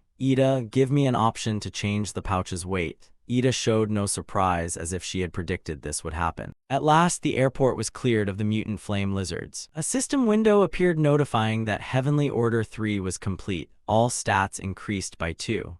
Also, because he completed the mission more successfully than anyone before, he received a special reward. Ada immediately flew up and applied angelic magic to his pouch. It seemed the hero's wish was about to come true. Instantly, 2 other angels descended from the heavens. They were the familiar angels who had assisted Waihan during the trap crafting. Ada, why did you call us? One angel asked, and E explained she needed help to perform the mana crafting ritual. The 2 angels looked at the miraculous pouch and immediately understood the issue. All 3 channeled mana into Waihan's pouch simultaneously. This was the mana crafting process. From the outside, the pouch showed no change in shape, but now its weight could be controlled. Ada lifted the pouch and placed it in Yan's hands, telling him he could adjust its weight at will. Waihan was pleased with the new feature, but then noticed the female seraph who had descended giggling. Seeing his puzzled look, the girl explained she had been watching him throughout the battle because the person she was assigned to monitor was also on the field. That news shocked Yan. Could there really be others besides me being aided by angels? I confirm that for the survival of the world, those with rare abilities will be protected. Her name is Juna, the other angel added, asking Waihan to help her when he had the chance. It would be good for you to help her, for she is blessed by the goddess of beauty. But what concerns me more is the reverse situation. Ada instructed Paithon not to disclose Yan's abilities to her charge. His information must be kept protected. Bai Tham teased that she had never seen E worry over a lowly creature like this before. Have you fallen for him? If so, Lita will kill you. Ha ha. After that, the 2 angels returned to the heavens. Before leaving, Fa specifically asked Waihan to treat Juna well. When the angels vanished, I asked if he intended to help the girl, but Yan just smiled, saying that was impossible because he's a disposable pawn. How could I talk to anyone? His words unexpectedly softened E's mood. She cleared her throat and decided to award him the remaining reward. It was a skill-granting power beyond human limits, usable without mana, not bad. But it sounds like a monster's skill, doesn't it? Actually, you guessed right. On the runway, the plane was ready for takeoff. Inside the cabin, the girl under Bai Thaw's protection was laughing and having a great time. Beside her sat Hajin, worried about his hyperactive companion. Bai Thaw said he would be on this flight, but I couldn't see him anywhere. Junna fretted while the beautiful girl eagerly speculated what Waihan really looked like, muscular, handsome, or maybe even effeminate. Little did they know the subject of their conversation was sitting right behind them on a stowaway ticket. I felt it would be best to just ignore them. And so the bustling flight continued to carry everyone to the fertile land of Arizona. The scene shifts to a quiet night in Arizona, where Juno was devouring a piece of meat. This is so good. The beautiful girl screamed with delight, while Hajin beside her showed a similar expression. The unwilling chef this time was Waihan. He didn't want the role, but circumstances forced his hand. Can you make some more? It just melts in my mouth. Both of them marveled that scorpion monster meat could taste so good. And to explain this situation, we have to go back to that time. When they first set foot in Arizona after the flight, a deep ravine in the American Canyon appeared, with a gigantic gate radiating an intense magical aura. Both he and the angel stared at the gate in confusion. E asked him what it was, but shouldn't a high-ranking angel like her be the one to explain? So I flew closer to inspect and concluded this was an extremely rare case. When 2 destruction traps overlap and merge 2 dungeons into one, higher-level monsters beyond the Trons can appear. She warned Yan to be very careful. As he stepped closer, the system displayed a level 50 restriction warning, and ETA briefly explained that there would be 2 bosses inside and he would face 2 stages to clear this dungeon. Upon entering, a lush carpet of vegetation appeared before them. This dungeon was called the Highlands. Very quickly, after a few minutes of searching, a Tron appeared in front of Yan. Its face looked dazed, as if it had just woken from an afternoon nap. Yet when Waihan grew cautious, it suddenly yawned and seconds later collapsed into a deep sleep as if the world belonged to it. Waihan was astonished and shouted, "It lies down and falls asleep immediately. This is the most overpowered rest skill I've ever seen. Now you understand why we need their blood to evolve the rest skill." Seeing the opponent so vulnerable, Waihan sneaked up and made sure to bring his spear. He even remarked that his expression looked just like a thief's, utterly sneaky. With each spear thrust, the first troll was instantly slain by him. The system rewarded 560,000 experience points and a record of a level 72 Highland clay troll. Not only that, he took its heart and blood, 2 of the 500 materials required to evolve the skill. The easy victory excited Yan, and he immediately went hunting thinking he only needed 499 more. Meanwhile, at the cavern entrance, Juna and Hajin's group had also reached the gate. They were surprised that such a large dungeon had a level cap of only 50. However, Angel Bai Tha reminded everyone this was a great dungeon, so they must be careful. Apparently, Hajin came all the way to America this time to seek scorpion blood. But the happiest was Juna. For her, it was like a date, leaving Hajin flustered because she had never shown such interest in him before. And so the 3 entered the dungeon amid the ferry supervisor's extreme panic. The moment their group stepped in, the gate shifted from green to deep purple, signaling imminent danger. Back on the plains where Waihan was hunting Trons, flames blazed and a huge chunk of meat was half roasting. Waihan had by now set up a tent and eagerly waited for the dinner he just prepared over the fire. Perfect, it's just right. He'd only taken the first bite when E's eyes widened in shock. She couldn't believe he dared eat Tron meat, which is extremely poisonous. Yet instead of arguing, the guy offered her a taste. "I know it's poisonous, but it's delicious. A bit chewier than beef, but very tasty." While eating and opening the system window, he discovered the deadly poison resistance skill had upgraded to level 2. Doesn't that only prove the thing you're eating is lethal poison? When the meal ended and the fire died down, Yan leaned against a nearby tree and sighed with satisfaction. Oh, so good, and his cooking skill had just leveled up. Cooking monster meat truly accelerated his leveling. Then he suddenly asked E, 5 days have passed since we set foot on the troll plains, but we've only encountered them. I even built a fire to roast meat, yet no other monsters appeared. Ada proposed a hypothesis, though not certain. His stealth skill might be hiding both the flames and the smell of the meat. This made him exclaim in astonishment, since it defied all laws of physics. Then again, it wasn't surprising when his stealth could even fool God. The next day, he and E finally found the 500th prey. Much had happened over the past 5 days. Ihan survived on troll meat along the way and faced many difficulties, especially food fatigue, but driven by the desire to grow stronger, he kept going. Ada thought he couldn't stop because troll meat continuously helped his poison resistance and cooking skills grow. Reading his thoughts, the angel mocked such melodrama, just kill the last one and be done with it. Immediately, Ihan slew the final troll on the list. The system announced he gained 572,000 experience points, but could not surpass level 50 until he obtained a second profession. All collected records would only count after choosing the new class. The system also noted that the path opened would depend on achievements and records obtained. 4 choices were presented: Stealth Specialist, Melee Specialist, Novice Reaper, and Berserker. Ada congratulated him for finally reaching the threshold for a second class, but warned that many things would change from now on. It's time for class, she joked. First, the Stealth Specialist would greatly enhance his existing traits, making Ihan think that if he got stronger, his own mother might not recognize him. Next, the Melee Specialist can master any weapon, even turning their body into a weapon. But Ihan found that extreme. Did he really have to take hits himself? Third was the Berserker. You would not leave the battlefield until either the enemy or yourself died. But isn't that basically being insane? Ada emphasized that all 3 classes were rare and powerful. They didn't rely on mana, so he could choose freely. But Ihan quickly realized the angel hadn't said anything about the Novice Reaper class. Ada honestly admitted she had never seen anyone with this class. It must be a unique profession, though in reality it would be very different from its name. But it does sound pretty cool. Without further hesitation, Ihan immediately chose Novice Reaper as his second profession. After the choice, the system announced, The novice reaper is a mandatory stage to become a true reaper, one who brings fair death to all things. It is also the only path because you chose to face death while still alive. You must prove yourself worthy of this position. The first task assigned was to kill 100 level 2 monsters and 1 level 3 monster with a single stealth attack. This made Ihan immediately regret choosing the Reaper profession. Now he understood why people couldn't surpass level 50. How could you defeat a level 3 monster with a single blow at this level? But after a moment's thought, he realized it wasn't entirely impossible. Ada folded her arms and wondered whether Ihan had figured out a way. Then suddenly a hammer appeared in his hand.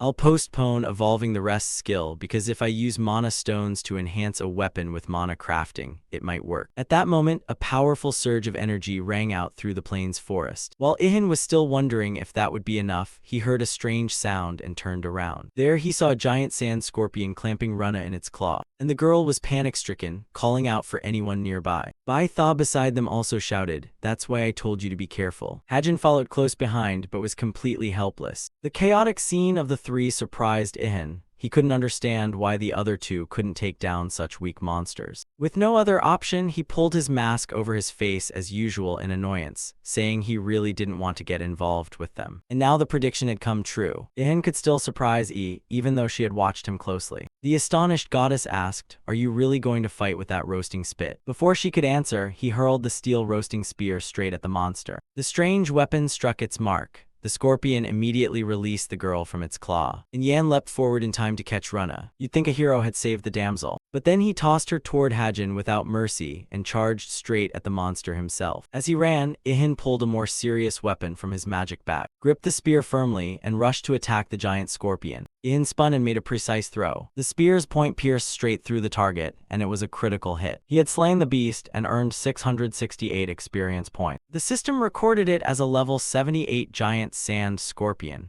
Ada reminded him the scorpion's deadliest weapon was its poison, but fortunately Ihan had lethal poison resistance. It was quite a battle. Looking down at the corpse, he smiled smugly. "A giant sand scorpion, I bet its meat will be tasty." The remark stunned Ada when he intended to eat the giant scorpion. Meanwhile, Juna had regained consciousness with Hajin's cold body beside her, and the guardian angel stood nearby, worriedly offering comfort. The girl was still dazed when her gaze suddenly fixed on the savior. "Isn't that the Dark Prince of Lo's angels?" While Yan was momentarily stunned at that, the other girl lunged forward like a fan meeting a star. Juna showed him pictures on Instagram and asked, "Don't you know you're getting famous on here? People are calling you the government's Dark Knight." Hajin had by then woken up and said some even rumor he was an FBI agent. Ada heard it all and once again confirmed the internet was as monstrous as she suspected. The young couple kept chatting, but Ihan paid them no mind. He returned to the scorpion's corpse and began dissecting it under the astonished eyes of the other two. They hadn't expected him to be so meticulous, so Ihan worked on it well into the night. Only when the full moon hung high did he finish. On the fire, a pan was grilling pale white pieces of meat, the fat sizzling and smelling so delicious that Juna's and Hajin's stomachs began to growl. They then realized they'd fasted all day. Ihan didn't hesitate to share but warned it was quite poisonous. Juna immediately replied that it was fine. She raised her hand and said she could handle it, placed both palms toward the pan, and commanded the poison to vanish. Before Ihan and Hajin, pale purple lights rose from the meat and dissolved into the air. Moments later, Juna announced the dish was now safe and they could eat to their fill. Ihan thought sadly to himself that God was unfair. Why were they so talented while he had been abandoned for 1,000 years? Ada, hearing that thought, reminded him that Juna was blessed by the goddess of beauty, so divine power was to be expected. Before long, the two guests had finished Ihin's meal. Juna and Hajin thanked him profusely, but Ihan said nothing. He probably didn't know how to respond to such extroverted people. Juna curiously asked if he felt lonely fighting alone and invited him to join their group, arguing that having a beauty like her by his side would be a great advantage. But Ihan flatly refused, leaving Juna speechless. A thought flashed through Yan's mind. Aren't these two a couple? Why such a strange reaction? A moment later, Hajin, on behalf of them both, expressed his gratitude and said it was time for them to leave. Then handed Yan a business card with a phone number, telling him to call if he ever needed a favor repaid. Looking closely at the card, Yan realized it resembled the old card from Kang Mei. Could they be from the same company? Juna also gave him her card. "We're just here on business and will return to Korea shortly." "But isn't that confidential information, kid? Luckily, Hajin stopped her in time, or she would have spilled everything. While Yan studied the card and grew more convinced of his suspicion, Hajin dragged Juno away, grumbling non-stop. How many times have I told you to be careful when sharing personal info? Then Ihan told Ada that he might run into that group again in the dungeon, because I'll follow them. If I want to find more scorpions, I have no choice since I'm invisible to all monsters. They get hit and I jump out to strike back at the monsters. If I want to find more scorpions, I have no choice since I'm invisible to all monsters. They get hit and I jump out to strike back at the monsters. Hajin just shook his head and didn't argue. She suddenly wondered, if we give him everything, will he help us kill scorpions? But what if what he wants is the venom? Hajin asked again. It would be bad if he asked what we need that venom for. So you should reconsider your offer. Not far behind, Ihan had heard the entire conversation. Reconsider the offer, he's certainly a cautious one. Rana hesitated. Why hide the quest from the person who saved you? He's clearly a good person. But no matter what Juna said, in Hajin's eyes she was still too naive. At this rate, she'd be tricked into being trafficked to Cambodia with an electric shock and not even know it. The girl simply smiled and replied tersely, "That's thanks to you and me protecting me, isn't it?" Ihan turned to Ada as if demanding an explanation. The angel had said they were headed to the troll's dungeon, but now it was full of scorpions. Of course, Ada didn't know why either. Suddenly, at that moment, a new scorpion appeared in the empty space behind the group. Unfortunately, it didn't see Yan, and the Dark Knight needed only one strike to gain 697,000 experience points. That roasting spit again, how many of those have you made? Ihan also realized the two had been completely unaware a monster had appeared. He wondered how they could fall into such danger when they always had guardian angels beside them. Ada explained that an angel's power is limited on Earth. They are not allowed to intervene too much in human affairs, only to offer hints and advice. Ihan said guardian angels don't help much, they cause more inconvenience, making the female angel angry. Meanwhile, Juno was scanning the distance for giant scorpions. You mean giant death scorpions, right? Hajin quickly corrected the name. Of course, Ihan heard everything. He was both surprised and excited to hear that name since it sounded powerful. His guardian angel was no less astonished, as if Ada had heard of it somewhere before. Just then, Hajin finally noticed the threat behind them. It was precisely what the two had descended into the dungeon to find. The giant death scorpion they had to overcome. Juno was stunned by its size, while Hajin urgently shouted, "This is not the time to stare, hurry, buff me with strength so I can fight. This is not the time to stare, hurry, buff me with strength so I can fight." A moment later, a magic sigil appeared beneath Hajin's feet. Receiving the power, Hajin wasted no time and charged the scorpion with his shield raised. Nearby, Ihan asked Ada in surprise, "They're a tanker and a healer, so I probably don't need to intervene, right?" The angel agreed, since they should be able to manage. Inside the battle, Juna tried to clap and cheer as if she'd completed a quest. Appa, fight on. However, perhaps because she was too focused on the fight ahead, she didn't notice a giant troll standing right behind her. Only when she heard a strange sound did she turn around, and the beast was already roaring, its eyes blazing red, along with a shouted warning. In that instant, Ihan appeared above the demon, weapon in hand, and drove a stake straight through its body, slaying the monster instantly. Juna screamed in terror, eyes squeezed shut, while Hajin stood frozen, unable to believe how things had turned out. Ihan landed on the monster's corpse, briefly disappointed by the system noticed that the death strike was a special attack type. Armor-piercing power increased by 50%, but the weapon would shatter after a single use. He muttered, "Must have poured everything into destructive force without regard for durability. Who makes a weapon like that?" The system also warned the attack was extremely unstable, single-use, but guaranteed to take down the target. Ihan wondered silently what kind of tremendous power would be required to destroy a level 3 monster like that. However, not wanting to draw too much attention, he merely turned back and told the others his task was done and they could continue. Meanwhile, the giant scorpion stood still. All attention was focused on the demon that had just been felled. Hajin slowly turned his head to look at it. Immediately, the scorpion swung its massive pincers down. He only had time to roll to one side to dodge, seemingly forgetting he was still fighting it. Juna screamed for help when she saw Hajin in danger. Realizing her friend couldn't handle it alone, she turned to call Yan, shouting, "If you help us kill this scorpion, we'll give you everything except the venom." He agreed at once without hesitation, since it seemed like a mutually beneficial deal. Inside, Hajin was angry at his friend's promise made without consulting him. But what choice was there? He couldn't face that monster alone right now. Just then, the scorpion launched another strike. Hajin barely leapt back but still couldn't avoid being wrapped tightly by the giant tail. Ihan appeared just in time and asked if Hajin had stopped arguing yet so he could step in to help. With a single crushing stroke, the beast's tail was sliced off.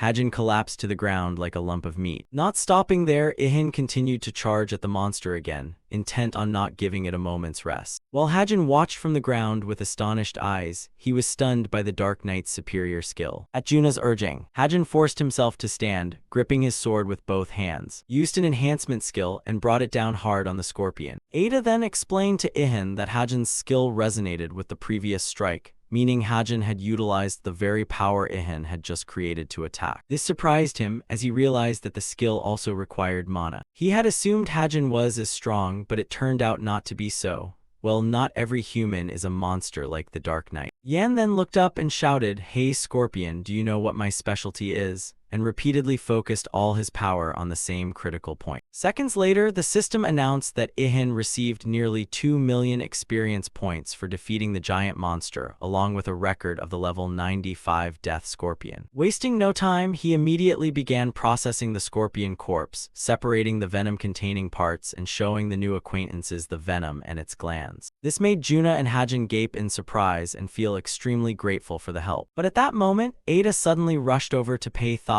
Furious. The angel angrily wanted to question whether she had been the one to lead the scorpion here.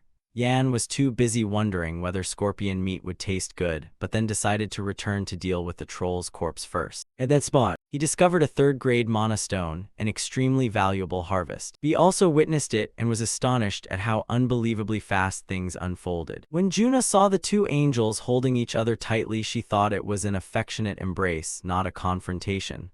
Only Hajin recognized the true nature. At last, Ada released her friend. She admitted that the Minaku Mana stone was indeed a wonderful reward for her guardian. Then Hajin stepped forward and said they would return to Korea, hinting that he could come along if he joined their guild. Juna quickly added the invitation, "Lord Dark Knight, please join our guild. Sister Mi-jae will be delighted." But no matter how they tried, Ihan coldly extended his hand to refuse. Hajin kept persuading him, praising his impressive skills. "If you join our guild, you'll go even further. People grow stronger by working together, sharing knowledge, experience, and insights." Juna added, "Isn't it great to go hunting with a beautiful girl like me?" But Ihan firmly refused, slowly emphasizing each word. "I don't want to." Then he explained, "I know how great teamwork can be, but I've never experienced it. No one has ever noticed or cared about me. I've always overcome obstacles on my own and fixed my flaws myself. It's strange to accept offers from extroverted people like you, so in short, leave me alone." Hearing that, Ada realized the wound in Ihan's heart was opening. She understood it was time for her to intervene. Quickly, she told everyone not to push him and to leave Ihan be. Her words were heeded, but before they left, Hajin still told Ihan to contact them if he could. Little did they know Ihan secretly hoped this meeting would never happen again. Reaching for the mana stone, Yan said it was time to work on it. The system recorded his loot: the heart of a sleeping level 2 monster, 500 Tron health, 100 third-grade monster mana stones, and some other materials. Finally, Ihan achieved the evolution of his rest skill, which he'd been pursuing for a long time. He converted all those materials into energy and gained extraordinary regeneration. The system announced that now his body and mind could recover quickly from injuries and fatigue. Currently, the skill is only level 1, but even if he loses a finger, it can regrow immediately. And once activated, it cannot be used again until the recovery process is complete. Ada congratulated him on acquiring one of the hardest to train skills. "So how long will it take me to reach that level?" he asked, inwardly thinking he'd just gained an amazing skill. The angel smiled, her pupil never ceased to amaze her. Ihan then returned to the second profession task, saying he now needed to kill 100 more level 2 monsters to meet the Novice Reaper's requirement. "That's an enormous condition, and right now only you can meet it," Ida remarked. Observing the trolls in the dungeon, he noticed they were behaving rather strangely. They used to rest under the trees, but now they constantly moved, and none of them slept anymore. Were they planning to avenge their leader or something? But they didn't seem the vengeful type. So over the next 2 days, Ihan swept up every troll he encountered. Each one went down with a single critical strike. Even so, he only managed to kill 97 in total. The number of trolls had dropped drastically. Before, you met one every 10 minutes, but now it took an hour to find one. Moreover, their behavior was odd, as if they didn't want to walk into death but had to. It looked like they were being controlled, though I don't think that's the case. You already killed their leader, and I don't think any of them holds a higher rank than it. If anything higher exists, it would have to be a different kind of monster. After dinner, Ihan suggested returning. Ada agreed it was unwise to take risks and supported his decision. She also reminded them that this place wasn't the only source of level 2 monsters. Ihan and headed toward the dungeon exit, but he immediately realized the path had changed. He told Quickly, the angel closed her eyes to check if it was true. She opened them with a look of bewilderment. She informed them that the dungeon exit had vanished, meaning they were trapped inside. Panicked. The way out was gone and I can't contact the other angels. I've never seen this happen before. At that moment, a thought flashed through E's mind. Could this be an abandoned world? Ihan looked at the angel with suspicion as soon as he heard that. She simply confirmed it. We are in an abandoned world. She explained, God governs many worlds and aids when beings are in danger. But sometimes monsters grow too powerful and wipe out all other races. When they have no rivals left, they begin eating one another and drive that world toward oblivion. Heaven abandons such worlds. The halo above an angel's head, meant to contact higher beings, is now useless. Ada asserted she could not reach other angels in an abandoned world, since all connections from here to heaven had been severed. However, Ihan questioned, this isn't an abandoned world but merely a dungeon on Earth, right? Before could say more, Ihan realized the situation, and immediately lunged forward, pulling the angel along with him. The massive tip of some weapon had driven into the spot where Ihan had been standing just a second before. A gigantic creature wielding something like an axe rasped, "Found you." Its face was hidden beneath a hood. Its intention was to kill you to obtain the system record. Ihan wanted to know what it actually was, but Ada explained the monster before them wasn't a species recorded by the system.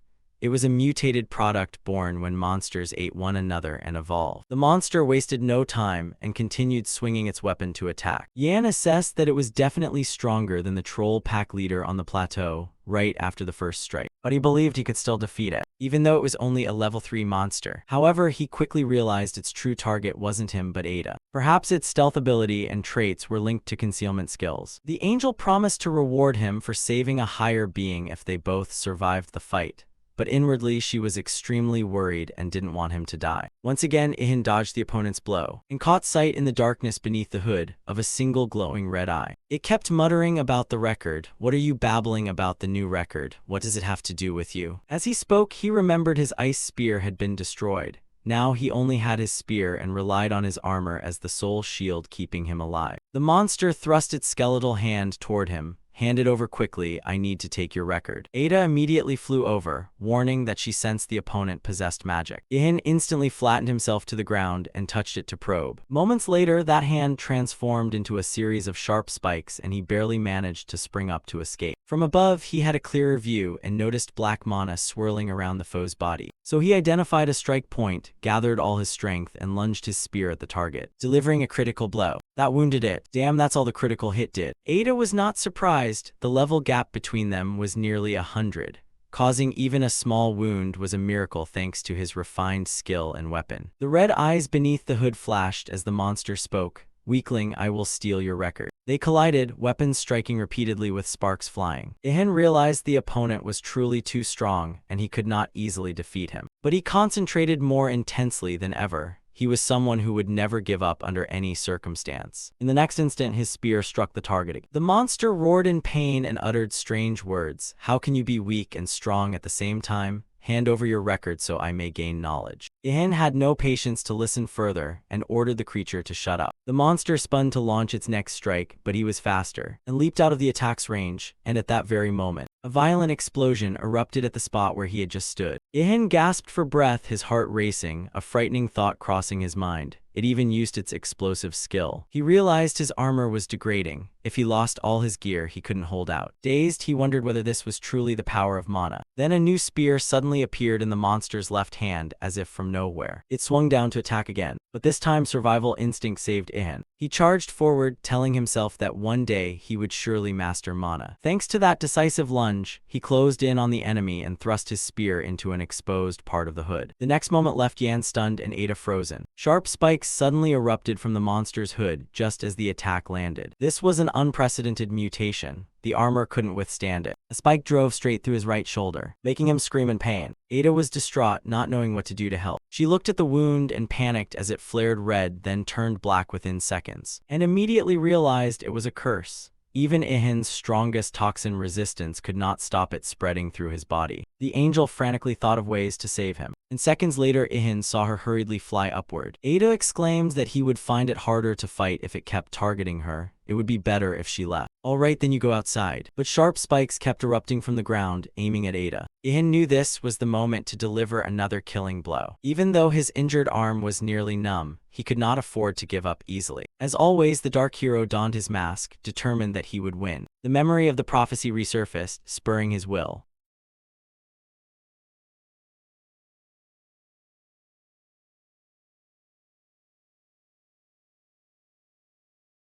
While flying away, Ada thought to herself, if only my power weren't limited to Earth, none of this would have happened. In her mind flashed the image of the Grim Reaper holding a scythe against a blood-red backdrop.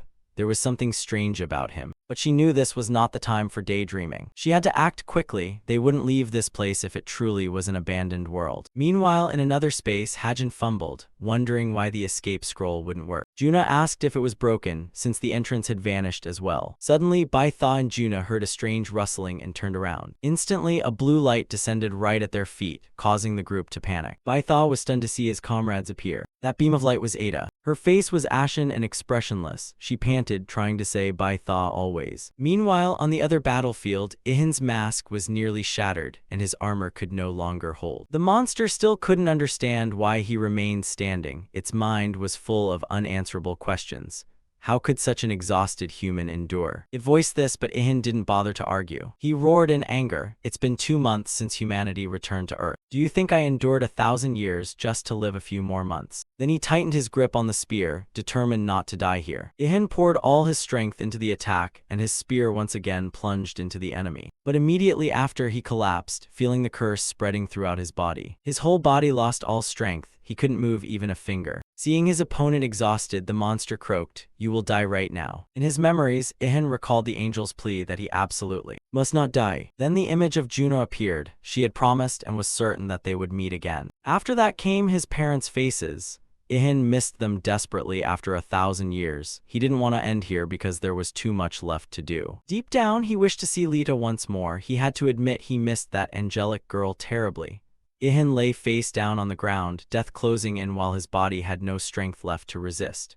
The Reaper's scythe drew ever closer, when suddenly Lita's image appeared in his mind, calling his name. Ihan struggled to hold on to his fragile composure. He wanted to fight to meet Lita again, but his strength failed him. In the next moment, a violent explosion engulfed everything. When the dust cleared, the monster realized its weapon had been driven deep into the ground. While Ihan had vanished without a trace, it began frantically searching for the prey that had slipped from the Reaper's side. At that moment, it heard Juna's voice. "We're not too late, are we?" With her hands extended forward, Juna poured all her mana into pleading with the gods to protect the hero. As for Ihan, he realized the prophecy had finally come true. The curse on his body gradually faded, and the wound began to close. Ihan clenched his fists as a new wave of strength flooded his body. The monster lunged at once, but he rolled aside to avoid the blow. Its eyes burned with savage fury beneath the dark hood. It could not understand how its opponent had escaped the curse. Ihan smiled with satisfaction as he regained mobility. He knew that if they hadn't arrived in time, he would surely have died. Outside, Hajin was still stunned, unable to understand how such a terrifying monster could exist in this dungeon. Before he could think further, Juna urged, "Hajin, attack." "Wait, hey, do you have to attack too?" Hajin gritted his teeth, knowing this was dangerous, but there was no other choice.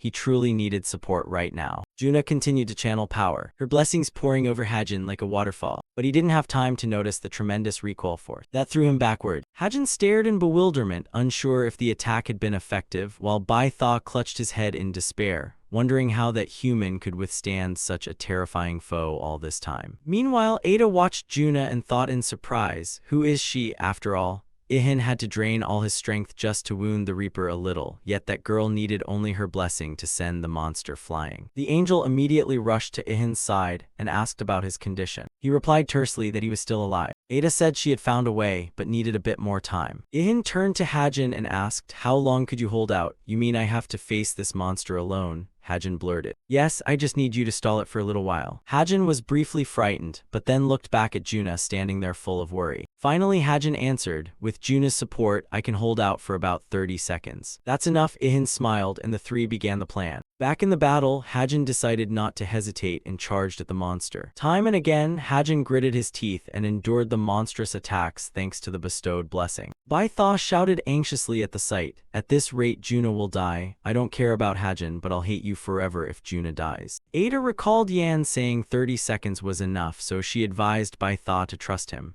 Still, the angel hesitated. What if he's slower? Bai Tha also didn't know if he had any cards left to play. They waited tensely while Ihan had not yet returned. Elsewhere, Ihan was urgently searching for trolls to restore his strength as soon as possible. One of them sensed the danger, but it was too late. Since trolls are not a quick reflex species, he struck like lightning and with a single blow felled all three. Bai Tha rushed over to find him and was astonished to see him hunting trolls at this moment. Ada explained that her pupil needed 3 level 2 monsters to reach the second job. The angel trusted Ihan and understood what would happen when he leveled up. Sure enough, as soon as the system announced he met the requirements for the second job, all of Ihin's stats were fully restored. Objective achieved. Stealth effect increased by 10%, critical rate and attack power on ambush attacks from darkness increased by 30%, attack potency increased by 20%, and the evolution conditions for the stealth skill were relaxed. The system absorbed all collected memories. Ihan reached level 53. He was overjoyed that his stamina had fully recovered, and he also learned the passive skill Death Harvester, which can absorb power from creatures he kills. The system also notified him that he still couldn't use mana, so he couldn't learn active skills but was granted the chance to choose a secondary vocation. The system also notified him that he still couldn't use mana, so he couldn't learn active skills but was granted the chance to choose a secondary vocation. All that while, Ihan kept silently counting down, and when 10 seconds remained, he knew it was time to return. Back in the battle, another strike from the monster landed on Hajin, blood pouring from his body. Hajin realized his armor and shield were almost about to fail. He couldn't understand how Ihan could have survived fighting this terrible monster alone for so long. Juna strained to maintain the shield, fervently praying to the goddess that Hajin not die. Then another blow fell, Hajin's shield shattered, and he completely collapsed. Juna immediately rushed to his side, disregarding the danger. Fa hurriedly ran toward his student, fearing that Juna might also be hurt. The monster was ready to celebrate victory, the scythe swinging toward the two heroes. Juna didn't give up. She stretched both hands forward and once more begged the goddess to punish this evil being. Having dared not hope much, she suddenly noticed a light emanating from her palms. A powerful seal was formed, and Juna gathered all her remaining strength to activate the last of her mana. A violent explosion rang out immediately after. Ada stood stunned to see a human able to inflict such severe damage on a Reaper. She truly had extraordinary potential, and Bai Tha couldn't hide his amazement at humanity. As for the Reaper, he was exhausted after the blast but would soon recover. Nearby, Juna tried to rouse Hajin, but he was completely spent and didn't move. The monster regained consciousness and continued to roar that it would kill them all. This time, everyone was truly terrified, a bitter belief rising that they might die right there. But at that dreadful moment, Hajin heard a voice say, "Form a party." The system immediately announced that Hajin had accepted the party invite and the current number of members was 3. The group was shocked to see that the third member was a giant question mark. Stepping to stand between the two, he had finally returned. Hajin realized they truly now had a chance to win. Ihan simply placed a finger to his lips, signaling everyone to be silent. The Reaper had by then fully recovered. Hajin gritted his teeth, knowing it was about to attack again. Ihan calmly told his new teammates that they had held on well, and now he had enough strength to finish off the monster. Saying that, he dashed straight at the Reaper to confront it head-on. Everyone froze as they watched him, but their eyes shone with renewed faith. Hajin watched Yan's every movement, a thought flickering through his mind. The moment I saw that back, I knew we were saved. With that, he collapsed onto the ground, exhaling a long, relieved breath. Hajin told himself he'd never realized how weak he'd been until today. At first, he felt awful, but the moment the man appeared, he felt an enormous relief. As the hero approached the monster, Ihan heard a whisper. A new record for the human race. He realized the monster had not noticed his return because it was lost in rage, and that was his advantage. It was time to activate his superpower. Ihan decided to tap the extraordinary strength of his second vocation. In that instant, his muscles hardened like stone. The monster immediately realized it. Its eyes flared even more fiercely. While Yan's gaze also glowed a cold, icy blue, this was the end for it. He lunged like lightning, the spear in his hand piercing the enemy with deadly precision, delivering a critical blow that sent dust rising in a choking cloud. But then he was stunned by the sight that followed. From the monster's body fell the severed head of a young woman with long, glossy white hair. Her beauty was marred by wounds, and deep cerulean tears streamed down her jade-like eyes. She let out a weak thank you, which astonished him even more. Still, Ihin's hand did not tremble. He finished the enemy without hesitation with a final thrust. Before the hero's eyes, the energy contained within that body shattered and dispersed throughout the air. At the same time, the system notified him that he had gained nearly 32 million experience points, reached level 55, strength increased by 4, and agility, stamina, and spirit all rose by 2. Ihin exclaimed in surprise. She really was freed from the curse, and he had never received tens of millions of experience like that before. The system logged a record for Litakari level 157. At that moment, the Death Harvester skill activated, and the hero absorbed and preserved Litakari's life force. His comrades rushed over. Hajin cheered that thanks to Ihin they had leveled up and fully recovered. But when he met the other's gaze, he was struck silent, unable to utter a word. Juno was shocked to realize the monster had actually been human. Ihin ignored the chatter, took out his corpse processing tools as usual, intending to finish the job. Now it's time to get to work. But before he could take half a step, Ada hurriedly stopped him. So you really intend to flay her, huh? The hero had assumed the body before them was that of a monster and needed to be processed as usual. However, the angel insisted it was a human body. Ihin remained unconvinced. He stepped forward and said these were simply necessary tasks. If that girl's flesh is tough, her bones hard, and there's mana stone, I'll only take those. Seriously, Ida's mouth dropped open, speechless. However, a moment later, Yan also stood motionless. What occurred before him filled him with horror. The maiden's body began to dissolve, and he had never seen anything like it. He fell to his knees in despair. The beautiful body was gone, nothing remained. Suddenly, Ada broke the silence. She uttered a single word, the boundary breaker. Ihin turned and asked softly, Ida, what is a boundary breaker? He was afraid the others would realize he was the only one who knew nothing about these dungeon things. The angel explained that those who consume mana stones and become possessed by demonic entities are called boundary breakers. When they die, their bodies dissolve into nothingness. He wondered whether that Reaper had once been real, and Ada replied that she might once have been an intelligent creature like the fair folk, though the Fae originally descended from humans. Ihin took a few minutes to think it over, once again disappointed that he couldn't process that creature's corpse. But it didn't matter. Because when he flipped back the monster's cloak, he found something like a gigantic mana stone, and there was also armor and weapons. Suddenly, the silence was shattered by Fa's shout. She said the dungeon exit had reopened. The angels rejoiced that their powers had returned. Ada concluded that Litakari's mystery was the cause of the disappearance, but lamented that they couldn't hear the explanation from the girl herself. Ihin was startled as the whole group turned to look at him. Were you all going to blame me for everything? Of course not. When he heard Ada say that, Ihin relaxed, thinking he'd been accused unfairly. As for Ada, she remained troubled. Although the Reaper had been defeated, nothing had truly been resolved. This high-level dungeon suppressed the power of even the supreme beings. Equally strange was that the Destroyer had been granted a third tier, a rank that shouldn't exist on Earth at this time. The matter of the Forsaken World also piqued the angel's curiosity. She looked up at the sky, unable to fathom what was happening on Earth now. Still, one thing she was certain of. The one she protected, the strongest human, had won. At that moment, Hajin stepped forward to sincerely thank him for saving them. He bowed low to Ihin, which surprised him greatly. But then Yan said, no, I should be the one thanking you. If you hadn't arrived in time, I wouldn't be here now. But you helped us more than we helped you. We surely couldn't have escaped this dungeon without you. After a moment's hesitation, Yan realized the other was right. If that's the case, you don't mind if I take this, do you? What shameless, this guy's the best, Hajin. Hajin pressed his lips together in silence, but then sighed.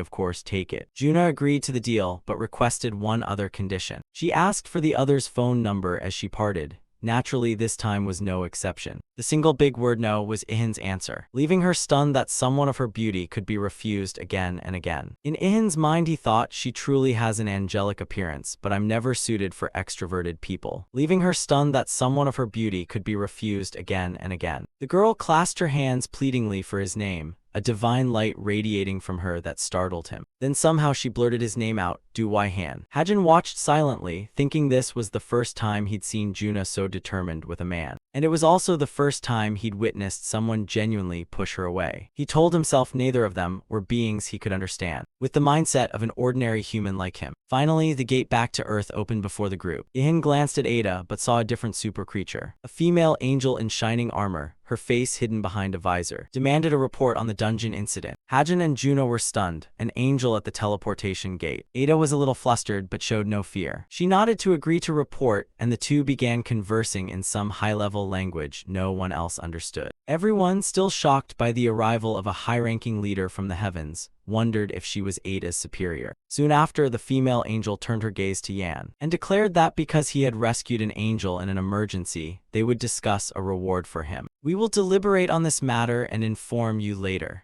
But Ihan paid little mind to rewards. He had never acted for personal gain. The angel added that the incident was extremely serious, so they would take Ada back to the heavens for a time to clarify the details. Yan did not object. The supreme angel also said the dungeon would be temporarily sealed by heavenly power. And at that moment, 3 other angels appeared from the void, concentrating magic to seal the dungeon gate. A question flashed through the hero's mind. Will dungeons like this continue to appear in the future, or is someone intentionally creating them? But the real question was why this was happening. Realizing he couldn't find the answer by brooding, he resolved that in these circumstances he must only grow stronger to survive. The system then signaled everyone to stay away from the gate. Then the leader spoke, "Among the countless worlds we visit, Earth is the only one containing such unforeseeable elements." She added that more angels would appear on Earth to monitor the situation. Suddenly she paused and smiled oddly. "Lita asked me to tell you she misses you very much." The hero was stunned to hear this, his heart filled with joy that the angel he was attached to still remembered him. But he immediately realized the angel hadn't finished speaking. She must tell me what else she said. Yet there was nothing more. The female angel ascended into the sky, leaving only blessings for Yan and promising to return Ada as soon as possible. Unable to ask more about Lita, Ihan called out, but she could no longer be heard. It was truly a way to torment someone, stopping mid-sentence and leaving the most important thing hanging. A few days later, the group continued their journey back to Korea by plane. Upon landing at the airport, Juna and Hajin quickly passed through passport control and stepped outside. Immediately, Juna noticed a black limousine waiting for them. The rear window slowly rolled down, revealing a bespectacled girl sitting inside. "Welcome back, both of you. Did you get that thing?" Juna was overjoyed to see me, while Hajin frowned at the chilly greeting. "Just met and already asking about work. Unbelievable," he thought. They quickly got into the car. Han said he'd retrieved the item, so there was no need to worry. Juna hurriedly recounted that Hajin had been beaten badly in the dungeon. Mi was eager to hear the adventure's details, and Juna proceeded to tell everything. The black car sped along the highway away from the airport, and Mi was astonished to hear about a Korean man wielding a spear who slew monsters. Juna chirped that he was unbelievably strong. Compared to him, Hanji would be nothing but a toenail. Juna's tale made me suddenly recall the silhouette of Ihan with the mask and spear. Hajin noticed the smile on her lips and asked softly, "Do you know him too?" But Mi only smiled again, insisting she didn't know the person. "Anyway, thanks to you two, I can change my job class a second time. Tonight's on me, let's eat and drink." Meanwhile, Waihan also returned to his apartment. He stood silent at the door for a moment, then went in and called out loudly that he was home, but no one answered. He searched the house and was surprised to find only a note from his mother on the table. "Mom went to the Mew World to buy fresh seafood.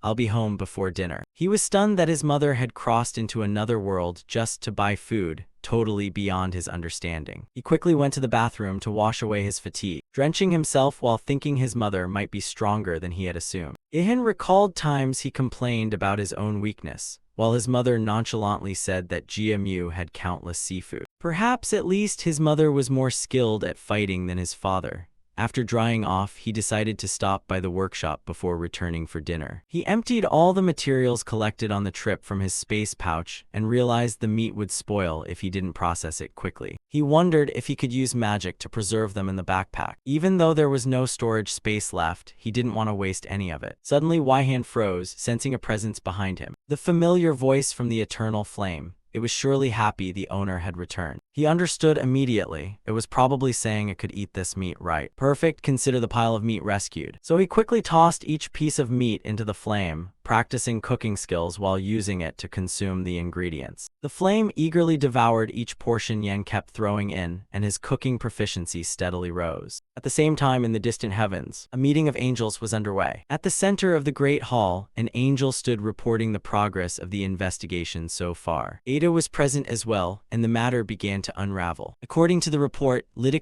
was a fairy folk of the world Daru. The angel reported that this girl possessed extraordinary power. Had she been born 500 years earlier, she might have changed the fate of the Forsaken World. But the question remained, why did Litakari appear on Earth when Daru is a Forsaken World? The hall erupted in murmurs, and the presiding angel immediately ordered everyone to be silent.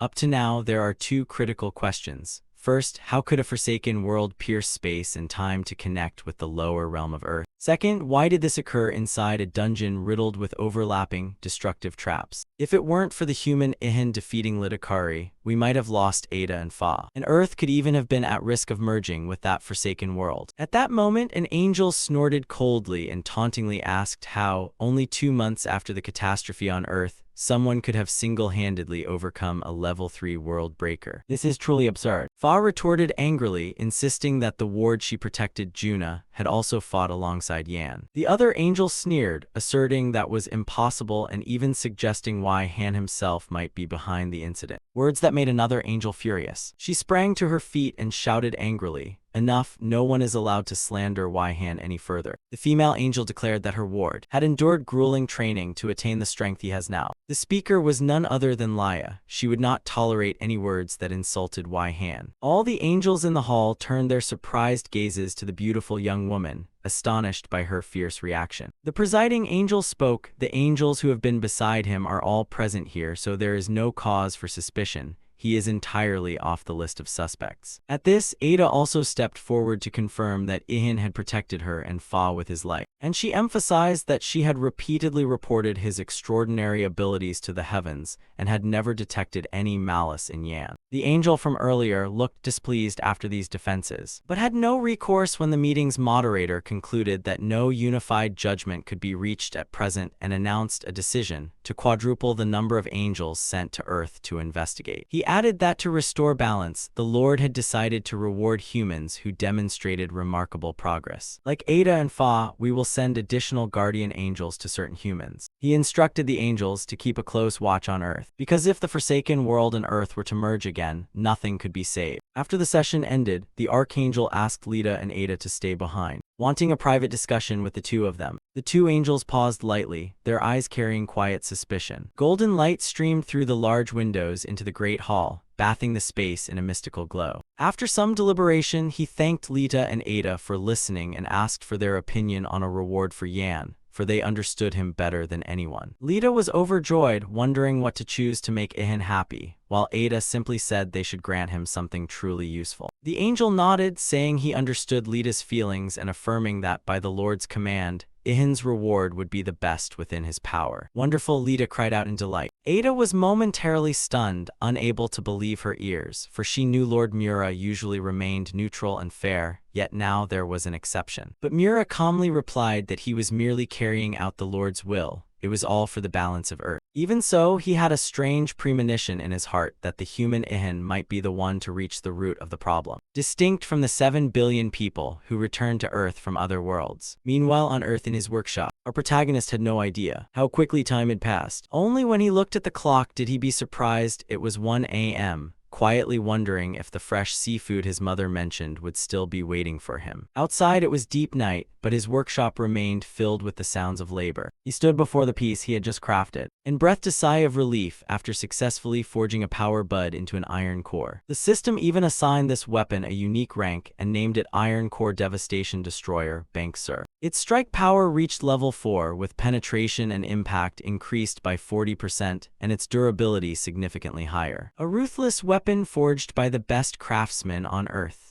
However, Yan told himself that if he wanted to use it repeatedly, he must never upgrade it to level 5 because the durability wouldn't hold. Shortly after, the system warned that due to the massive recoil, reloading would demand more courage than facing monsters. Seeing that, Ihan decided he needed to create a ranged weapon, because pistols and bows were useless until he mastered mana, and that could cost him his life. what better than a spear? A spear with a hook at the tip. He chose to craft a special spear with a hooked head, increasing destructive power while extending range beyond other weapons. Recalling his spear skills, he smiled inwardly, thinking this was the perfect weapon. Wasting not a second, inspiration struck and he immediately set to work realizing the plan for a superior spear. Hammer blows rang throughout the workshop. At that moment, his gaze was drawn to the remaining fragments of the cursed goblin cloak. Right on the table, beside the tattered cloth, lay the scythe, the death's weapon.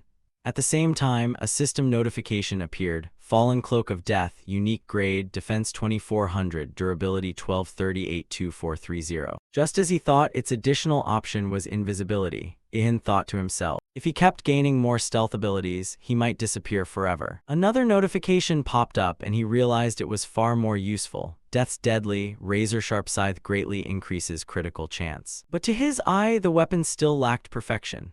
The system explained the scythe was forged by the last blacksmith of a destroyed world using a metal unknown to anyone.